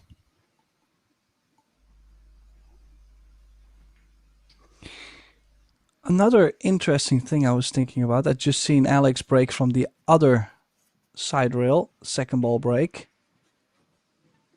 is the interesting thing that if you look at the 12 ball, that doesn't drop in the side, because the side pockets have been pretty tight overall on these Predator arc tables. I've seen them now a couple of weeks in a row, and I'm wondering actually if on a different table this second ball break works better, because there's a couple balls that have a chance to go in the sides breaking second ball. They're not going at this point, and they haven't been going. So maybe just for this table alone, you might have to find a complete different break. He got a bit lucky there. Caught the 2 ball, which he didn't want to catch, and it almost sent him into the corner pocket. Okay, he's still on a ball. I think he has just a slight angle. Yeah, it's caused him to miss it, Tim. Oh, and it's very fortunate. Second kiss there as well. I think he can only see. I think he can see the 4 ball. Does he try and duck in behind the 8 here, Tim, or what does he do?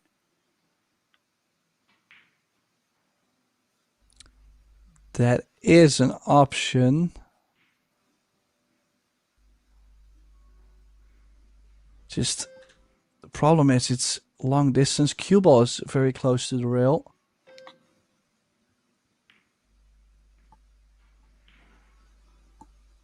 Oh, nearly. Good call. Nearly perfect. Oh, you sound surprised, Tim. I do make one every week or so. Come on. Well, you might start taking my job in a couple months. I don't think there's any danger of that. Oh, well, apparently the 9 is on. I didn't think it was on. And he's missed it. And does he push the 6 open? No.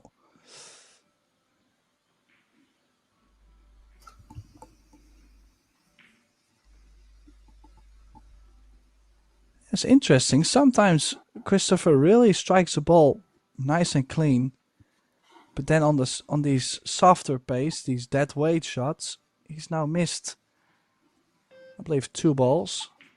Similar, just a bit of cut, slower pace, letting the cue ball go.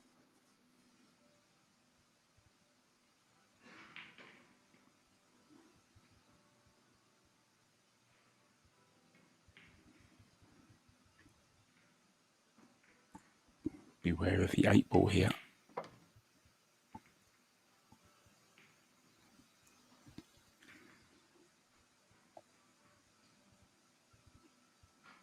I think it's just another safety, Tim, unless he wants to risk the 7 and try and break out the 6, but I doubt that very much. Not an experienced man like this.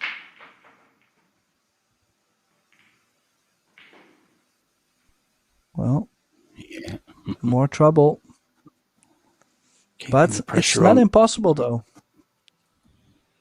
Like, I like already kicking into the 11 ball. Who knows, if you catch it full, you might rehook your opponent. Well, he's going at the 10.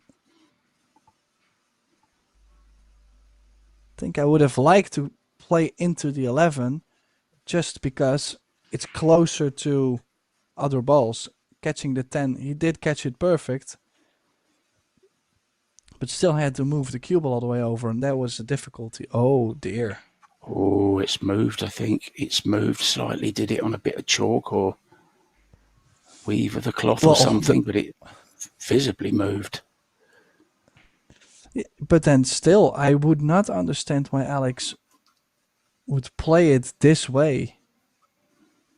I don't even think he would have gotten to a rail if he caught the 1. Like, let's say he caught it half ball. The speed was off too. That was very odd.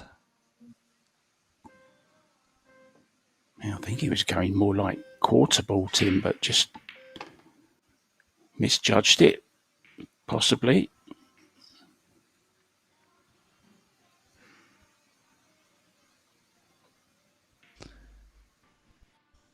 And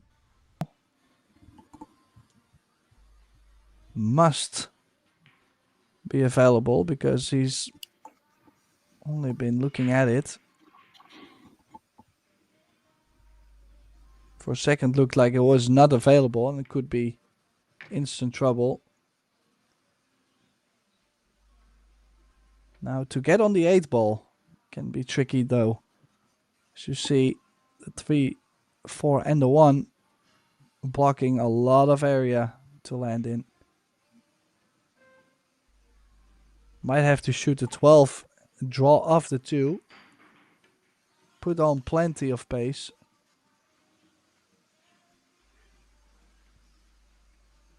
Because I was gonna like to draw and play shape for the 10.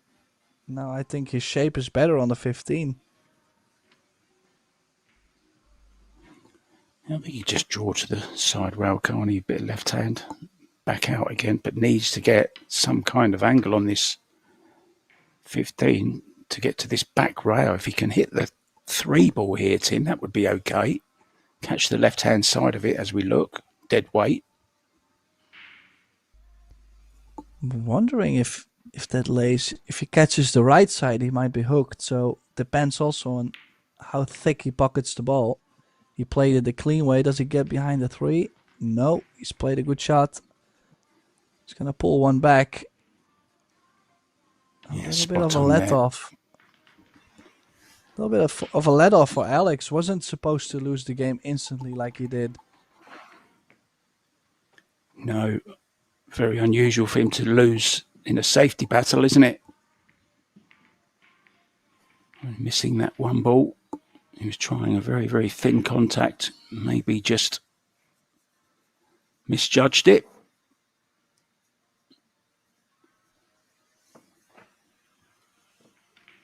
We still have women's action for you coming up at 6:30, I believe.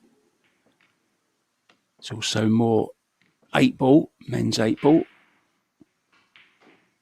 I will check on that, guys, throughout this match. Keep you updated.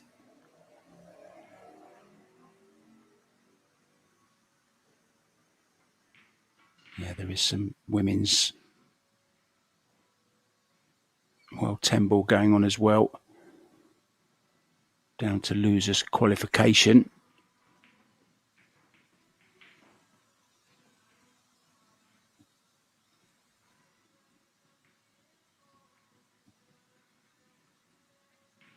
Some big, big names in that.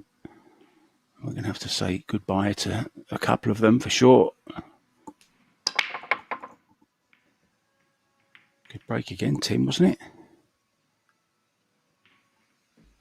Oh, he is for sure smacking the rack. But nothing is going in. And the way Christopher is breaking too, like I would actually like to see him break a little bit more outwards, because his aiming on the break looks good, his impact looks good.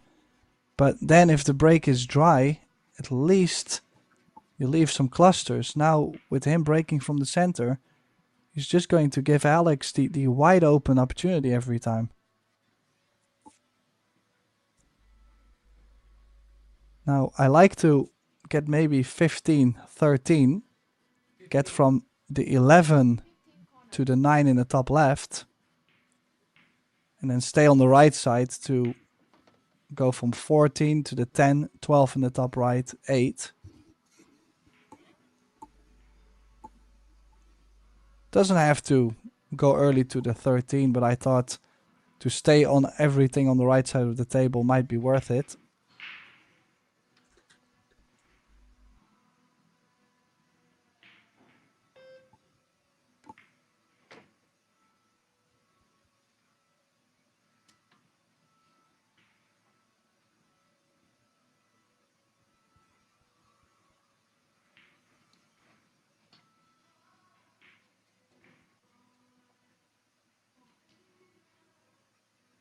See, it's not landed on the 9.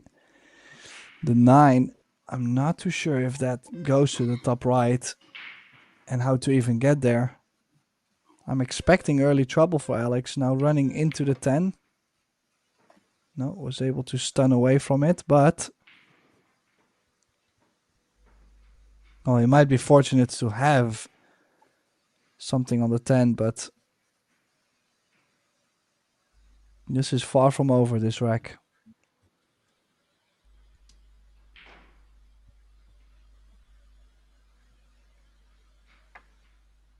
Wow, he's taking on the 9 ball from here. So the 9 must go to the top right. It's just that the shape on the next shot is really not there for shooting the 9 right now.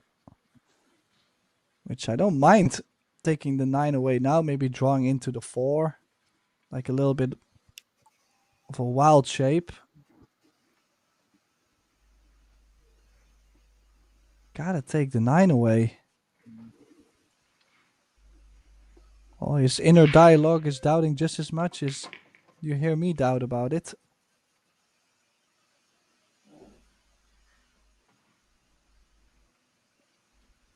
And now the cue ball on the rail. Won't be scratching, that's the good news. And is guaranteed to be on the 12. A little bit of a tester on the cueing.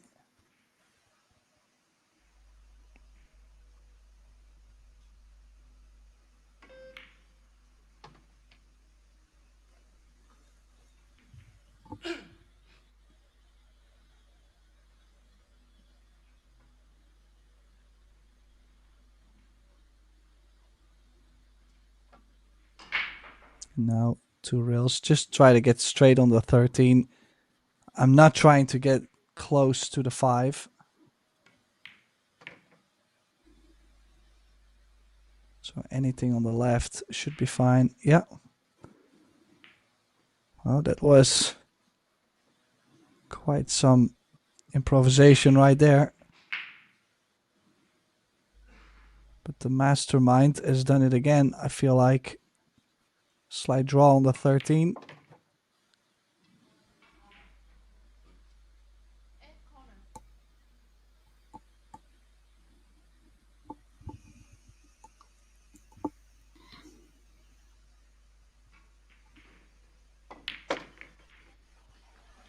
Yeah, another great out from a great player. World champion, of course, in 9-ball 2004. US Open champion 2006. Plus lots and lots of other different titles. I'd love to see him. Do you know what? I think he's one of the best players I would love to see in the Reyes Cup. I really would.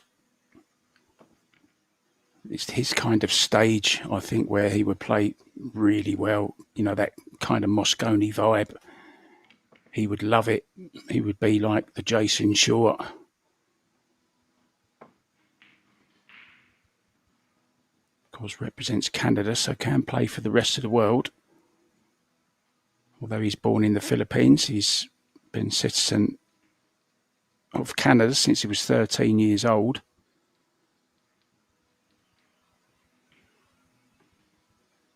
Two-rack lead again, Tim.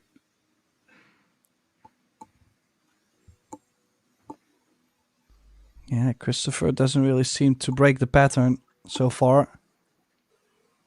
Mainly the break again.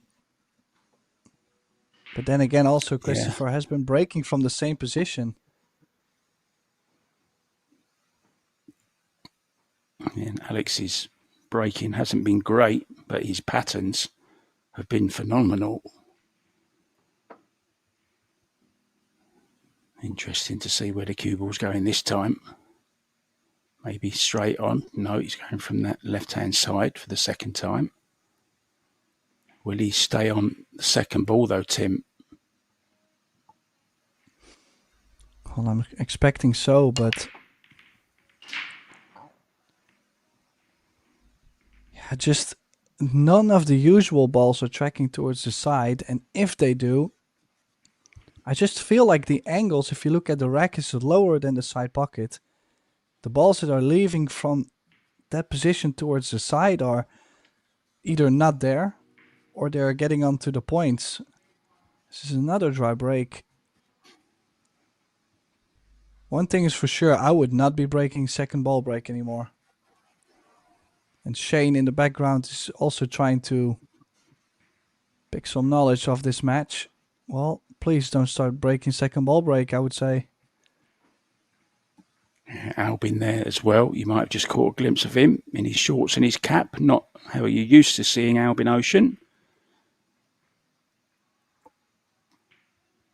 I'm sure everyone's having such an amazing time there in Bali. Keep reading all the Facebook posts and looking at all the videos and photographs. It really does look amazing out there. Or maybe Shane's trying to pick up a few pattern ideas from Alex. What do you reckon to that statement?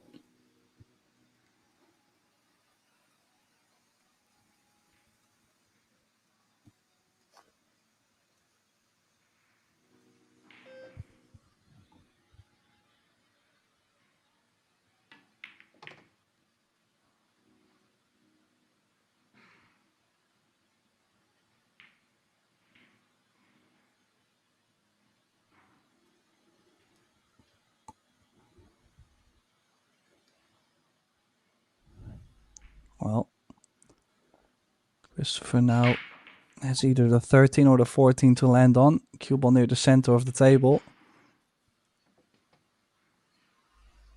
Think would like to play. Oh, he's playing the 14. I'm thinking. Oh, he's probably just leaving things more open. The problem is that nudge is something that he did not have to play. He's now off angle on the 13. Can he still make the 10 ball and be straight in on the 13? He is going to show us. Yes, okay. Well, in that case, no problem. But if he had a little bit more angle on the 10, that would have been trouble. So always careful. That one little bump could really just blow the whole run out.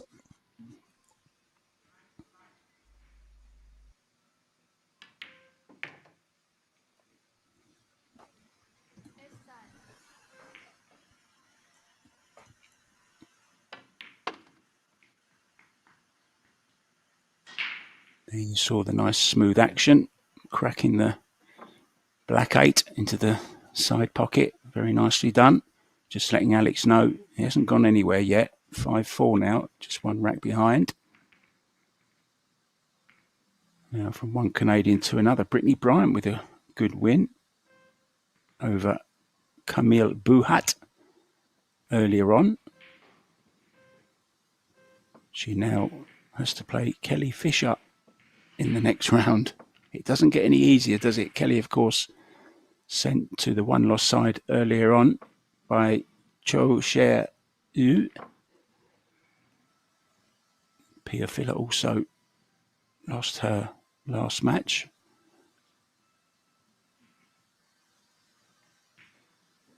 Going down 2-1 to Seo Sarah.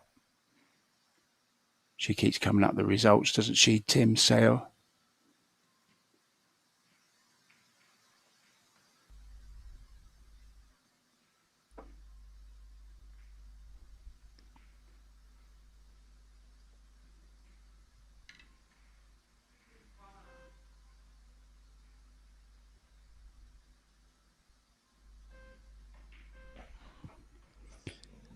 Oh, this is interesting stuff, Mark. He's now breaking from the side rail. Head on, probably. Head on. I like this strategy slightly better. He's made a ball. He makes the ball.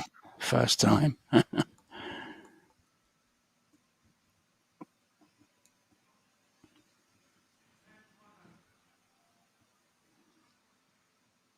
Hit him well, Tim, Still, didn't he? yeah. Well, that's what I'm saying. Like, it's like he has the accuracy on the break to break him firm. He has good impact.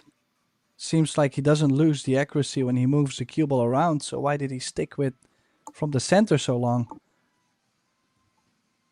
Well, in the end, I'm glad he has changed. Now, the only problem you will have with breaking from the side rail is the fact that it's going to cause a little bit more. Well, not clusters, because we don't have any clusters, but it's going to make things more messy. Yeah, you need tighter cue ball control, don't you? Little areas that you've got to play into, maybe a little nudge here and there.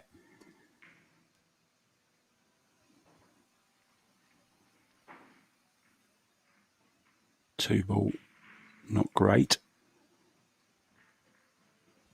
One ball, you can get on that in a way to get on the 6. That leads to the 7 and the 5 as well. Really, it's the 4 and the 2, Tim, isn't it? Yeah, because even if the 4 does go to the top left, you still have to play the perfect angle to get on it. And, well, actually, he's ran into the 1 and the 6. And I would have to say it's quite a miracle that the 1 or the 6 did not tie up with any of the 3 stripes in the bottom. They all seem to go right around it.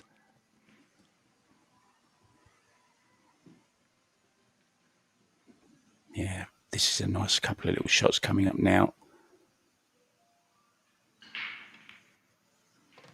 Up the 11, 13.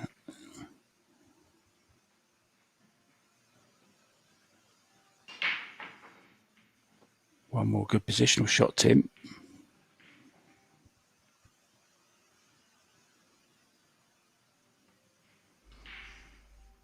Well, overall should be okay. Played it nicely spotted to go back and forth, playing bottom left, bottom right, bottom left. 15, even if you get straight on the 14, you play the stop shot, you got the 15. So yeah, we should see 5 each on the scoreboard, Mark. Could even play the 15 now. Preference. Yeah, I like that as well. Depends what he prefers, as you say.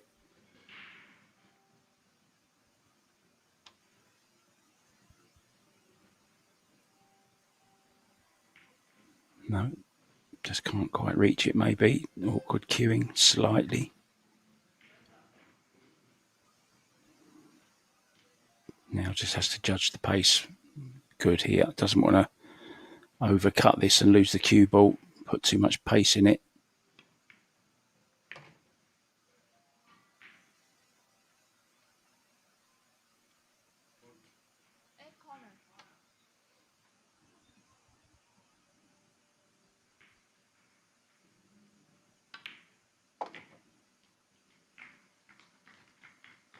Now, here's a question for you, Tim.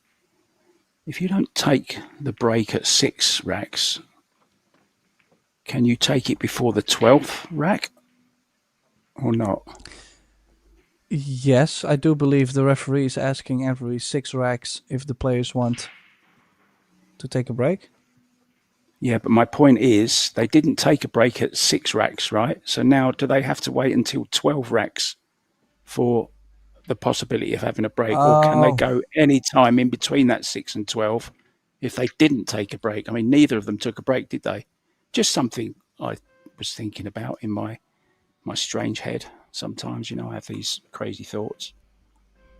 You've worked with me. Well, it's already been with the format being newer, because I've never experienced the option to have a timeout or a mandatory break after 6 racks. So, I mean, I wouldn't know. I think you will have to wait. I mean, it's 6 racks. You should be, if you're not going to take a break after 6, you should not be in trouble within the next 5, right?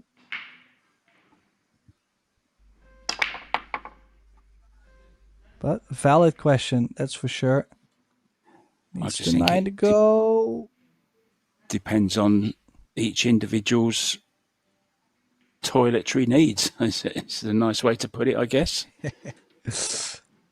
Well, then they should have always left at 6 racks.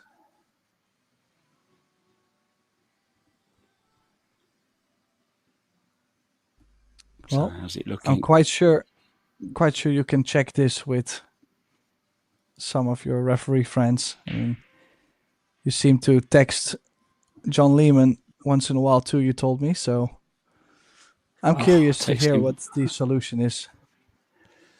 Well, everyone knows that I know him, so any little question whenever I'm at one of these tournaments, Tim, during the week, you know how many there are. There's one every night. There's normally once a week where a question comes up that no one knows the answer to, so it's straight on the phone to John. But of course, the time difference is he's sleeping when I send him the messages, and maybe a couple of days later I'll get the results, so it's not ideal.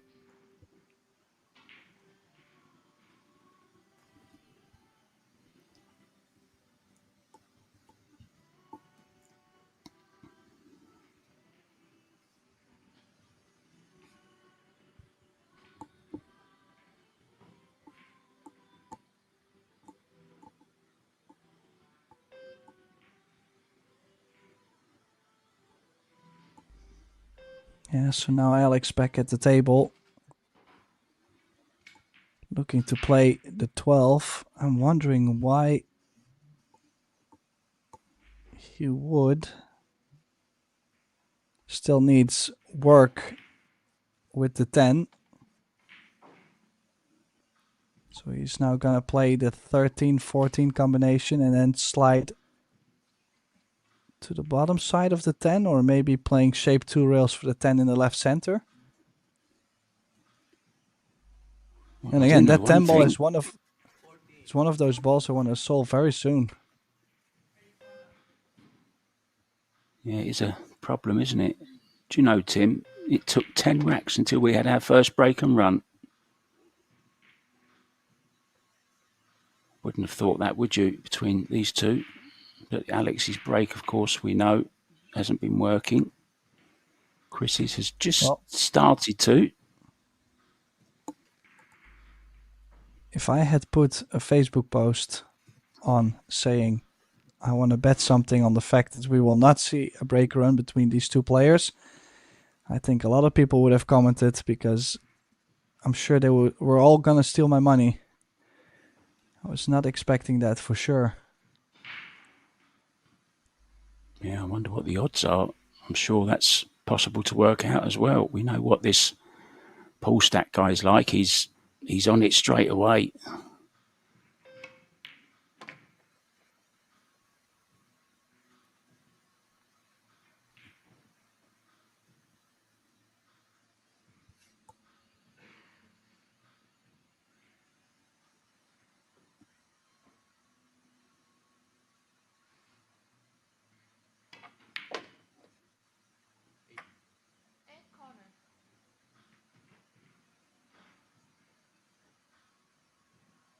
Yeah, nudging ever close up to the winning line.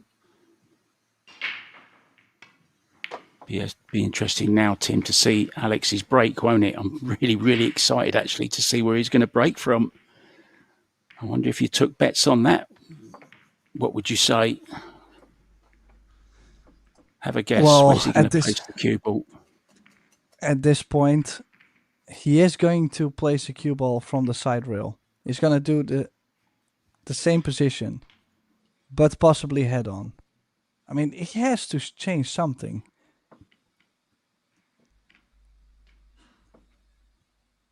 I just can't imagine. I mean, he's a very clever player. I'm very sure he has noticed that some of the break options he has chosen, that they were not working.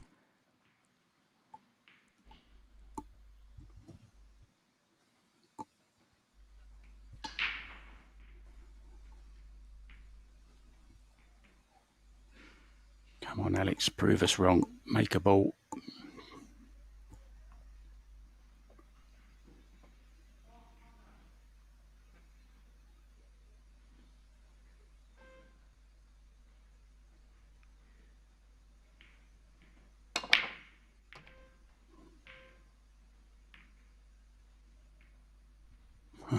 Nothing.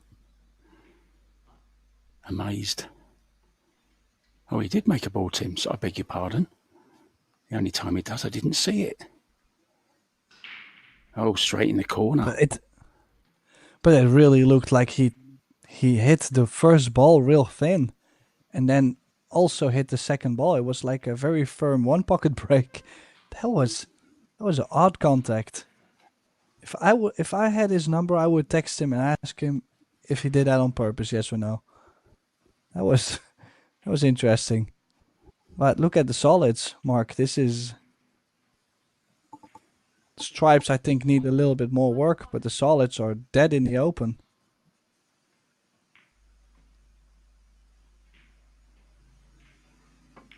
Solid choice, you could say.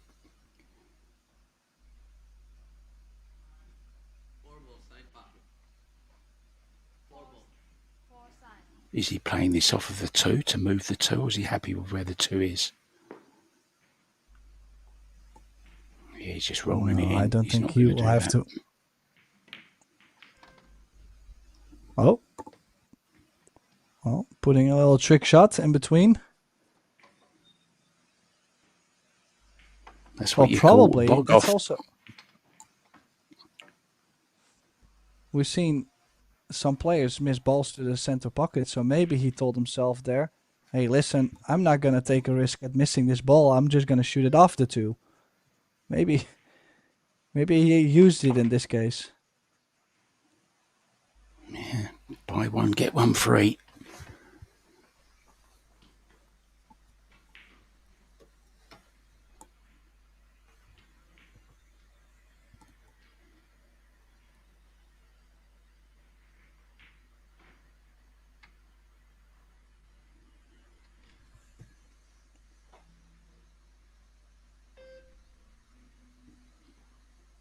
Well, even though he's had no break and runs at the moment, he has had 3 reverse dishes off the back of Chris's dry breaks. So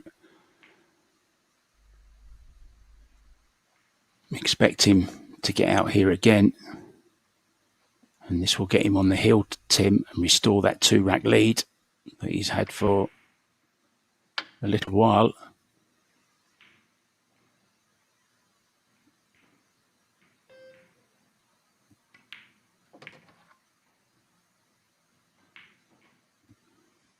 I know there's lots of players in this tournament still, of course, but wouldn't it be amazing for a Shane Van Boning, Alex Pagulayan final as well, or for them to meet any time during the tournament would be, well, what a treat that would be.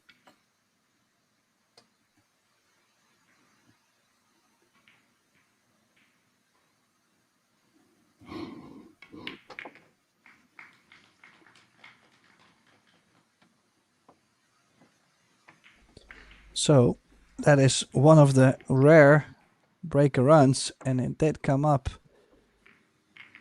at a very, very important scoreline in this match. I mean, obviously we're now starting to get to the end, and I mean, if you start to make balls towards the end of the match, that's a winning formula.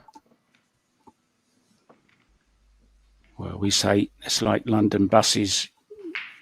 You wait for one and then 2 come along at the same time. A bit like break and runs there. Chris had his first one in the 10th rack, and it took until the 12th rack for Pagulayan to have his first. Incredible. I wonder which soap powder she uses on her gloves. They're very white, aren't they?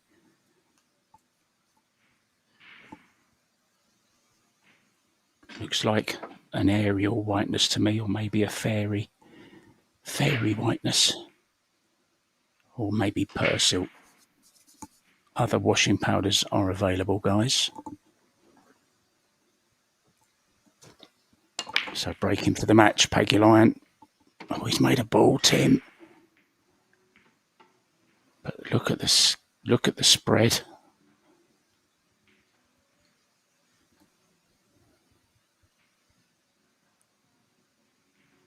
They did split. They just come back together again, some of them. Well, he did it again. It looked like he skims off the first ball, then catches the second ball. It's like he's trying to send 2 balls going towards the side. It's a weird thing. And he might just take the solids and play safe. Stop shot on Perhaps the 5 is a perfect save behind the 7. Perhaps he just can't fully commit, Tim, to either the top ball or the second ball. So he hits a little bit of both.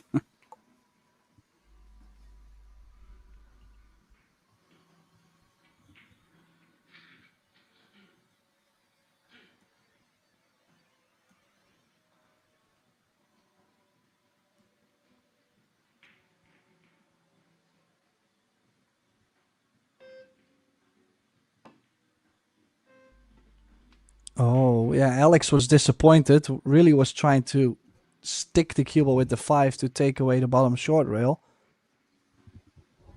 But then again, I'm very surprised that Christopher did not manage to hit a stripe.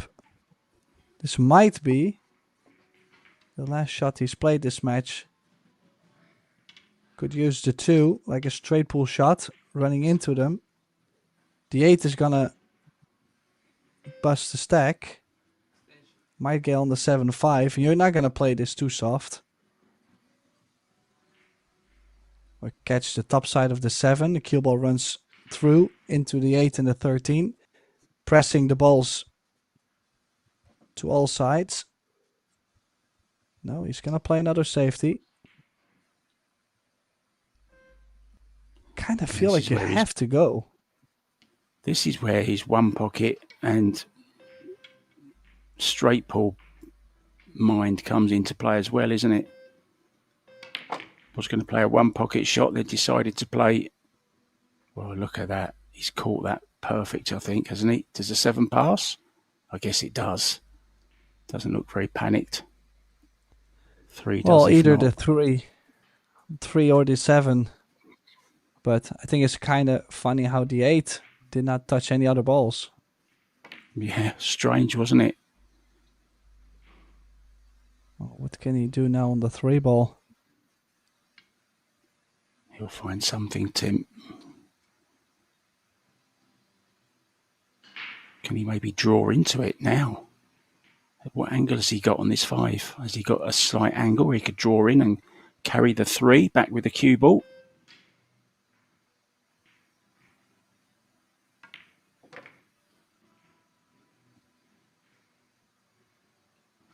Played it well. And now get on this 6 ball and he's home and dry.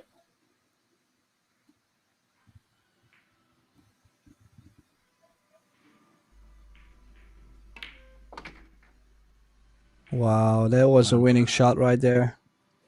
At that pace as well, Tim, in these middles, that is not easy to do, is it? Fabulous shot. This has been, well, a clinic of how to play 8 ball. May want to do a little bit of work on the break, but maybe he's found something with hitting that one, the first ball and the second ball together.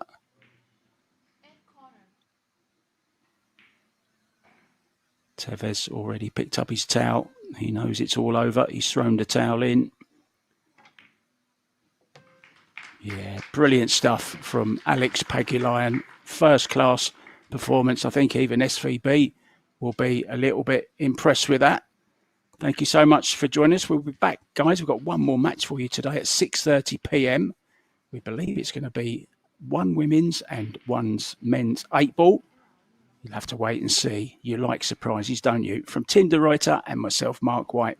We'll see you later on this table. Ta-da.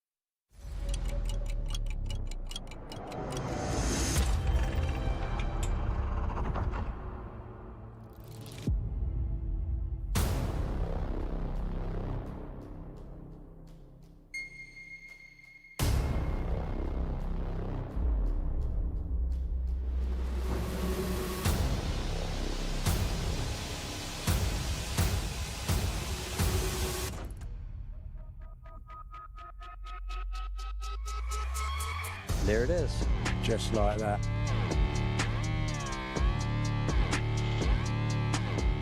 Oh, look at that. Oh my god. Wow. Final 2 shots, Jim. I shall leave it to you. The world 10-ball champion on top of the world. Predator WPA world 10-ball champion. Oh, wow. What a shot. No way. What a roll. 7-9 combination. Maybe possible.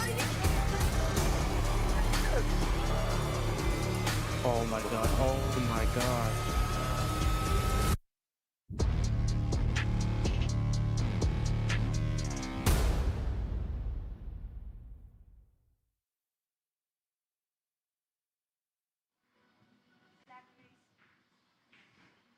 And welcome back, pool fans all around the world. This is the Predator WPA Women's 10-Ball World Championship.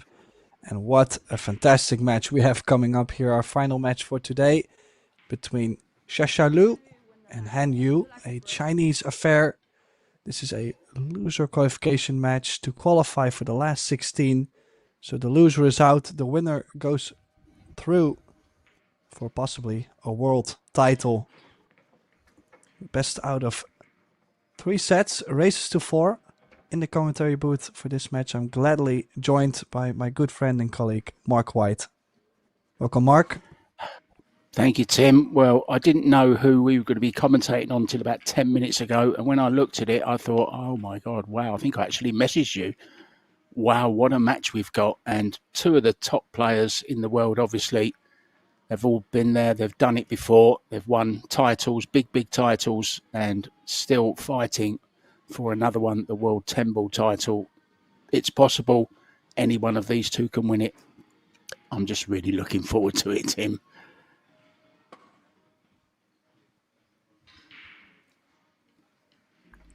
Yeah, definitely expecting a high standard from both players. I have not seen, honestly, I have personally not seen that much from Xia. I've seen Han Yu play more. Wow, that was a great break from Han Yu. Not making a ball, but she hit it square in the face. And you know how much I like to see that. Well, you must be one happy man. You was happy when you knew we were going to be commentating on this, but you must be ecstatic now after that break. Very unlucky not to make a ball. And the first thing she did when she came to the table, Xia Liu, was look at the 2 ball. She knew she had a nice, easy 1 ball for starters. They don't come much easier. Okay, she had the bridge to use, Tim, on the high side, but navigated it pretty well. And away she goes.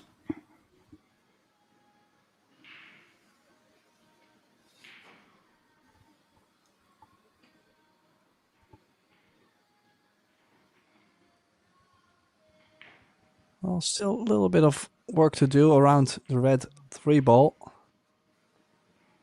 think she's actually got plum on it. I was going to say it's easy to leave yourself either too much angle that the cut is big or behind the 6. But that little rub off the 9 did do the job.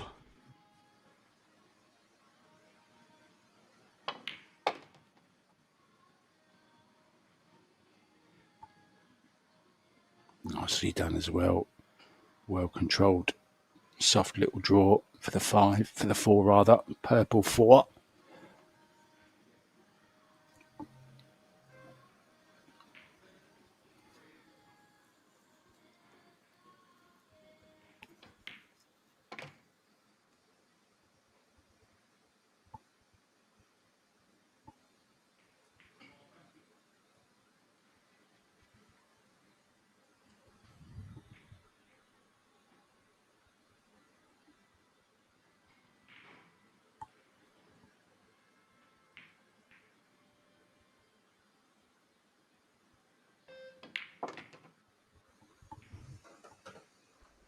Well, did get straight. Now slightly longer 6 ball. The good news is she can stop the cue ball. Doesn't have to put a lot of pace on it. So even if she touches the long rail, might still slide in.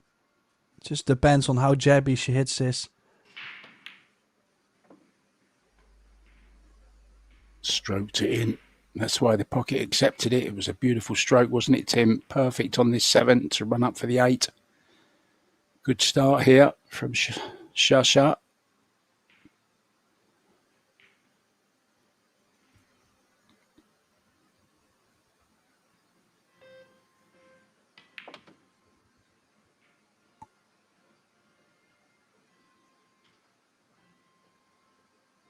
Straight into stroke, Tim. Got the pace of the table already.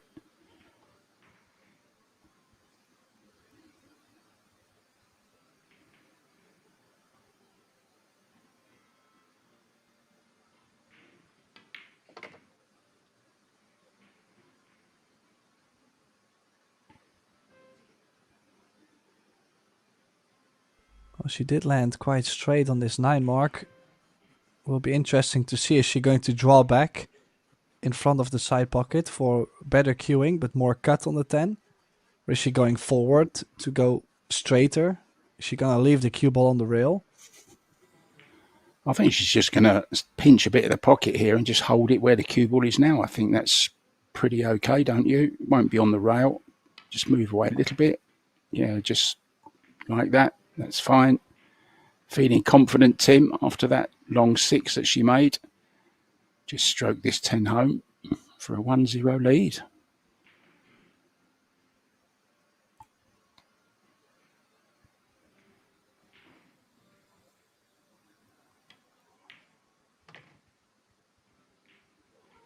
Beautiful.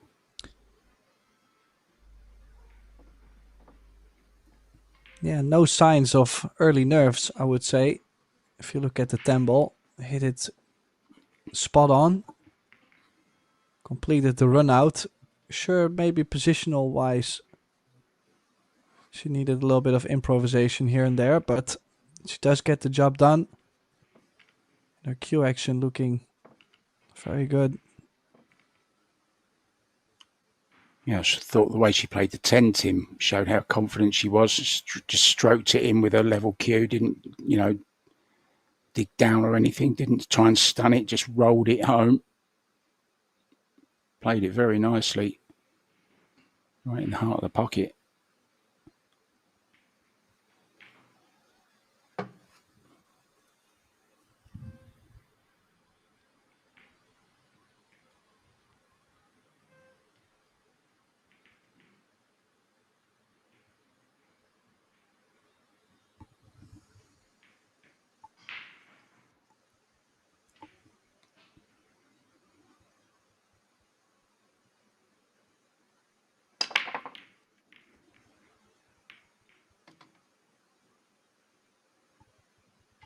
Well, she's made 1. And she might, but this is a very aggressive shot. She might be able to shoot the 1 after 4 in the right center and still be on the 2. But like I said, it's really aggressive. Has to put a lot of pace on that to make that work. She might be looking at just a safety, possibly behind the 10. Probably a higher percentage than my shot, but run out pull is something I chase nowadays. I used to play safe on a lot, so looking to go a little bit more aggressive here and there. I don't think she's got the hook mark. And I do think the one ball is on. Yeah, I'm surprised she pushed the one ball over the side pocket. It was a bit of a risk. She had to get a dead cert behind the 10 if she was going to block it, and she didn't. So a chance for Han Yu to come straight back at her.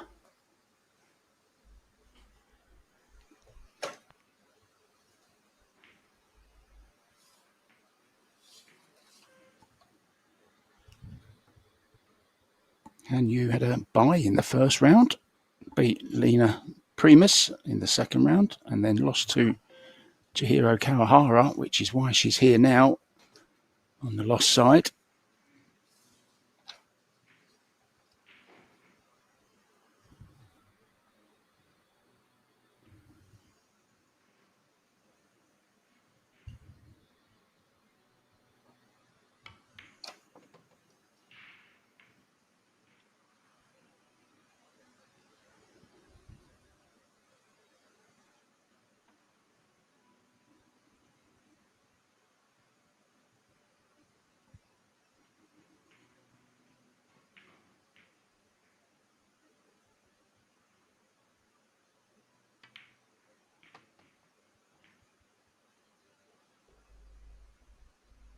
Yeah, the 6 ball still needs quite a bit of work. As you can see, it does not go to the bottom right by the 8.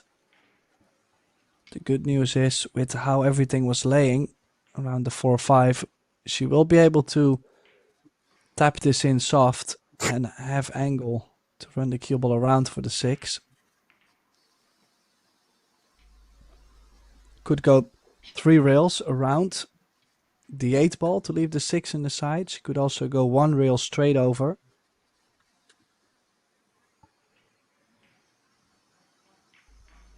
I think going 3 rails,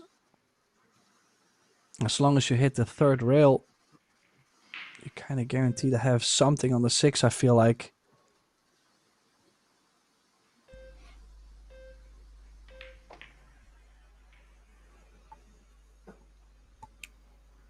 Perfect.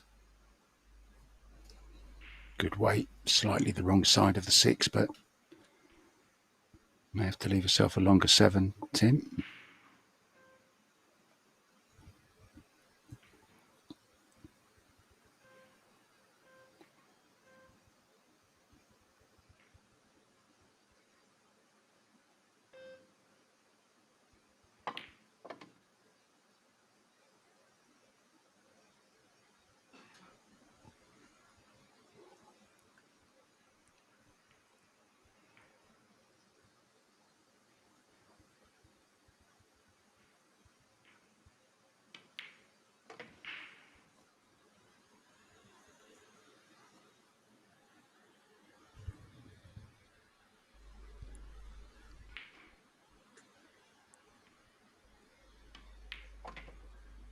Well, their putting percentage is so high too, with how smooth they cue the ball. Both of them have now run out a not straightforward rack, but have been doing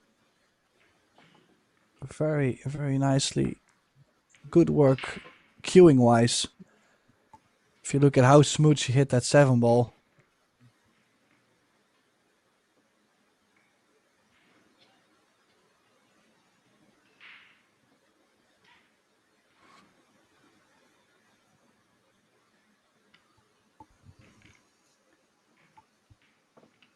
Yeah, both players are in the mood, are in stroke. Jessica Centeno still in stroke as well. 2-0 lead already over Van Boy-Zhang. Desi Aristia taking the first rack against Bean Hung. Pia Filler 1 down to Shui Tian Ching. Keep you up to date with results as they come in. That's about all for now, guys. Kelly Fisher 2-0 over Brittany Bryant.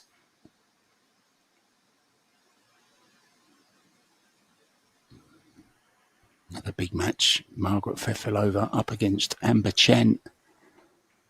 So fireworks all around this building. You see Brittany Bryant in the distance. Look, she's up against Kelly.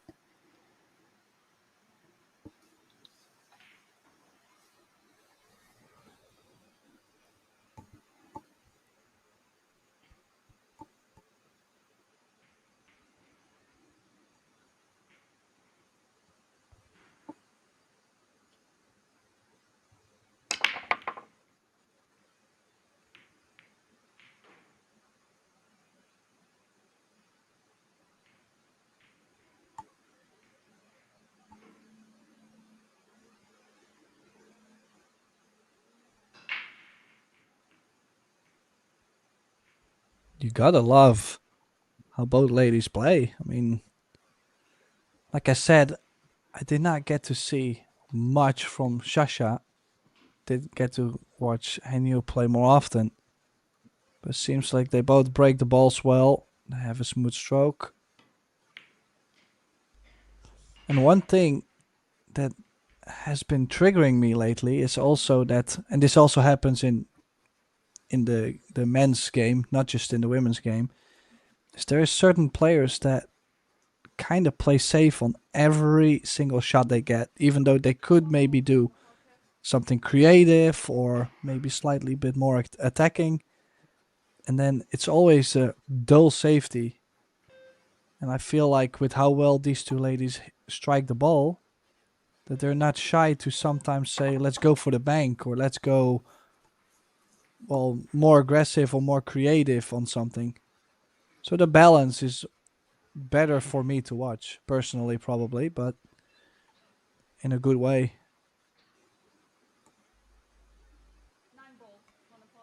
Yeah, 9-ball's gone straight into a wired combo. I thought she'd had a little bit of a lucky roll there until I heard Shasha call the 9-ball. So it's obviously wired, Tim. Won't be playing it too hard either. Very nicely done.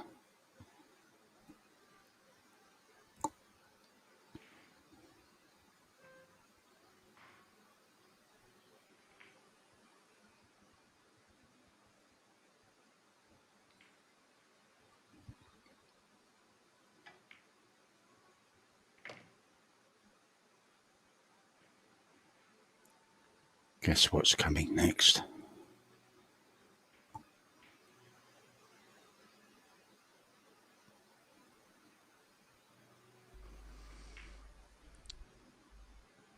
Oh, tricky. I like to not shoot the 2 into the 8. Some players would probably try to play just that and leave the cue ball behind the 6-5. I think the 2 to the left side of the 10 and freezing the cue ball on the 6 had more value. So I like the option she's played. Just slightly short on both, but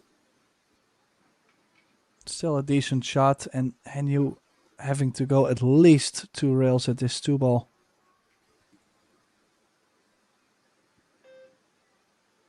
Saw her struggle in Ho Chi Minh City with her kicking, with the widening of the second rail. Let's see. Oh, that one's perfect.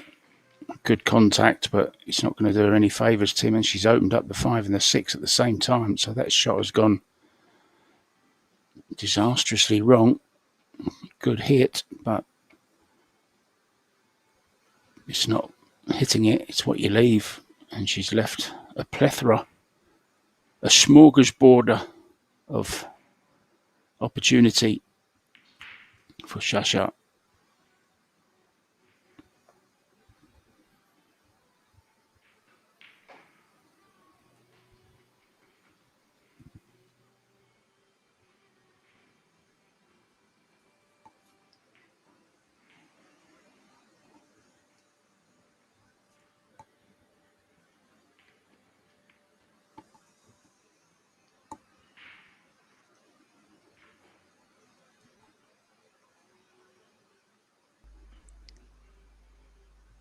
Well, I don't think this 4 cuts to the side.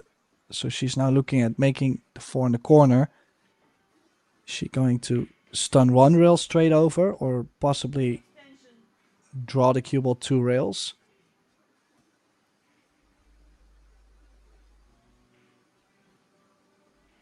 Going forward now. Is she going to the bottom side of the 5? Dangerous. Dangerous for the 8 there. Very dangerous. Ooh, it's okay. Yeah, was looking for a bit of trouble there. Could have easily landed behind the 8. Although she hasn't, and she did land. Very nice on this 5 ball. Straight in on the 6. Gives a straight in 7 to the top left.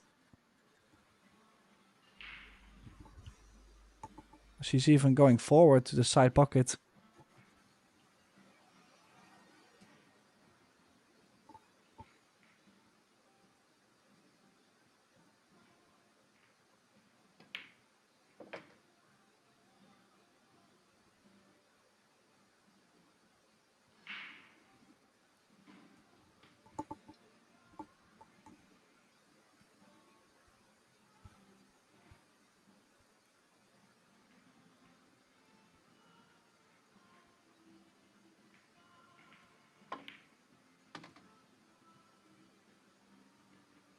Times the ball so beautifully, it really does.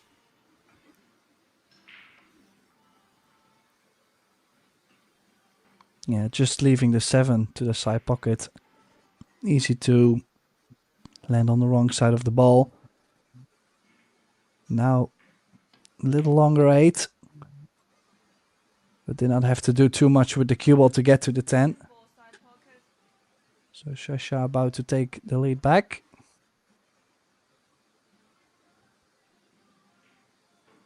I think we can expect that, Tim, in this match quite a bit of to and fro.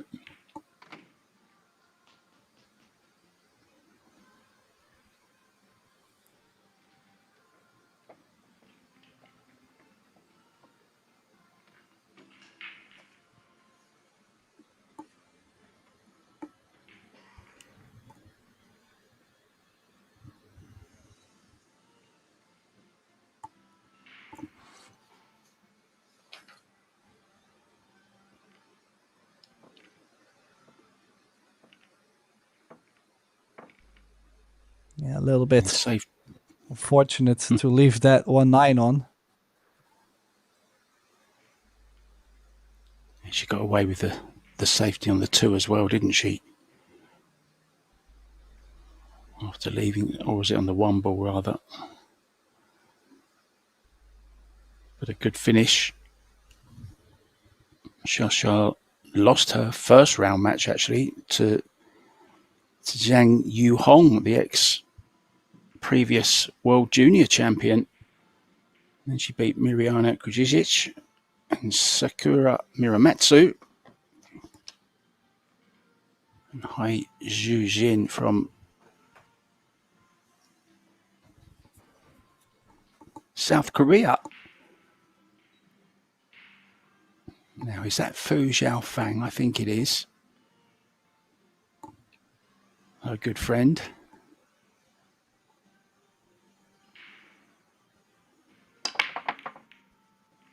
Wow. I bet Tinder Writer loves that one. Well, of course I do. Look at this beautiful break. 2 balls in. Big power on the break too. She's got the shape. But look at that 5 ball. Does she have a carom maybe into the 8 ball? 5-8 carom later on. Quite risky, but what else?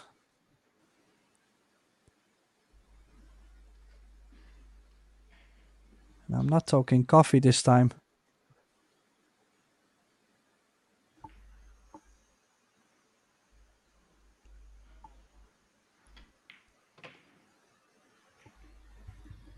Yeah, 9.55 player overall performance at the moment for Shasha.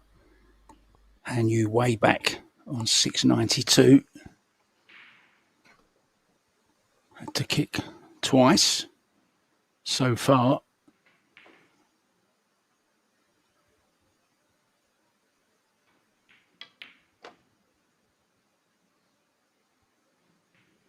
Just those little shots there, Tim, that lovely little movement that she needed, that little draw. Cue ball stopping and then just spinning back, so well controlled.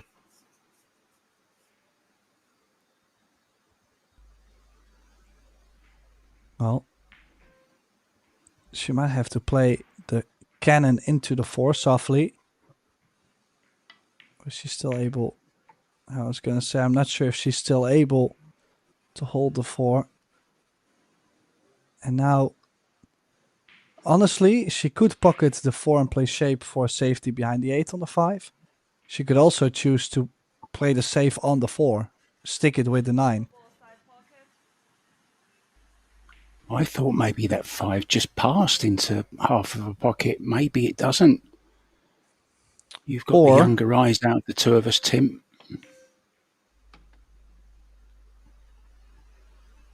Oh yeah, that 5 ball is not gonna go.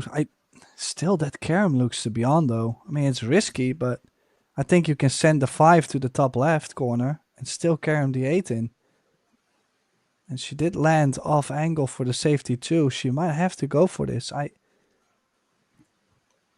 a little bit of a fan for this shot.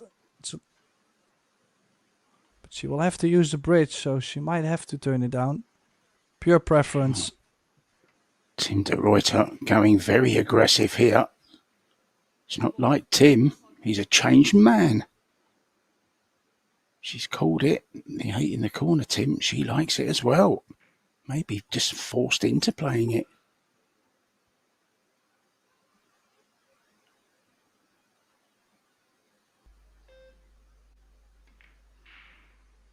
Yeah, perfect. Oh, beautiful. I'm so proud of her. I'm so happy she shot my shot. It made me feel so much better. Wow, these great breaks and playing your shots. You must be in heaven at the moment. You're not going to be able to walk through the door, Tim. After this, we're going to have to get the builders in to widen the door to get your head through, I think.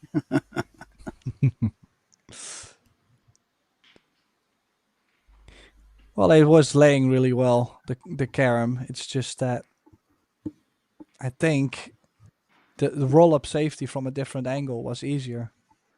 She just happened to land there, and this will bring her on the hill. Excellent run out once again. Some high-quality stuff on both. But the break and run from Shashalu.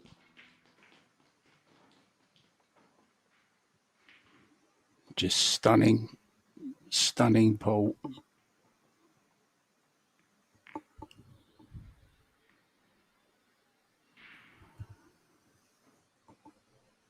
And I think that's the first break and run, Tim, isn't it? From either player. May it be the first of many, hopefully. I mean, that break was just awesome, wasn't it? This little 8-ball carom. No one enjoyed it more than Shasha, apart from Tim. That really was a beauty, Tim. Good spot as well. Very nice. Well, especially with the angles we get, of course, with the different camera angles, close-ups, it's actually easier to spot these kind of shots if they're laying well than sometimes at the table. So sometimes players are turning down shots at the table because they might not be looking at it from the right angle. So in this case, she spotted it really well to still be able to run out.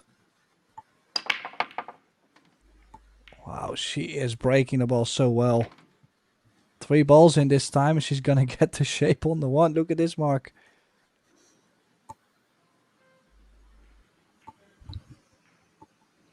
Fabulous stuff, it really is. I might run out of superlatives soon to describe this performance. It's like she knows she's got to play really well to beat Han Yu. And she's come out absolutely determined. Everything is top draw at the moment. The breaking, the positional play, the potting, it's all there.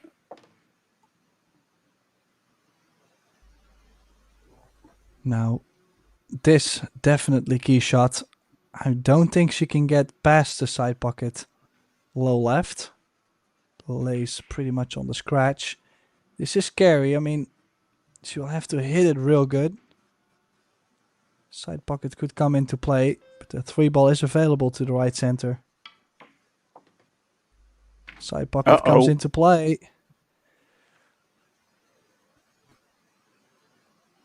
Well, she knows that's on. It's not unlucky at all. It's just bad judgment. Needed a little bit more or less spin.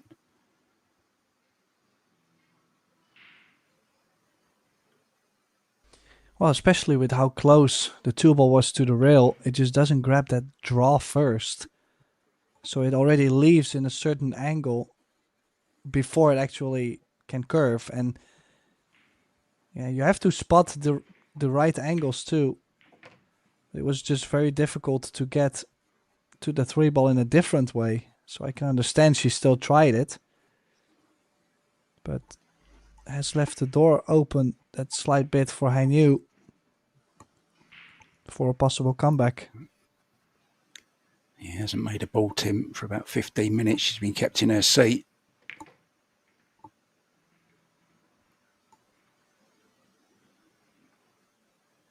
Of course, while you're in your chair, you're still staying focused. You've got to be ready at a moment's notice.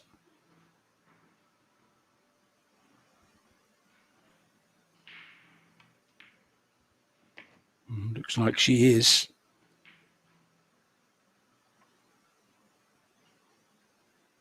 Just 2 errors so far from Shasha Liu. And that one there was very costly. It's going to cost her this rack.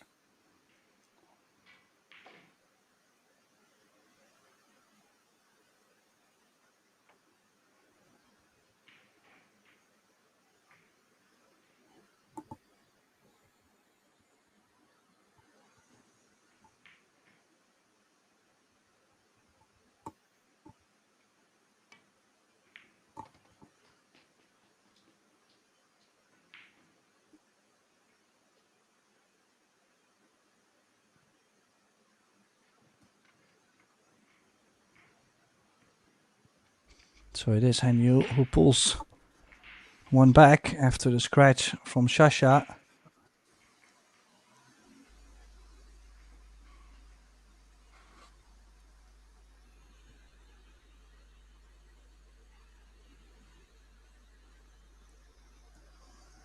I have to say, this is the replay from the last track. There's that carom again. Man, I like that shot.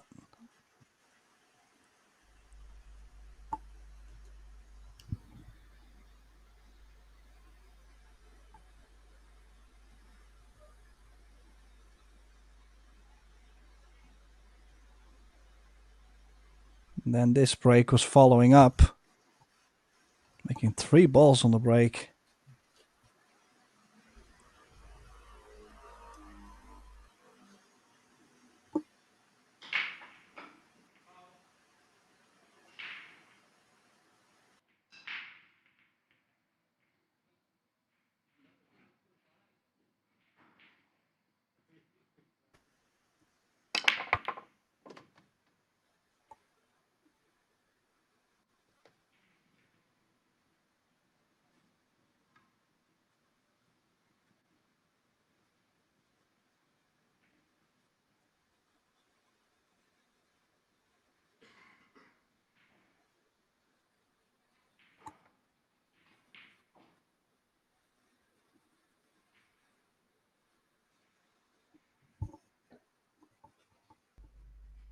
Well, and she will keep going. This is absolutely fabulous stuff on both. Slight nudge on the 9 actually saves her there. Did not dig as deep in the cue ball as she needed. Still might not be able to hold the cue ball for the 4. But what a great chance she has to tie the score at 3 apiece.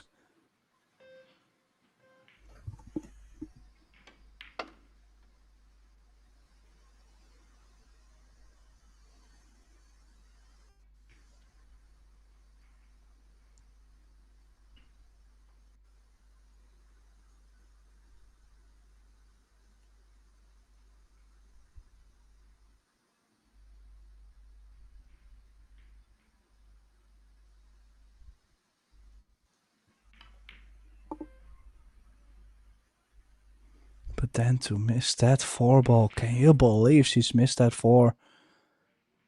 She's left it on too. Shocking miss there from Hanyu.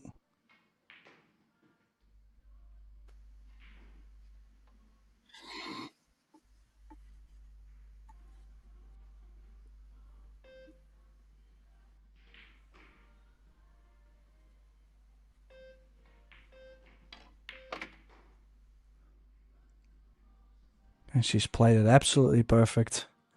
That was very close to run into the 10 and hasn't. Wow, Mark, unbelievable. Hanyu just missed that opportunity to make this a hill set.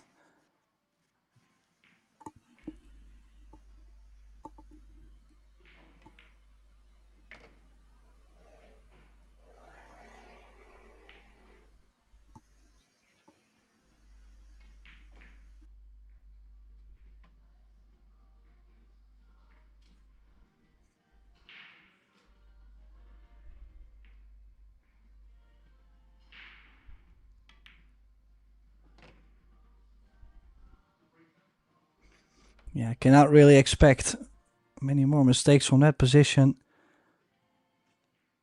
Looks like the first set will be going to Shashalu.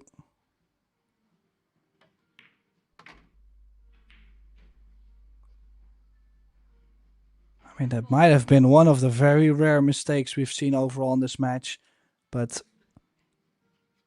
just very, very surprised that that 4-ball was going, well, was not going in the hole. So the opening set goes to Shashalu. Everybody was watching the cue ball near the top left corner, but it stayed on the table. And I'm very sure Hanyu is going to leave the arena after missing that 4-ball. So the players are going for a slight little break.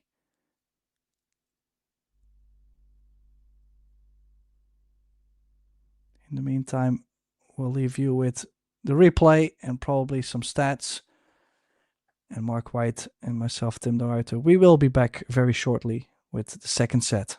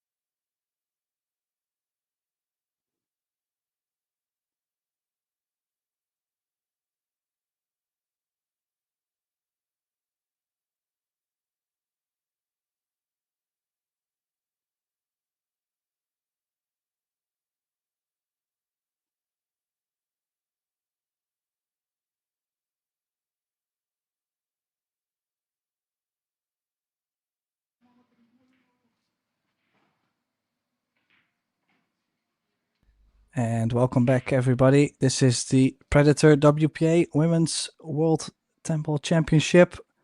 Shashalu just took the first set against Hanyu, a Chinese battle.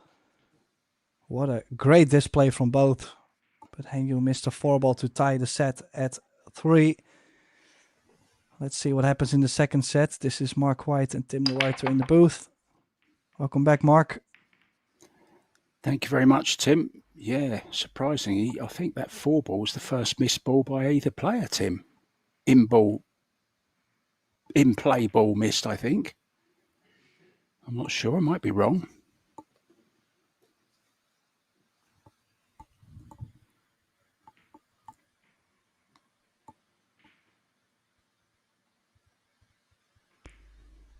Yeah, one of the rare dry breaks, though, in this match.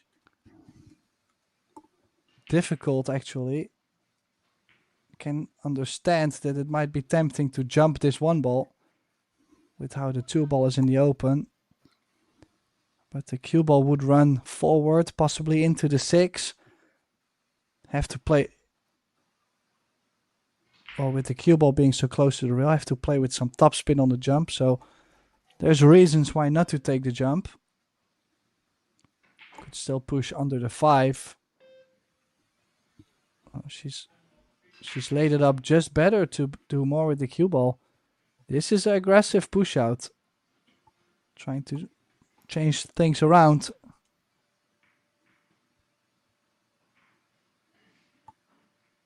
I think she'll give it back, Tim, sure. Doesn't have to take any risks, does she? She's got the 1-set lead.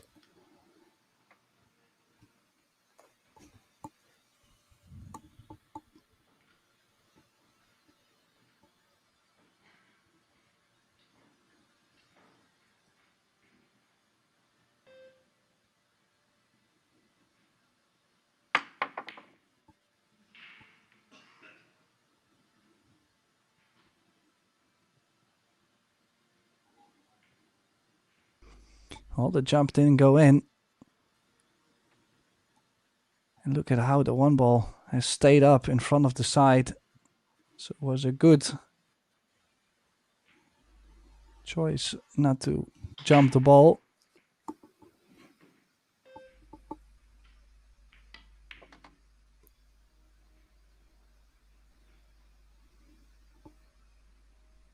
And as you can see, the 6-ball blocked by the 9. Sure, there is a 6-9 combination, but obviously depends on how nicely you get on it. First, a draw shot from to the 3-ball.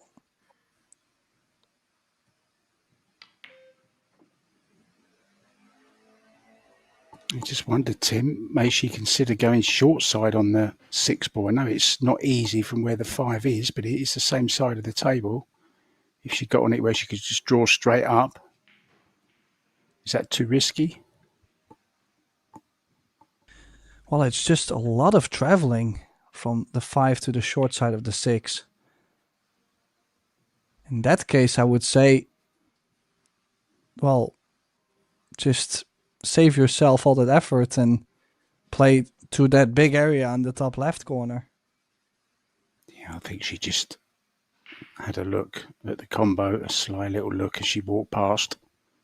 Of course, she needs to know what she's going to do with it before she plays this 4, because she needs to know where she wants to be on the 5-ball. Now, she may be a bit straight on it. Big draw shot coming up, Tim.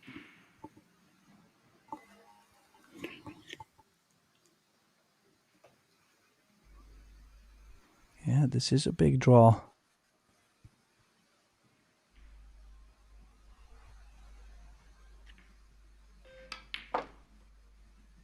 Oh, she's overdrawn it. Is she hooked by the point? Oh, no, she's not, is she? No, she's not. Well, that was a little bit unnecessary, actually, to go that crazy into the draw. With great power comes great responsibility, they say. Oh, that was a perfect example.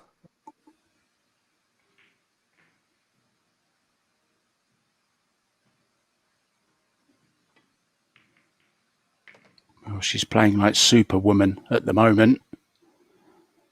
Never mind Superman.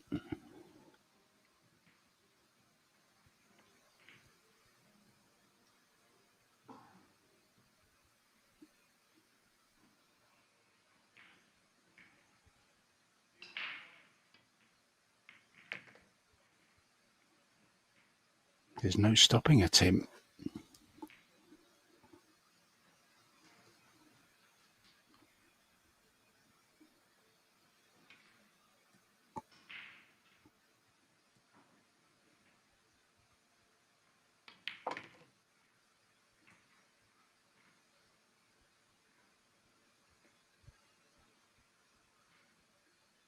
Must be feeling great inside when everything you hit is going so clean. Moving the cue ball around with ease. Great to watch. Yeah, both players playing really well this match up to this point. But I have to say, I don't think I've seen Sasha play this well before.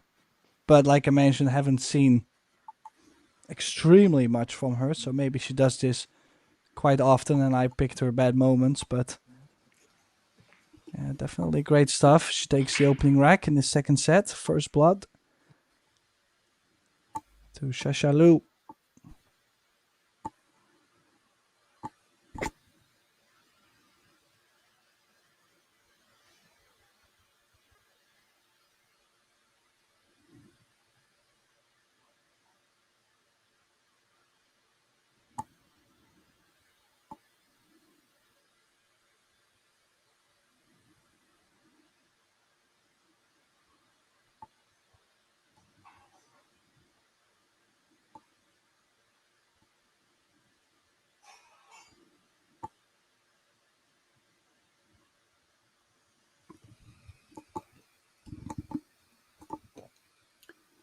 Yeah, great stuff. Showing some of the form that she showed in the China Open. Played great to get to the final, only to be beaten by a super in-form Chihiro Kawahara. She's truly back.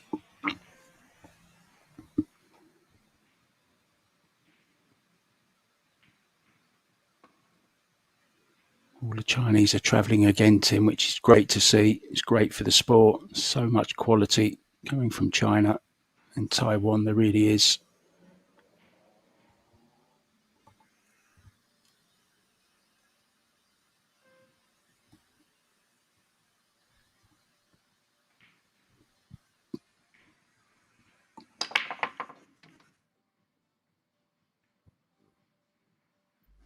Once again, a ball down on the break.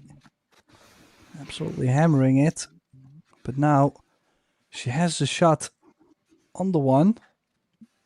Cue ball has to run forward anyways to get to the 3 ball. So that comes out. That comes in quite handy. Just the shape from 3 to the 4, I feel like it's quite challenging. Oh, Besides making a 1 ball, this. Yeah, I was going to say, let's start with that 1 ball. That doesn't look very easy to me either. Really got to cue this well. Keep the head still. Oh, just brilliant. But as you said, Tim, it's a bit awkward now to get to the 4 ball.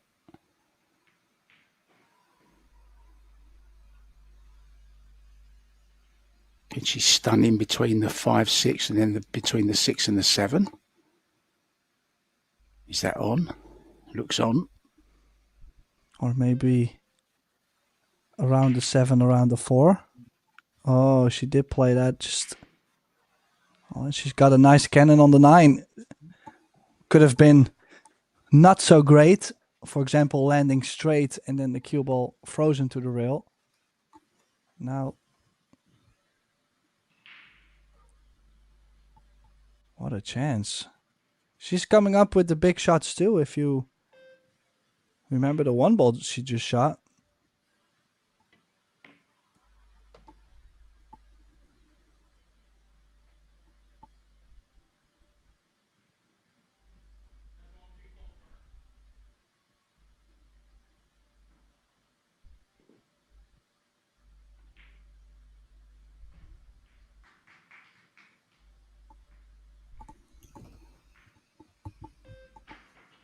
Yeah, I just had a look. Shasha's been in 5 China Open finals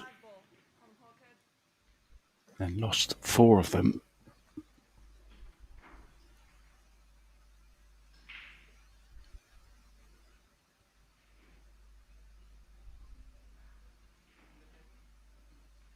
Such an intelligent player.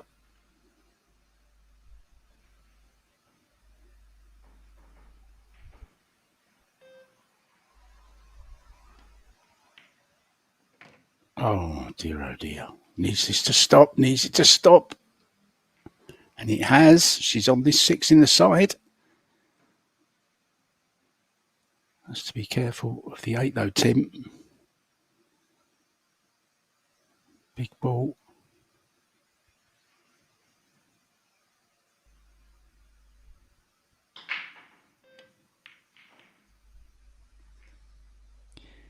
Wow, Yeah, not mistake. not one of the first misses we've seen into the side pocket.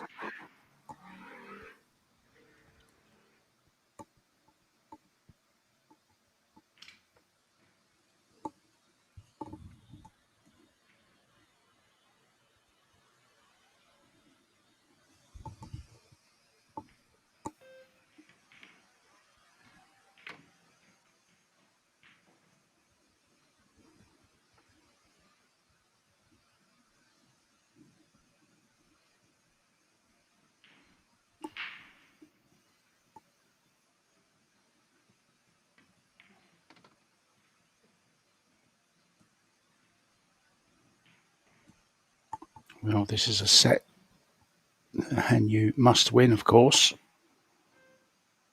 Just best of 3 sets.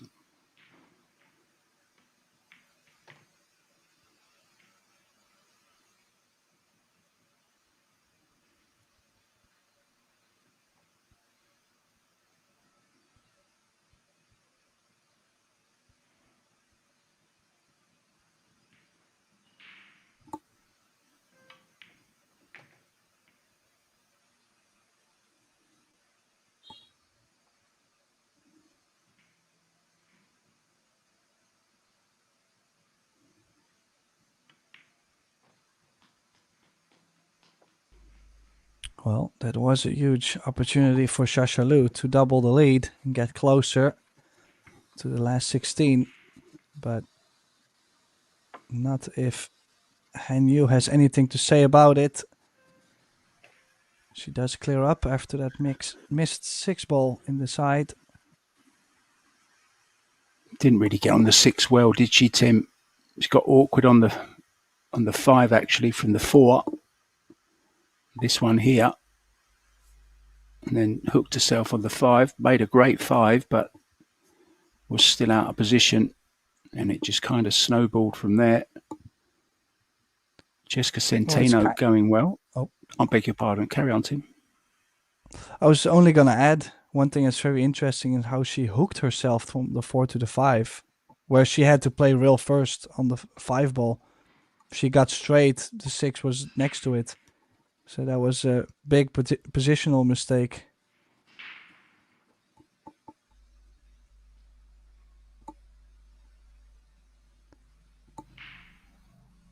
So we're back to Han Yu.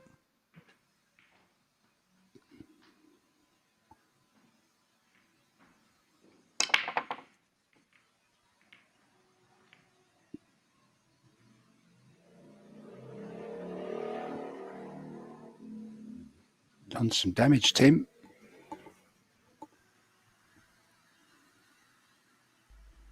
Yeah, we might have to put a new 1 ball in place after this match because they are crushing the break. But cannot always expect the balls to fly in.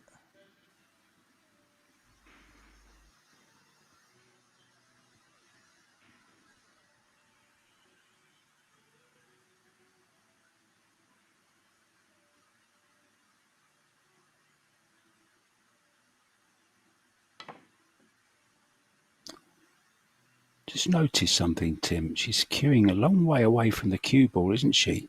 At least 2 inches, the cue tip is away from the cue ball when she's cueing up, which is kind of a little bit strange. Normally The tip of the cue is much closer to the cue ball when you make your feathers.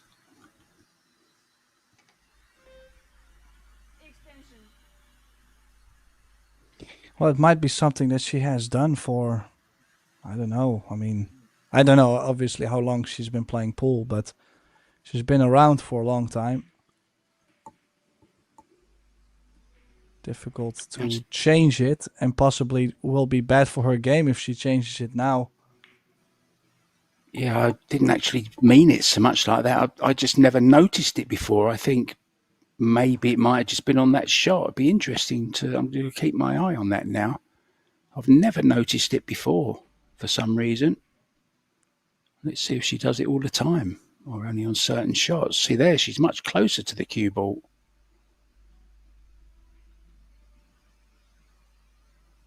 Maybe it's only on thin cuts she does it. I don't know.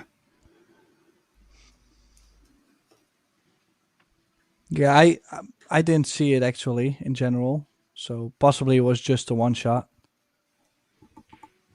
And also I would be surprised because with how much work ethics they have,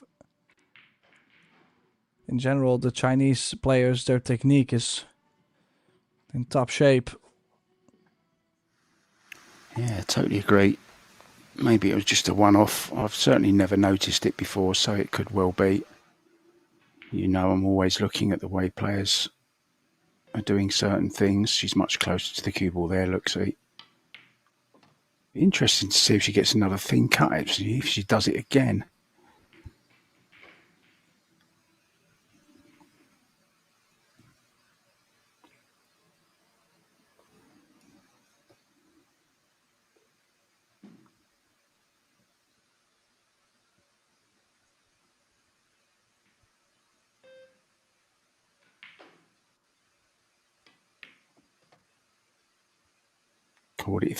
Caught it thick. And that's why she hasn't got the position. She didn't pot that clean, Tim, at all, that four. She caught it very, very thick. Changed the angle and the pace on the cue ball. It's a positional error, same as in the last rack, that's going to halt the progress for this rack anyway, just for now.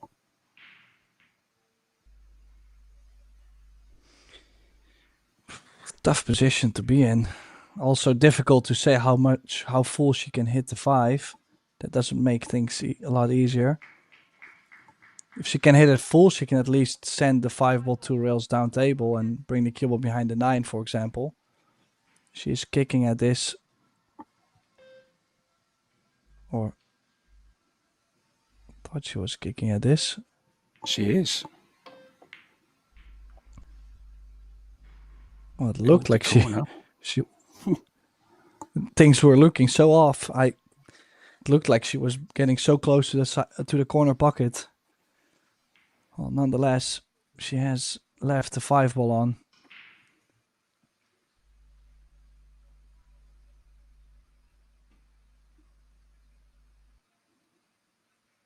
Chance she's got to take here. She doesn't want to let Shasha off the hook here after that mistake. Punish her for it. Oh, lucky not to get the scratch, Tim. That would have been it for this rack.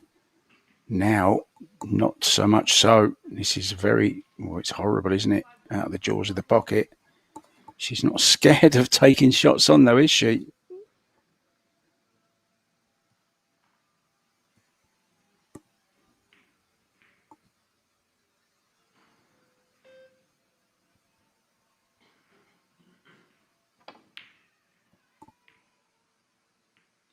And never really threatened the pocket. It's going to be a similar shot again for Shasha. Almost a carbon copy of the last shot she just missed.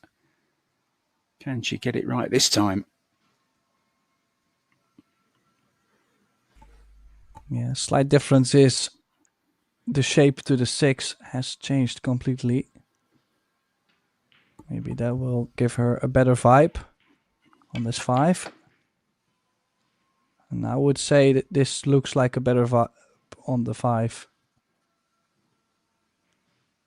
Nice cueing. Maybe slightly straighter on the 6 than she would have liked. So might be pounding the cue ball off the rail.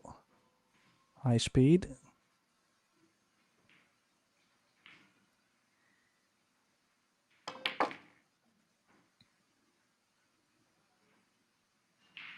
Great shot at that pace. Had to be so accurate. Cued it good.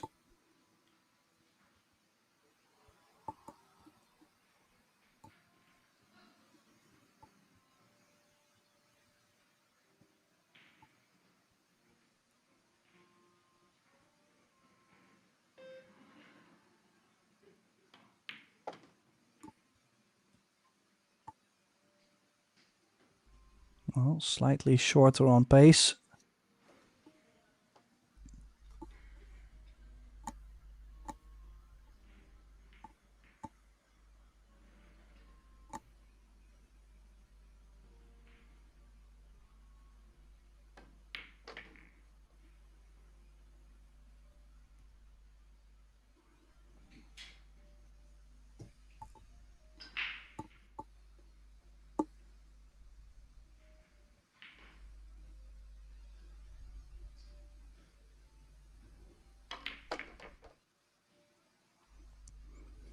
And slightly more distance and cut on this 10 mark. Yeah, we've seen these missed before, Tim. Without putting the heebie-jeebies on it or the kibosh on it. We don't want to tempt fate, but we have seen them missed.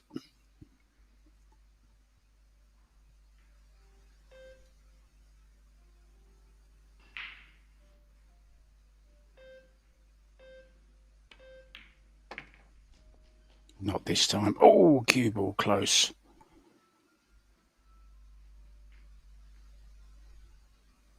Referee Coco says okay to take the balls out.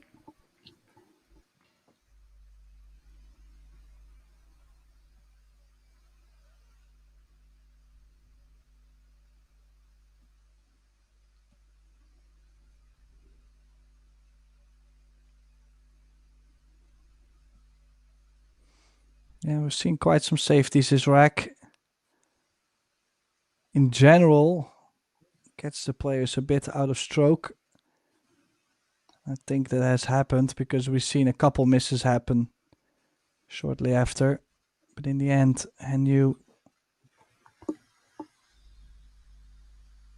pulling off the run out. Did come very close to that scratch, even though the side pockets might not grab that much. So I'll have to watch that in the future. Just give you a couple of latest scores very quickly. Kelly Fisher 1 set up and 3-2 against Brittany Bryant. Cheska Centeno 1 set up against Van Boujan, and she's on the hill in the second at 3-2. Back to this one, Hanu to break. Unlucky there.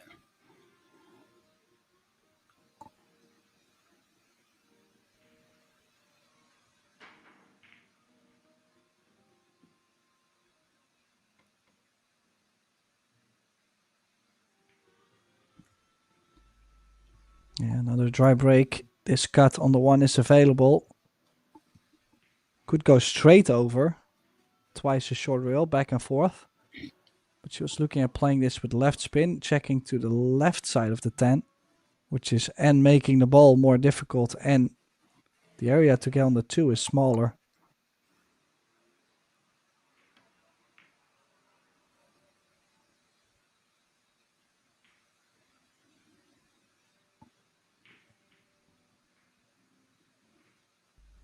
Now, she doesn't look like that went wrong, so this to get to the 3 ball is another difficult one, unless she's playing shape 2 rails for the 3-8. Cannot imagine, but she really tried to kill the ball, and I just don't think it was there, Mark. Loose cue ball on this. Thought she might have just played for the 3-8 combo, Tim. It's not difficult, is it? Okay, it's not exactly lined up, but it should have gone another foot with the cue ball. Should have been on that. So just the safety then.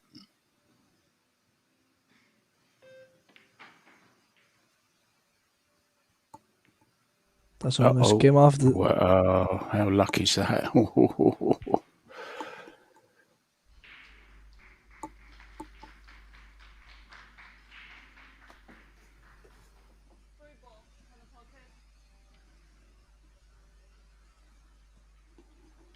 That applause you just heard was for Cheska Centino, who has completed a 2-0 win over VenBilliards.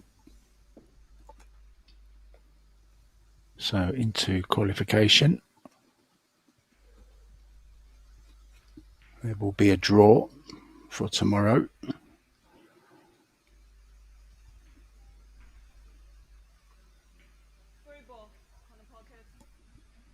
That'll be interesting, Tim, to see the draw.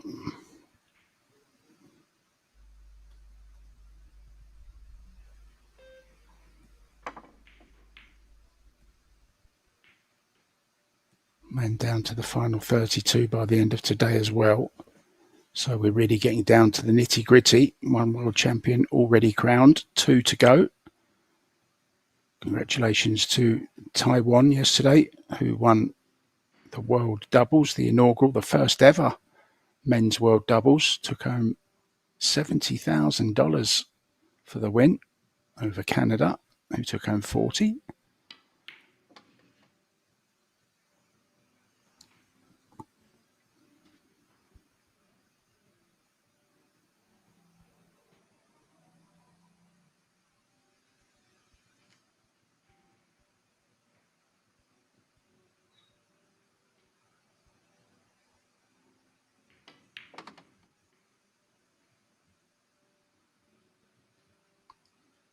Played with a lot of left-hand spin there, Tim.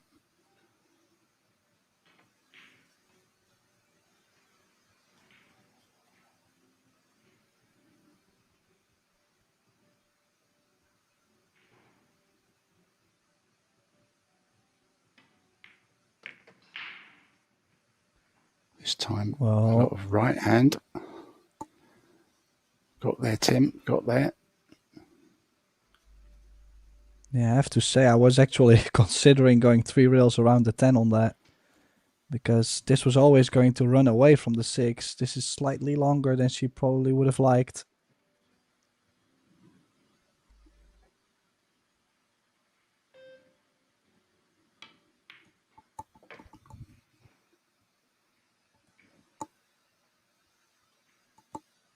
She's okay. Good angle to get over for the 9 ball. Sorry, the 8 ball. Where are you playing the 9, Tim? Well, I've been practicing nowadays to not use the side pockets on those shots anymore, so probably the 9 in the bottom right. It depends. Like in this case, if she feels like it's tricky to bring the cue ball still over to the top side of the 9, then I'm drawing all the way to the bottom right. So it depends. I think I would play the draw here.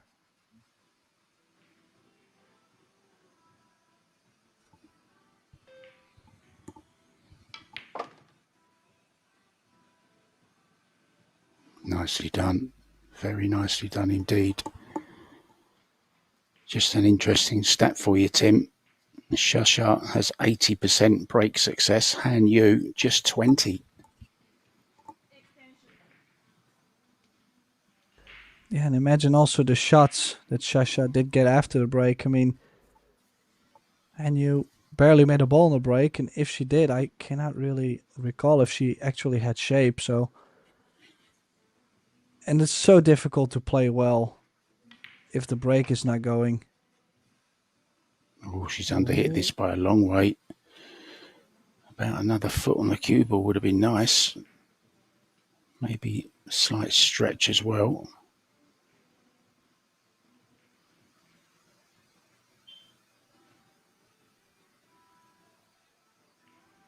We're going to know if it's in before she does. It's in, Shasha, don't worry.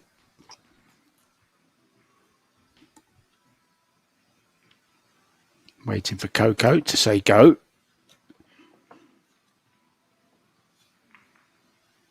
There you see this beautiful Bali International Conference Centre. Such a beautiful location to come and play 3 big World Championship pool tournaments, Tim.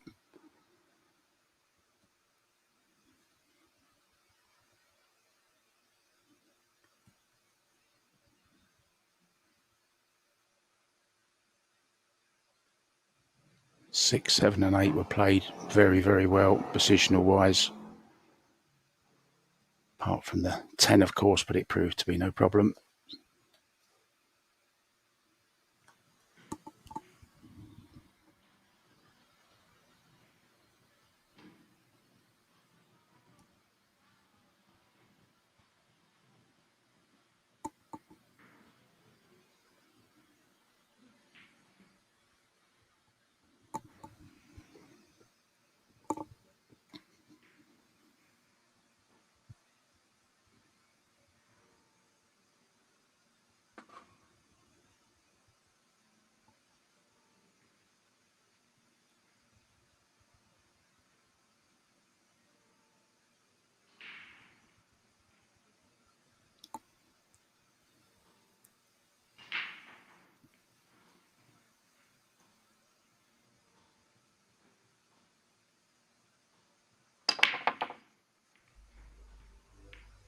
Well, she also really has the aiming down. Of course, now she's gonna be having a dry break, but she's hitting him almost head on. Like, it's aiming wise very nice to watch, and with some good pace. She is really, every time she breaks a balls like this, she's close to making a ball or making balls. So quite impressed. You don't get to see many women players breaking the balls like this. Also, actually, there's quite some male players that cannot do the same thing. So just gotta say, just great to watch.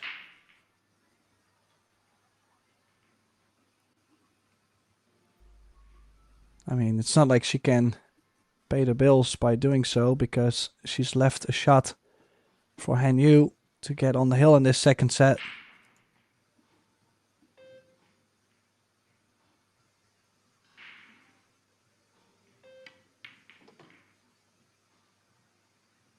Oh, she's overhit this slightly. Still okay.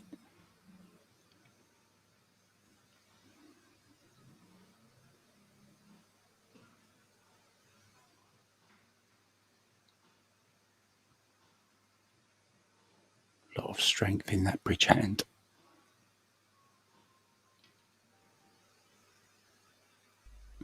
Well, she has put herself a little bit straighter on this 4. Could play rail first, but the 4 is a bit off the rail too, so it's missable. Or is she able to still draw her way out of this? Can she cheat the pocket still? I mean, I'm not sure how straight she is.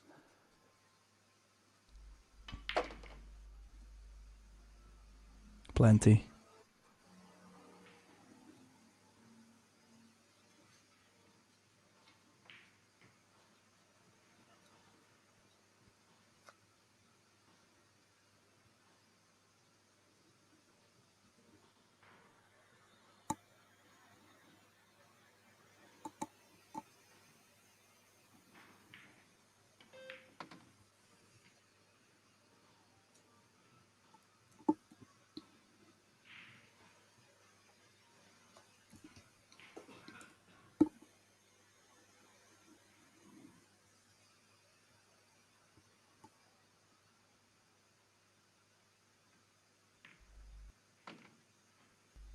Yeah, well, done. there's been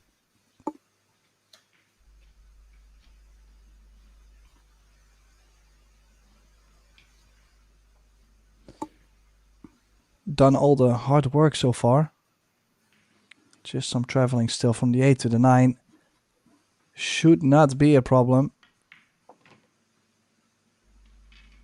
She has put herself straight on this 8 ball mark, and that's, imagine you draw back and you put yourself on the left long rail frozen, straight into the 9, then that 10 ball could be awkward. I would have liked some angle on this. If you just don't cue it quite right, you can underhit it, overhit it. She's overhit it. Just fractionally. She must be okay. She's already looking at what rail she wants to hit and where.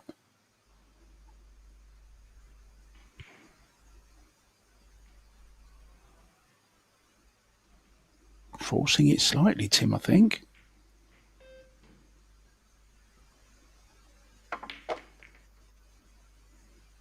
Well, she dug really deep. That's not where she was pointing on the rail.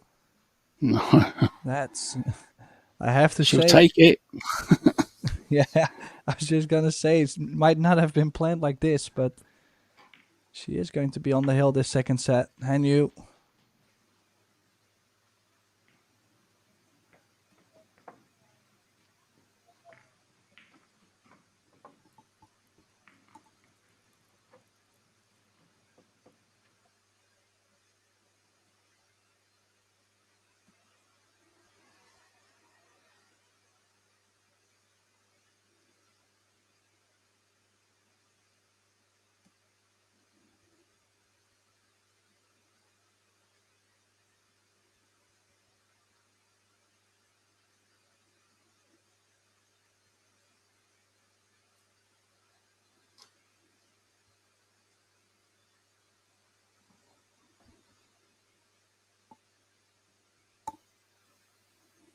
I think she got a load of right hand spin on the cue ball, Tim, that she didn't expect, maybe.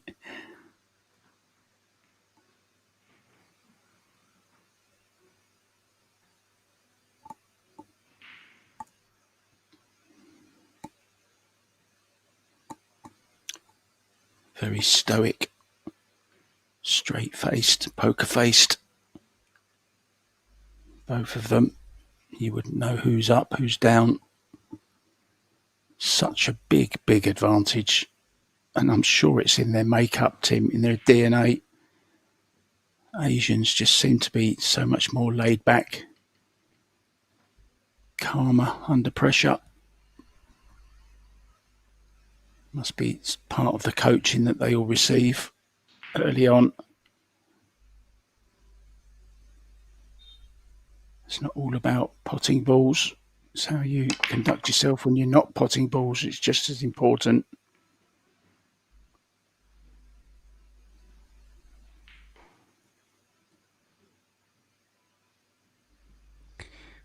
Yes, the break has been a little bit of a thing for Hanyu. Luckily for her, that 2-ball does not go to the top left. And the 3-ball, also quite the challenge.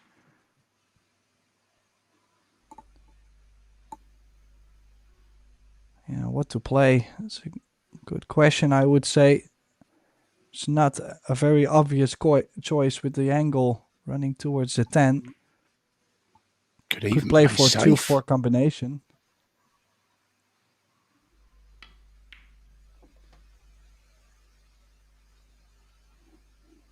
Well, she might just be doing that, Tim, that or a safety. Maybe just trying to push the 2 past the 4.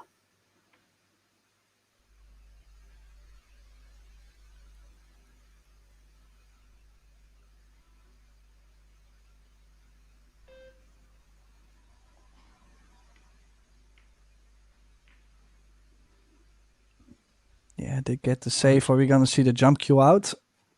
Close jump, though. It's nearby. It's the right side of the table for her as well, which helps. Would be out of the question, wouldn't it? On the other side of the table for the right-hander. I would say this is, what, 70%? Well, it's close, though. As long as you get over the ball, it's pretty high percentage. But how often do you see players struggle to get over it? That was some of the air rush power. But she won't be able to jump this 3-ball way too far. Might have to kick 3 rails at this. Well, we've had 6 kicks so far. Han Yu has had 4 of them. This will be the 5th out of 7. Gives you some idea of the safety battles and who's won them.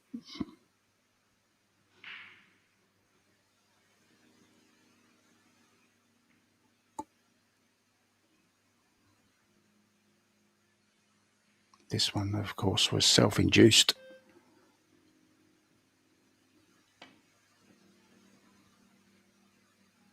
Oh.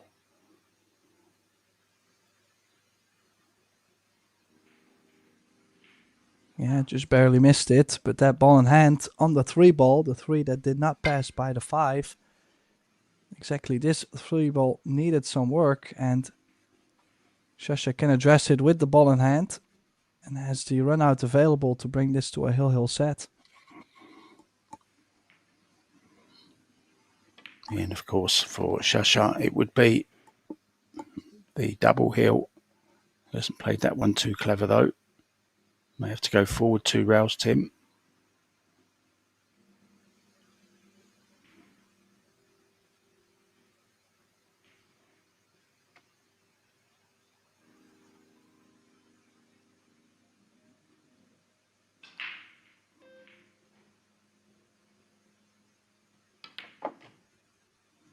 Alright, enough to stun out. Beautiful.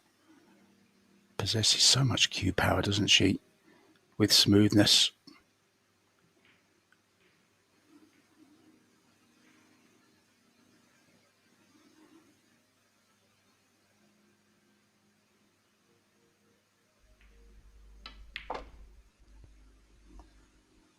Evident once again the cue power with smoothness.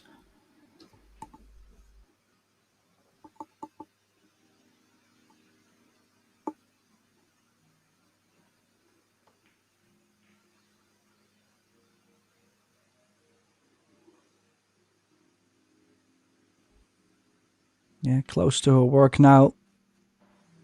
Let's see if she's playing the 8 in the bottom right. Probably playing the 7 off the 8, a little push. Rolling the cue ball slightly forward. I like that, Tim. I like off the 8.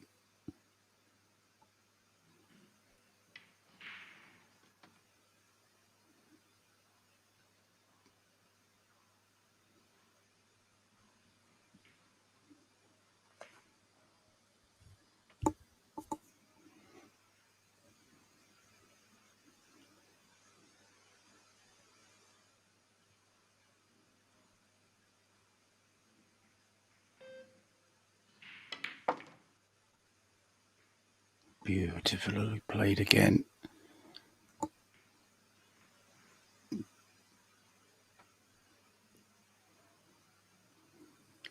There's often the discussion, Tim, about men and women and why women aren't as good as men at pool when it's got nothing to do with size or build. Well, I tell you what, this young lady here, along with a few others, would give the men a run for their money. Playing some absolutely splendid pool. This young lady is so impressive. Could watch her play all day long. She's one of those players.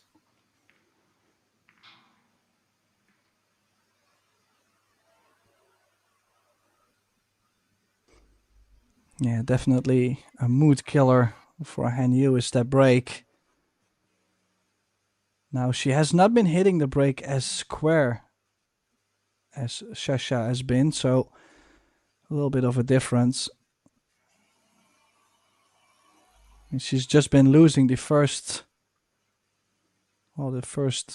action in the rack. She doesn't really have the first initiative to make something happen, Mark. No.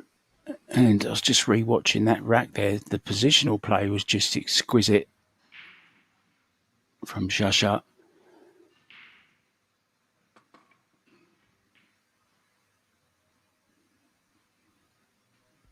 Well, a lot comes down to this break. Yeah, 3-3. Second set, leading 1 set, Tim. This could be the last rack of the day.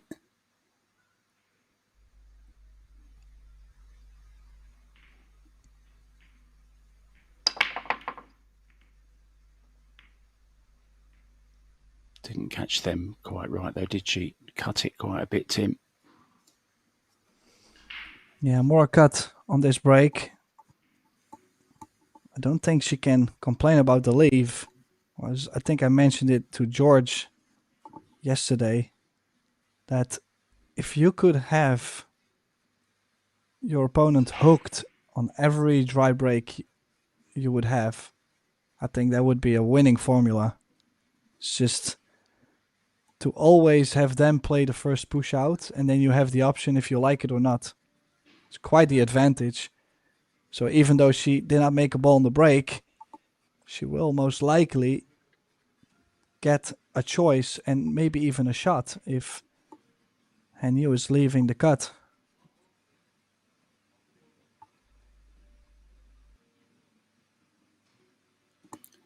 Just to go back to those kick shots that Hanyu has played, Tim. She's played 5 out of the 7 that we've had. That was indeed the first one, the first kick shot that she missed in that last rack. Total success up until then.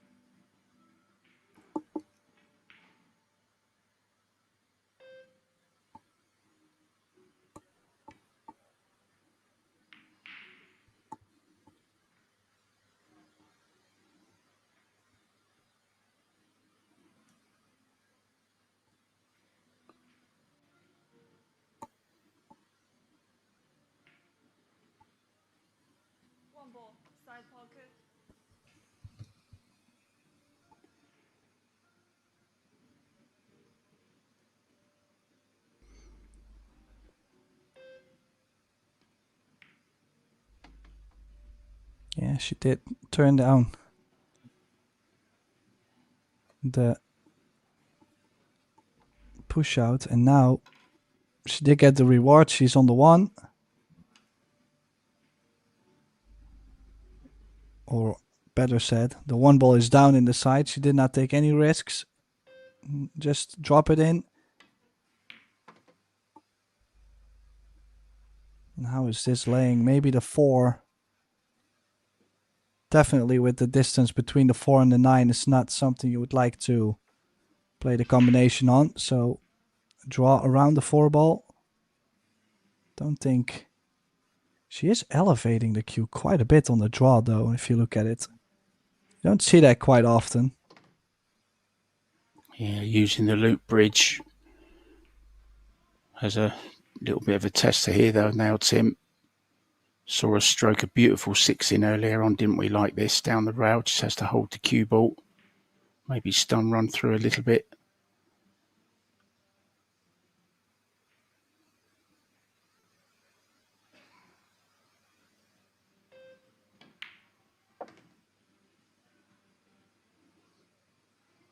How's the angle? If she has one at all, may have to play it short side if not. Straight down on it though, Tim, so she must be happy. Just stroking it in.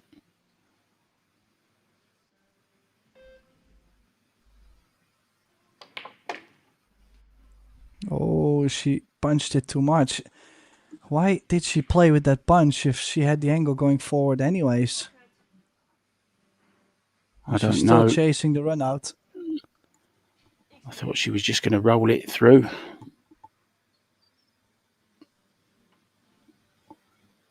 Well, this is very missable now. Needs a very, very good shot to make this 6 ball.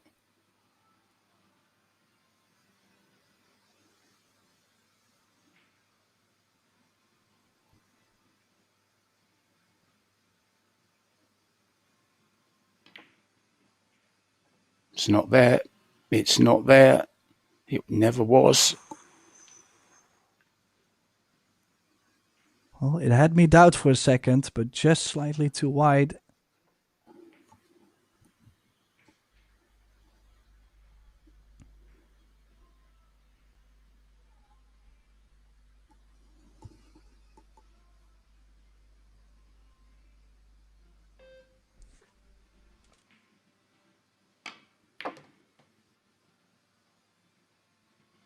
Has she got there?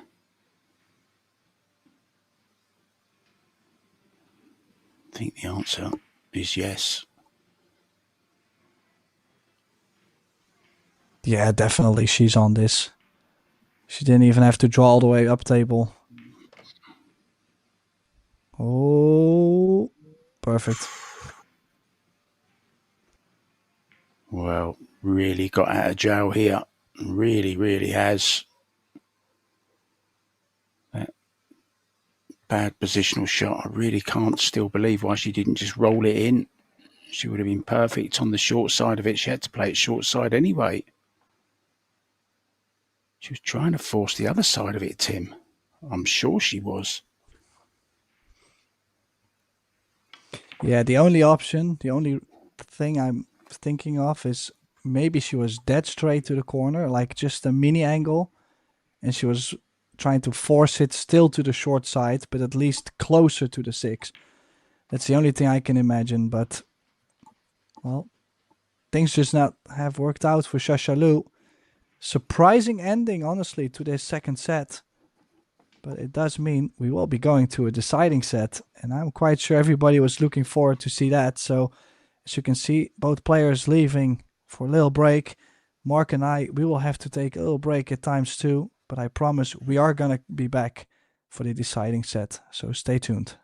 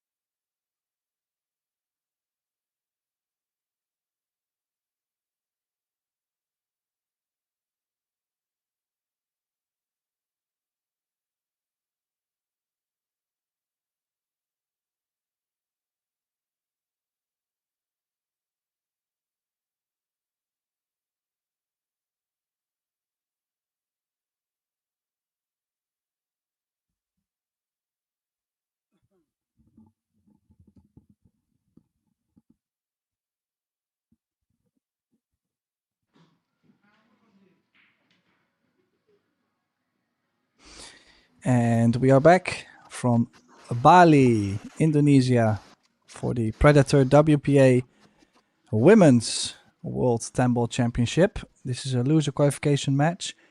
We just seen quite the drama in the second set. Hanyu barely scraping together that last rack, and now we have arrived to the deciding set. Will we see another shootout at 3 each, or will we see a clear winner?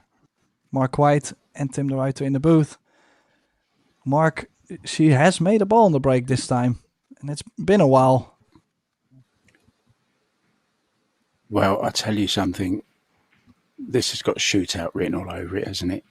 We just get that feeling, Tim, don't we, when we're commentating on certain matches that, you know, that last shot, the 5, just roll it through for the 6 and you're into the next round. She's tried to do something much more adventurous with the cue ball. Ended up going wrong. Left herself a very awkward 6 ball. And then at that moment, you just kind of think, this is going to go all the way. But I'm not complaining, because it's very, very entertaining stuff. Both players are playing pretty near the top of their game, I think. Oh, that's gone wrong, though, from a start, but she's got away with it. Maybe the roles are just beginning to change. She's making balls on the break. I think she had a go there, Tim, you know. She was trying to make that. Well, gotta say, quite aggressive attempt that was. Sure, she's going to play the safety behind the 7. Yeah, played it well, nudging the 7 over just enough to take away the right long rail kick.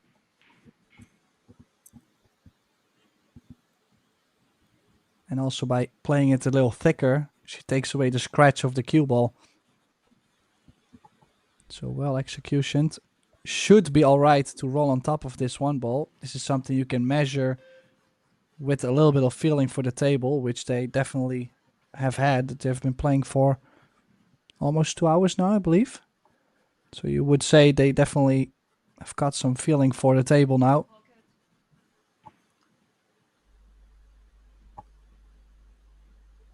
She's going more pace into it though, trying to get distance.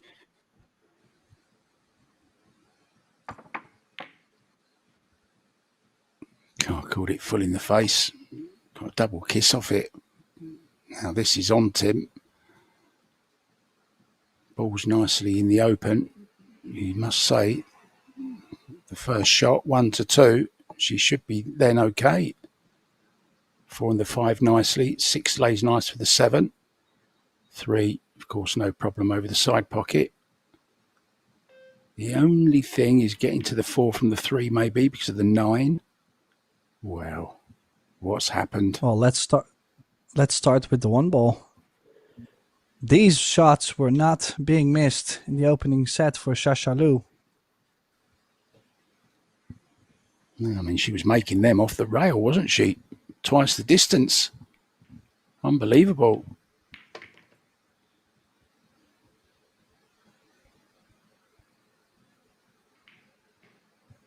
This is thinner than she wanted as well.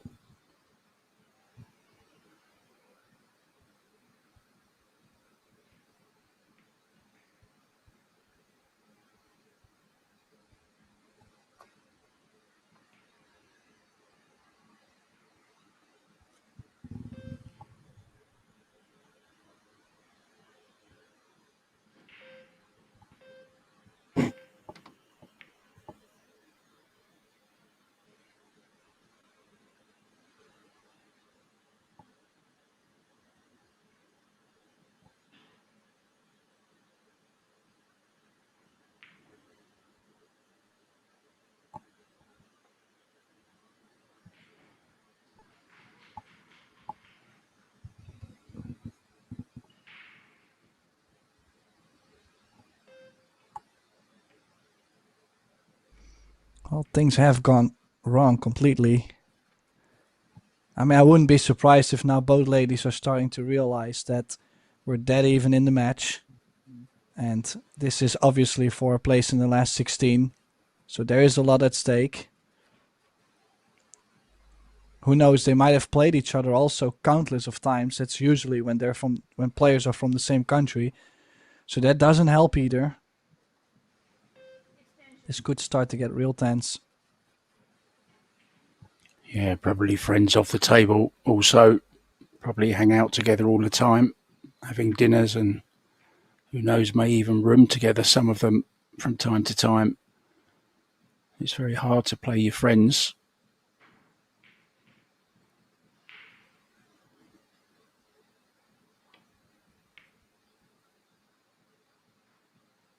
Oh, this is a good attempt.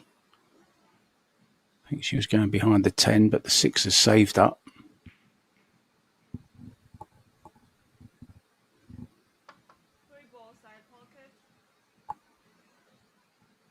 Two-rail kick then. This is her 6th kick.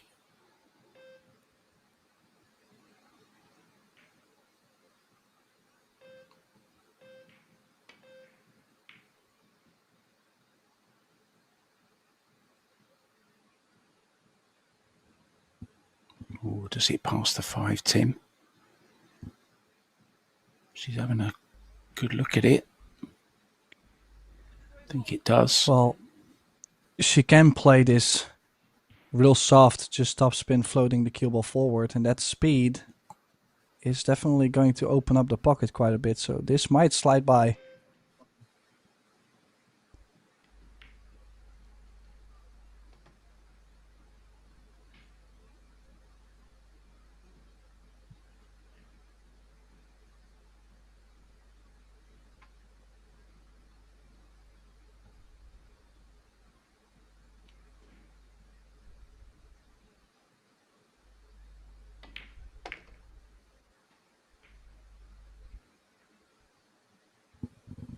Well, this is a good recovery, Tim, after missing that more or less straightforward one ball.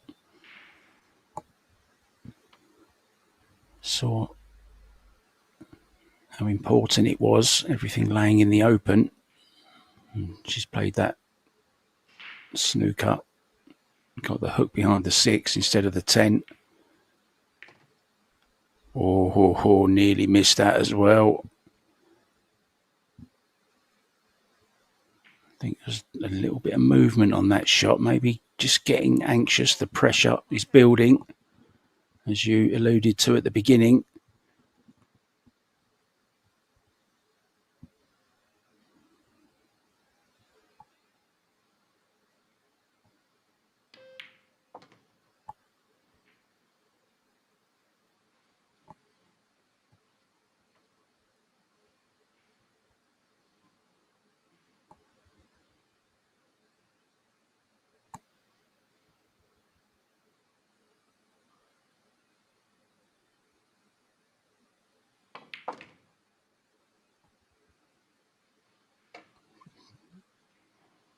Beautiful.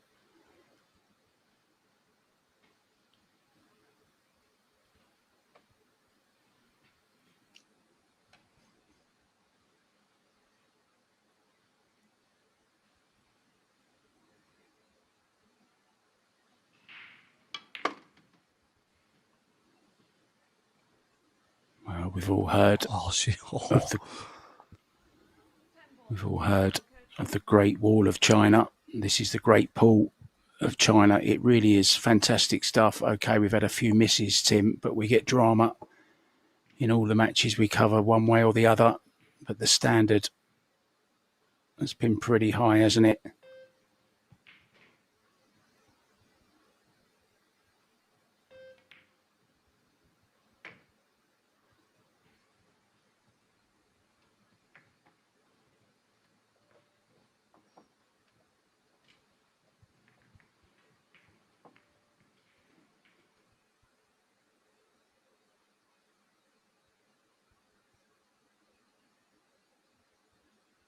Do you know, I think that is Zhao Fang Fu in the front audience, but I think she's actually coloured her hair. It was red. It was red. I think she's gone blonde in Bali. That 5 really wobbled, didn't it? But stroked the last 3 balls in beautifully.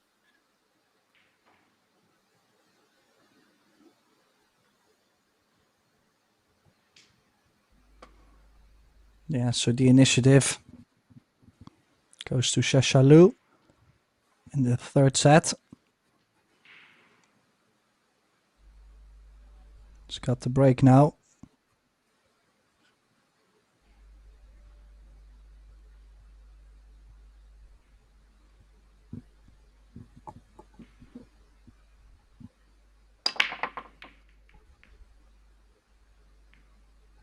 Yeah, starting to cut the break a lot more than she was doing in the beginning of the match.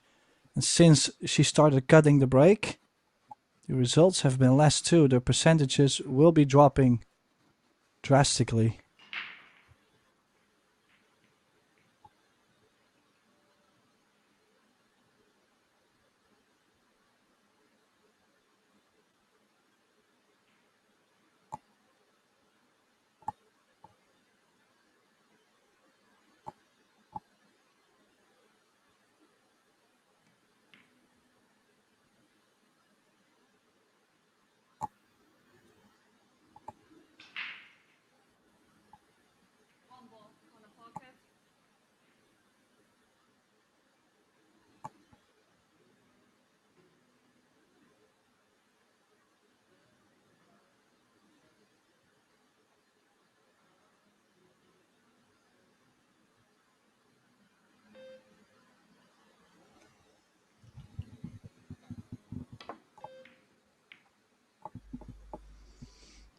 Great hit, and she is gonna get a reward. She does apologize, of course. That's not what she was trying to do. But she did catch a piece of the one and play it with good pace.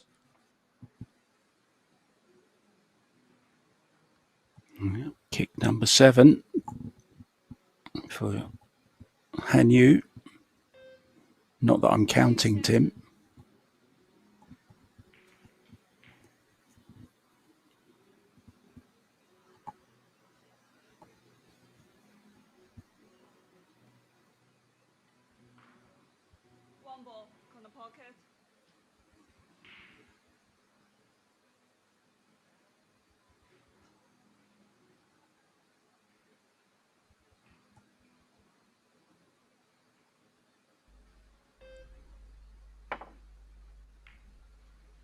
Oh, what a shot. What a shot. Give her Cue ball, she something. deserves something. Oh, yeah. Giving her a combo at least, at the very least, Tim. What a fabulous kick that was.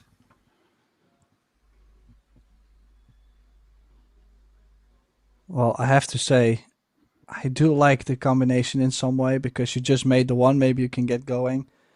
But probably the best shot is just to leave the cue ball frozen to the 8. I mean, oh, but it had to be frozen though.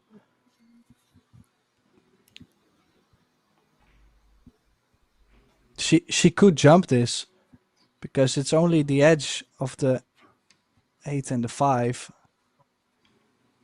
She can even kick over the long rail. Yeah. And you could have played a little bit of a stronger safety shot there.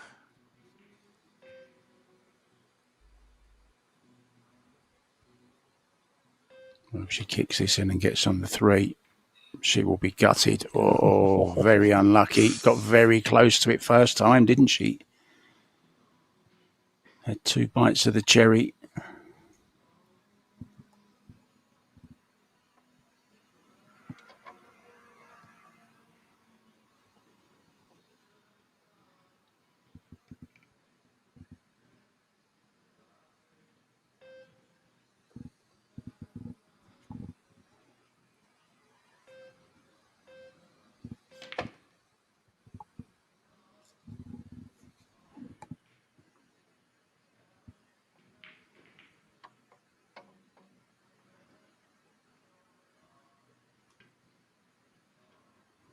Almost 3 hours of play now.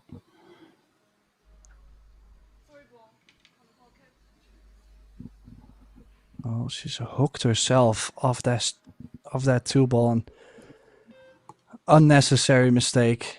Had so much room to get on the 3 ball. And now look at, she can barely reach it. Yeah, shot clock was winding down as well. Everything's opened up here. What a chance now for Shasha.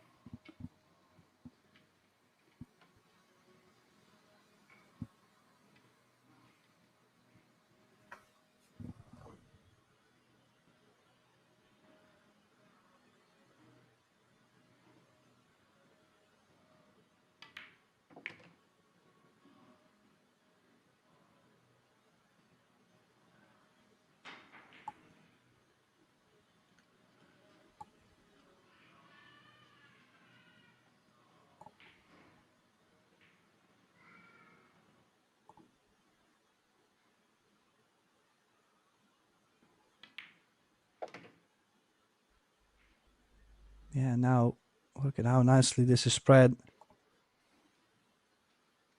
Just to get from the 5, just get close to the 6. You know, you don't always need the perfect angle. Basically, any angle on the 6 would work to get from the 6 to the 7. Just try to get close.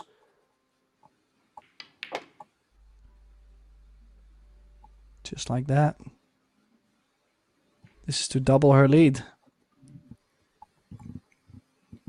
Well, I do like the name Shasha very much. It rolls off the tongue really nicely as well. So I thought, do you know what? Look it up, Mark. It might mean something in Chinese. And it actually can mean graceful or refer to a type of flowing grass. I prefer graceful. I think that suits her down to the ground, that name. Very graceful around the table, isn't she?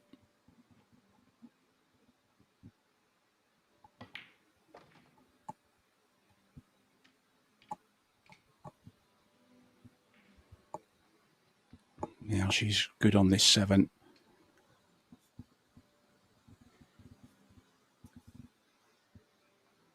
You're going to the rail, Tim, off the 8 with the cue ball, or you're going above it, kind of where the 7 is now, kind of line. Oh, she's definitely going to move it, yeah. Yeah. Definitely going to come off the back rail and up. Left-hand spin as well, maybe. Just to check it slightly. Ooh. Well, I'm a little bit surprised she didn't put a bit of left-hand spin on that just to check the ball, you know, and slow it, Tim, slightly.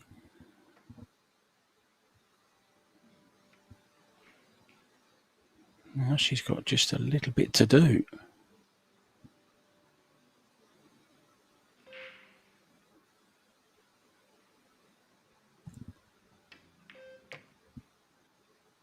Yeah, caught the 10 ball. It's all right, though. There was a little bit of outside spin still on the ball when it touched the long rail, and that really helped her on getting somewhat of a cut on this 10. And now it is 10 for a 2-0 lead. Shashalu.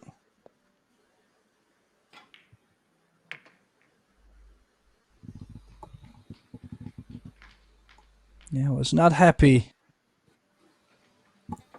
Showed us that she was really not happy with how difficult she's made things. Because it wasn't laying too horrible. I mean, the 9 should have been a tap-in for the 10. Now suddenly she is bumping the 10, leaving herself cuts. Just caught a glimpse of Venus Lim in the background from Singapore. She's up against Wang Ling Wang. And she's taken the first set against Wang Ling Wang, which is pretty good. But Wang is 2-1 up in the second. Margaret Fefilova won the first set against Amber Chen. They are 3-3 in the second. So Margaret on the hill there for the match. Pia Filler, 1 set down, but 3-2 up in the next one against Shui Jing Jiang.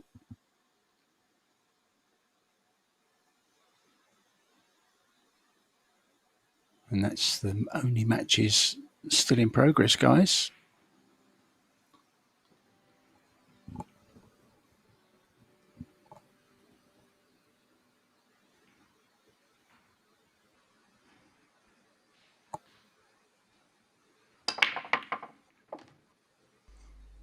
Oh, there's that break, Tim. She has a look at the 2 as well. Yeah, it's a long one though, and still might have to play this kind of soft or drag it to hold for the 3 ball.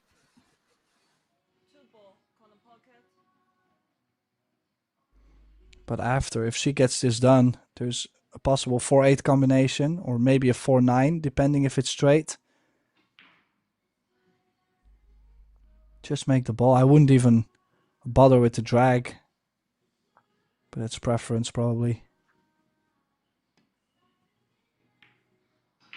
Oh, and if she had missed it on the thick side, it probably still would have went in. She overcut the ball.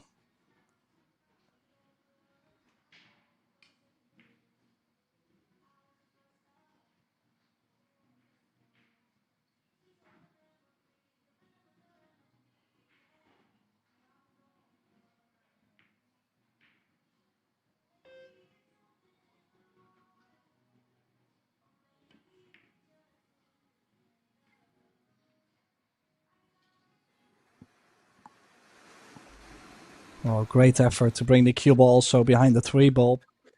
She's played the 2 ball in a difficult position to hit. If you go 1 rail at it, you could catch the 7 ball. It's not guaranteed to be a hook either. She's even looking going over the top short rail. Probably trying to catch the right side of the 2.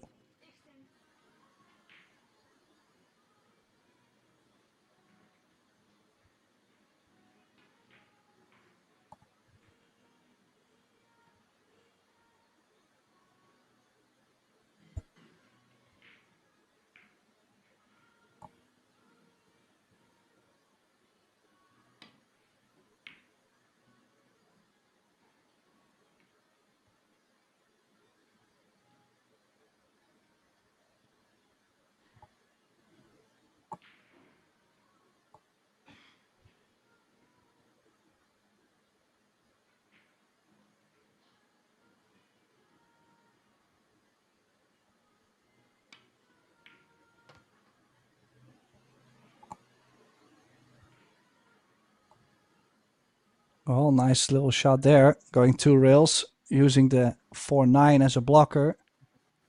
Touching that was guaranteed to be on the 3 ball. And I think the 4 is now open to the side pocket.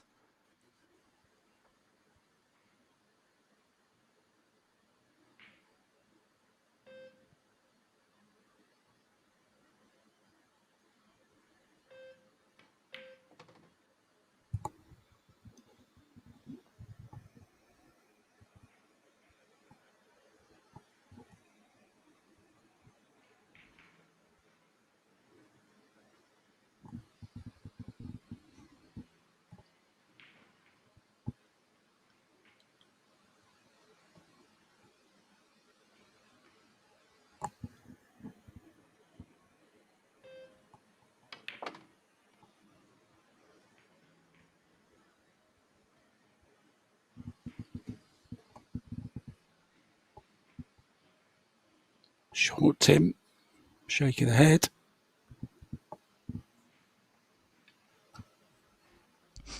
Yeah, definitely ran the cue ball way too far or way too short if she was trying to get to the short side. Nonetheless, she could still, well, she's going for the cut on the 5. She could also play the carom with stun left, carom the ball in and bank the 5 ball all around the table. Oh, she's Go made for it. the cut.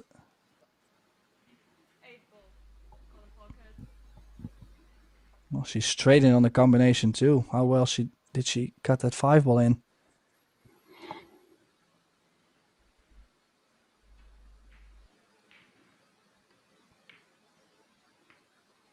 Oh, thought maybe she's going to make the 7 as well, but played it soft enough.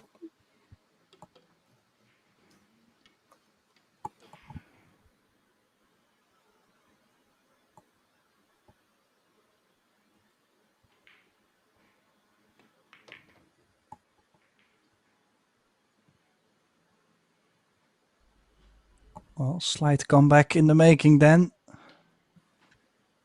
Definitely has no give up.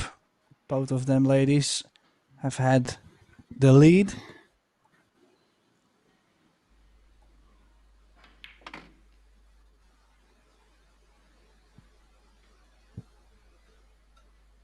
Yeah, and you won't give up, that's for sure.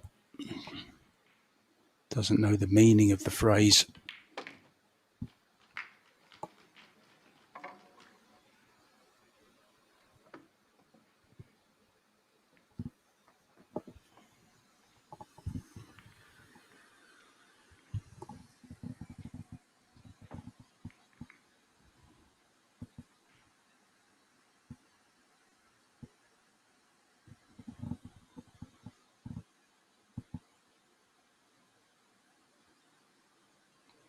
Tomorrow morning, 11 a.m. guys, will be the ladies' last 16. There will be a redraw this evening. So keep your eyes peeled to probilliardseries.com on the website there. Go to events, choose the Bali, and then you can choose which tournament you want to view. And it will give you all the draws, results, schedules, all the good stuff, where to watch. Of course, Pro Billiard TV is the only place to be at the moment. All this free pool.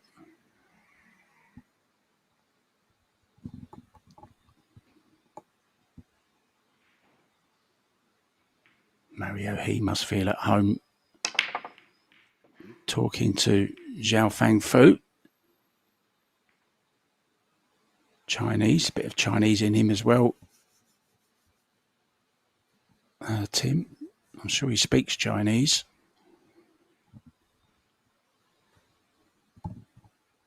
No, that's not really my thing.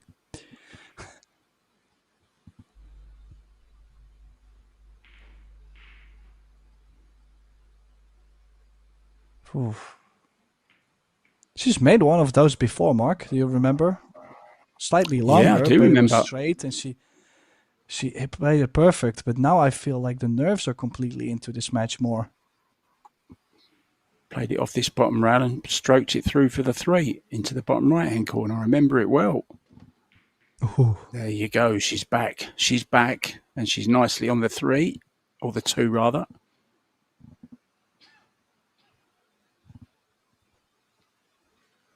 Obviously, we'll play the 4-7, I would have thought, Tim.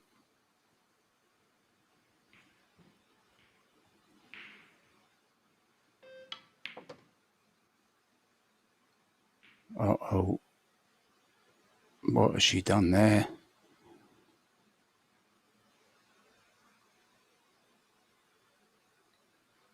Can she swerve it, or has she got to jump it? There's your answer. She's going back for shorty.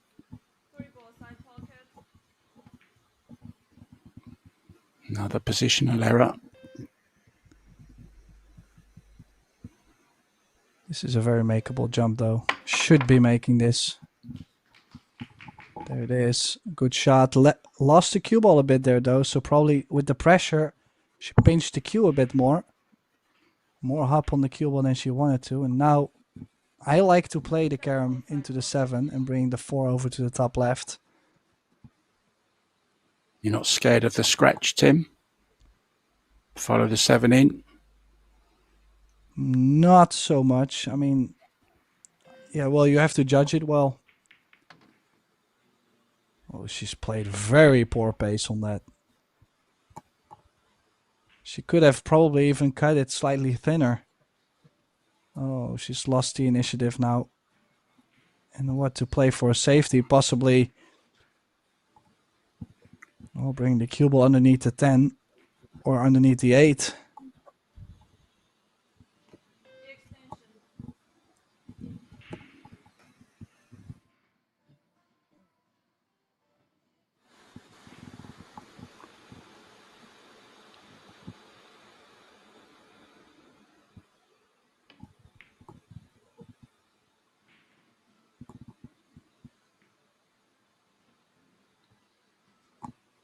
Hasn't got it.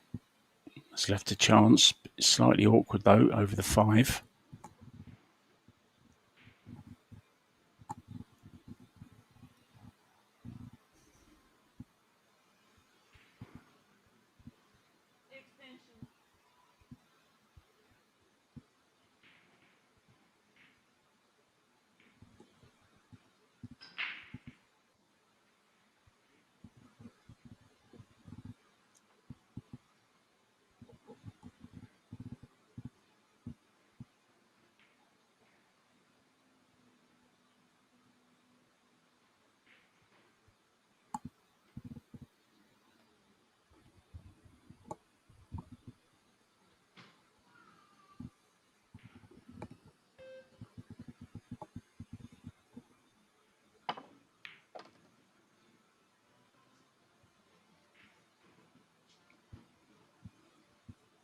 Played it well.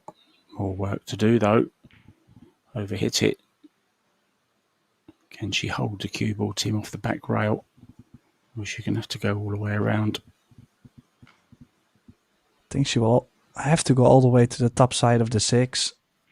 In between the 8 and the 10. She's even... Can she draw around it still? Then again, she did play a smooth stroke to bring the cue ball around the 10 to go directly over to the top side. But she's played a similar shot like this before where she hit it way too soft. She has the 3rd rail to land on, and it's like such a huge area to land in.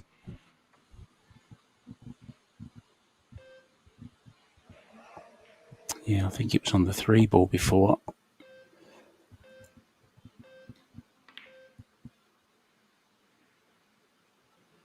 Pure safety.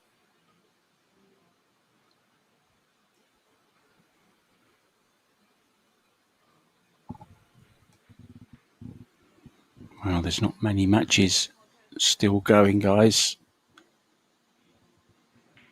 There's this one and 2 others still going on.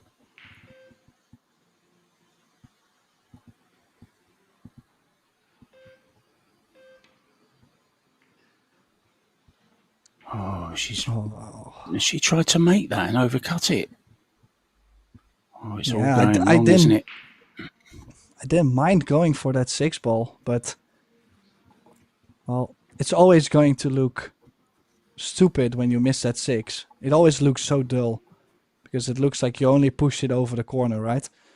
But it's an instant sellout if you don't make it.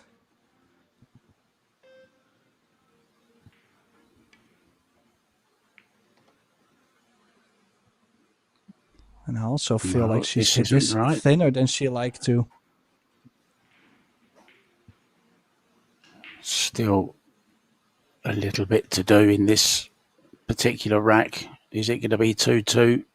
Or will Shasha be on the hill, the double hill?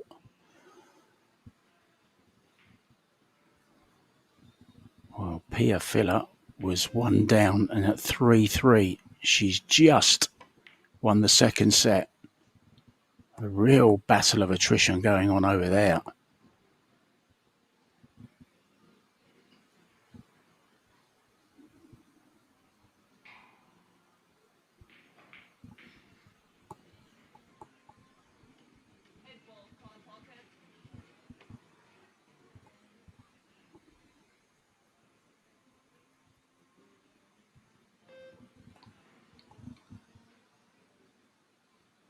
And the bank shot, or called it. Oh, look at this, Tim. Oh, what a good effort. What a great effort from Shasha Liu.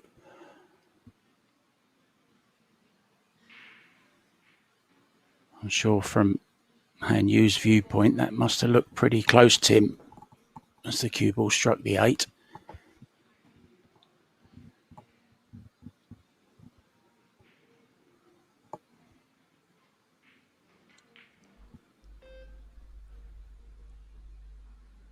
Big shot this is though, super tough. Oh, wow, she managed to hold it. Still a bit of a tester on the queuing to make the 9 and follow the cue ball for the 10.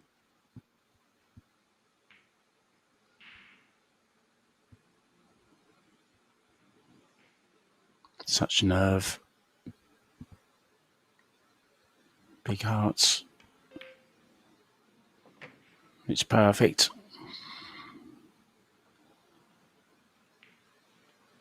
It's going to be 2-2 for Liu and Han Yu.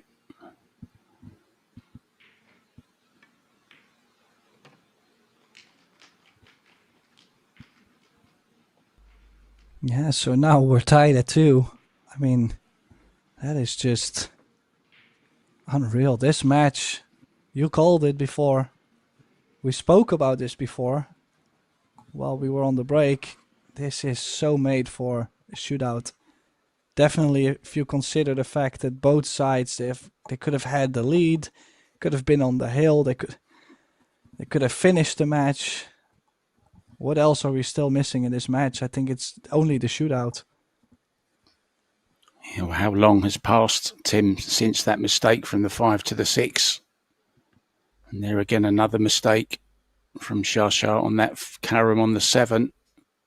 Hit it way too hard, or could have hit it thinner, as you said, and then was miles away with the cut, and then that terrific shot on the 8 ball brought her perfect on the 9, and there's no way she's going to miss that 10.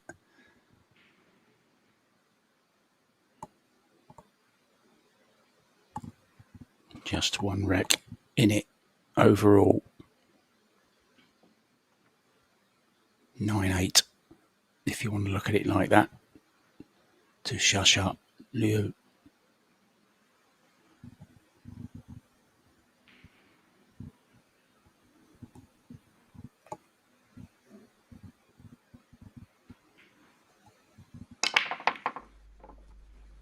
Wow, big hit. Huge hit, Tim. And the Now, 6 does is she out of the jump way. this? Absolutely, she will. I thought the 6 was just out of the way enough. Honestly, from the second view we got, Yeah, I'm not I did too as sure well. anymore. No, she's called a push out, Tim, already. Maybe she pushes to a jump now. Just tap it to the right a little bit, so you're only jumping the 9. One possibility. Or is the jump too easy? She could also nick the 9 ball together with the 2, just softly, make it a cluster, and leave the cue ball just enough inwards to not leave the 1 ball on, so your opponent has to go real first.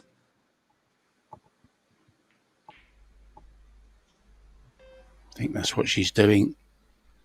Yeah, good call, Tim. Very good call. But she has left She this might have 1 ball. Yeah,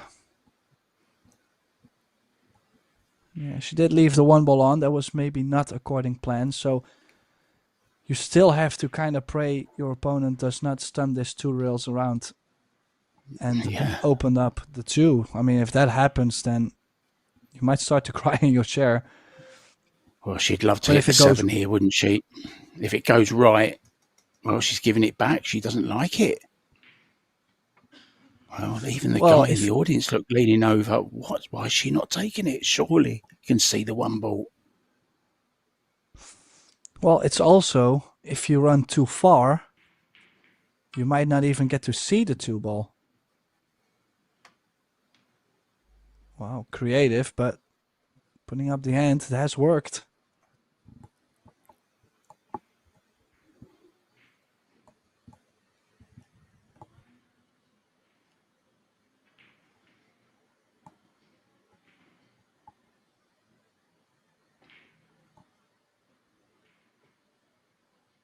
It was never going to be easy, Tim, was it?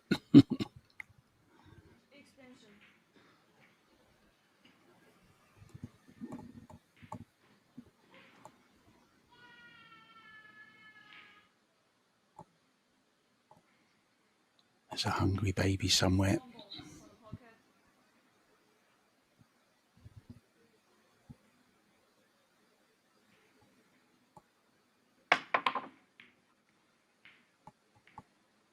Oh, she called that corner. It's gone pretty close, but left it.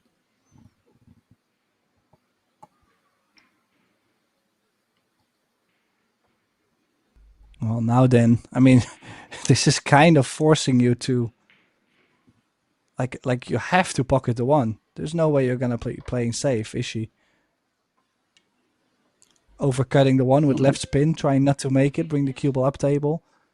But at some point you have from the to back go. rail. It feels like we're trying not to run out here. We're going the opposite way. I just don't want it to end full stop, Tim.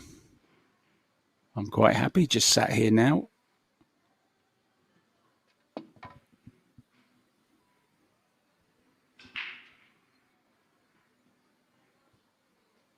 Can she get around the back of the 10 and get some kind of cannon into the 7? No. Just drawing back for a safety then.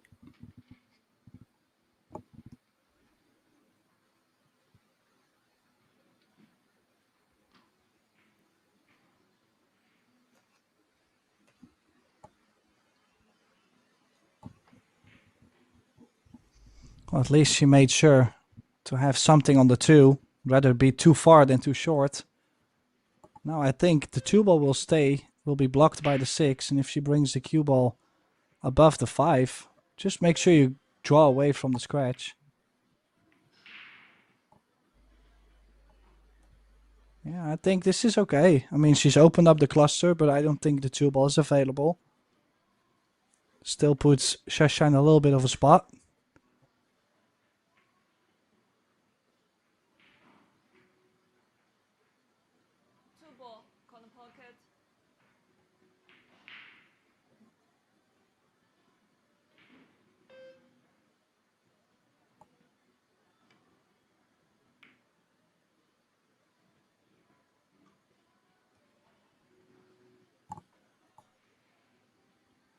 Ball corner pocket.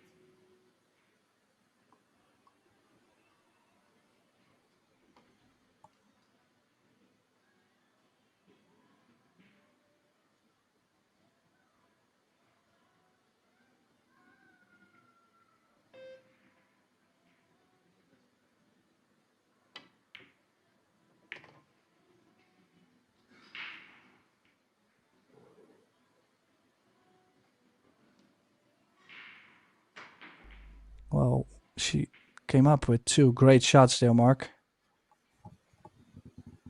First, the long rail shot, and then now the cut. And I actually thought the ball didn't go by the 9, but it really did. So it will be Sasha on the hill unless something very unexpected happens.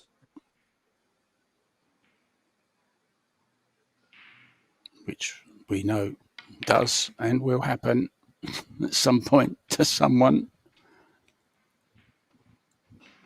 Real stretch that was with the extension on the back of the cue as well. Almost looked like she fell forward a little bit.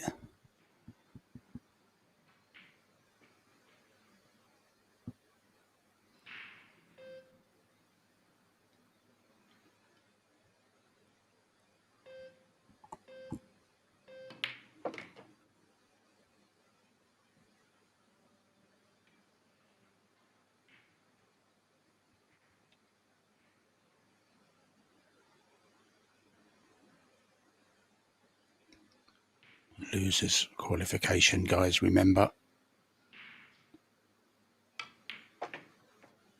Win. Oh, the go scratch, to the beach. scratch. Oh, what's she done here? What's she done here?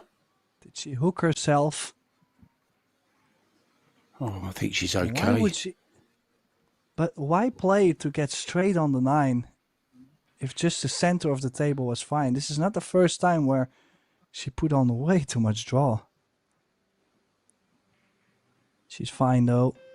Could go to the left of Maybe. the 10. Just played to go adrenaline to the kicking in, center. Tim. It can only be adrenaline, can't it, in the back arm, just to overhit a ball by that much. maybe just lost a little bit of feeling in the arm. You never know in these situations. I mean, you've been there. You've been on the big stage.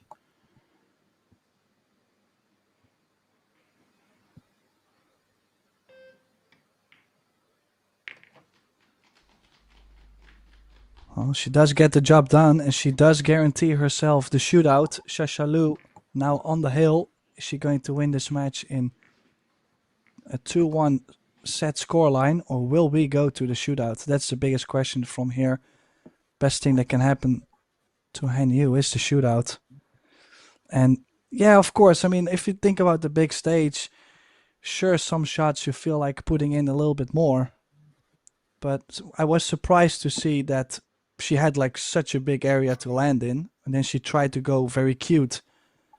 Sometimes when you're trying to be too perfectionist, it can also really turn on you. So, well, I mean, in the end, I'm glad it went well for her. Not that I'm biased, but would have made my heart go even more crazy about this match, because it's all over the place at this point. Yeah, and you do find yourself getting involved in it. You know, you start feeling for the players, and we're so invested now in this match. It's gone on. Well, it's gone on now for almost 3.5 hours, Tim, and it must be grueling for them, you know, as well. And the nearer you get to the winning post, the less you want to lose it, just because you've put so much into the match. But it just seems they're impervious to pressure.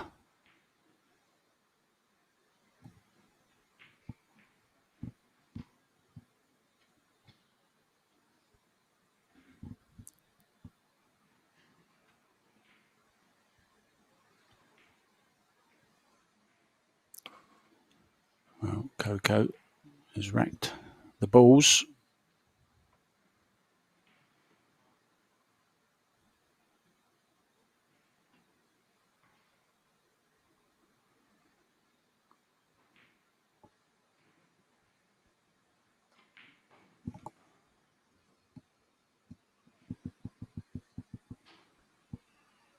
Well, probably the most important break for Shashalu coming up. Nice big square hit. This is the one she's been doing a couple times. 3 balls down, Tim. Actually, maybe 4.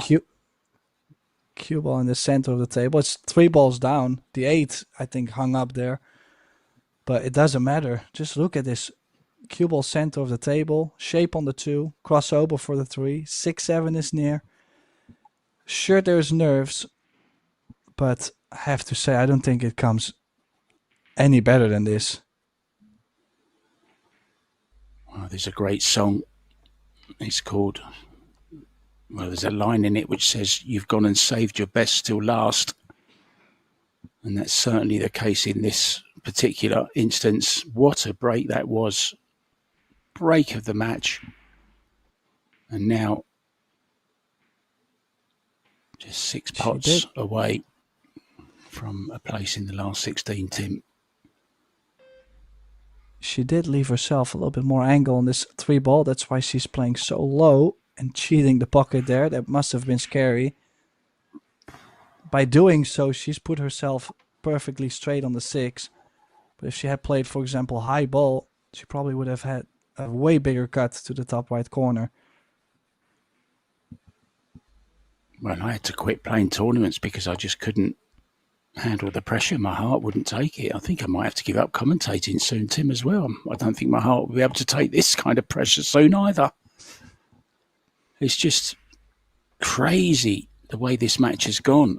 There's been some absolutely perfect pool played during it. There's been some shocking shots. There's been some fantastic safety play. Some great kicking as well.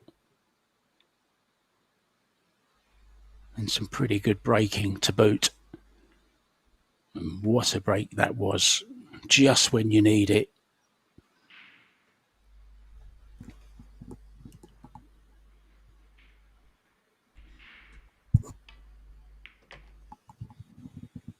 Oh, Oh dear, Oh, is going- there one last twist in this tale?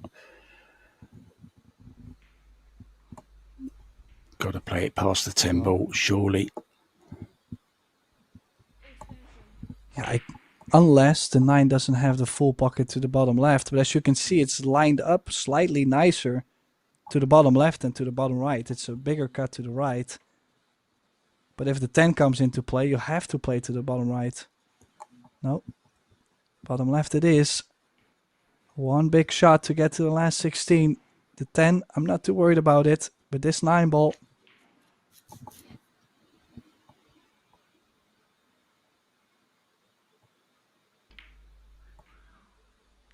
and it's She's there. made it. Heard somebody whistle in the background to tell us that it's there.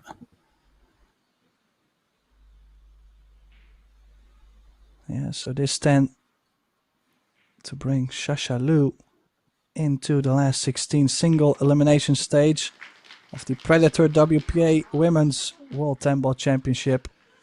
Well, I'm glad both can still laugh about this match, but that was definitely nerve-wracking, and I think both have played an excellent match together. Sure, there had to be one loser, and this time it will be Hanyu. Quite sure we will see her next time, Mark.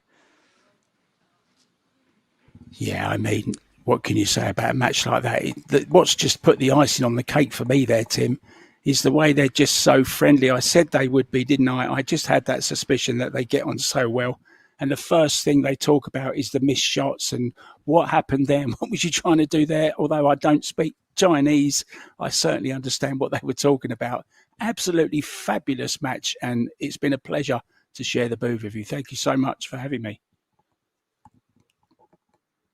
Yeah, so that concludes all the action for today. But of course, tomorrow morning at 11 a.m. local Indonesian time in Bali, we will be back with plenty more action from this Women's World 10 Ball Championship and the Yalin Men's World 8 Ball Championship.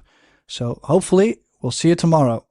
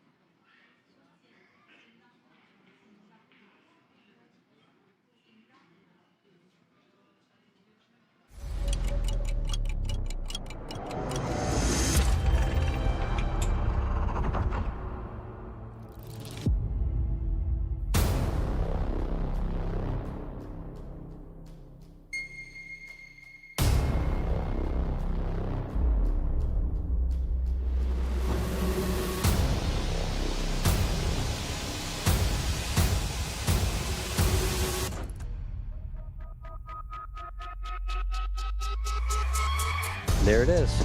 Just like that.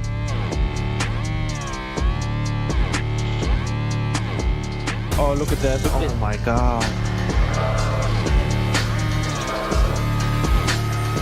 Wow. Final 2 shots, Jim. I shall leave it to you. The World 10 Ball Champion on top of the world. Predator WPA World 10 Ball Champion. Oh, wow. What a shot. No way. What a roll. 7-9 combination. Maybe possible. Oh my god. Oh my god.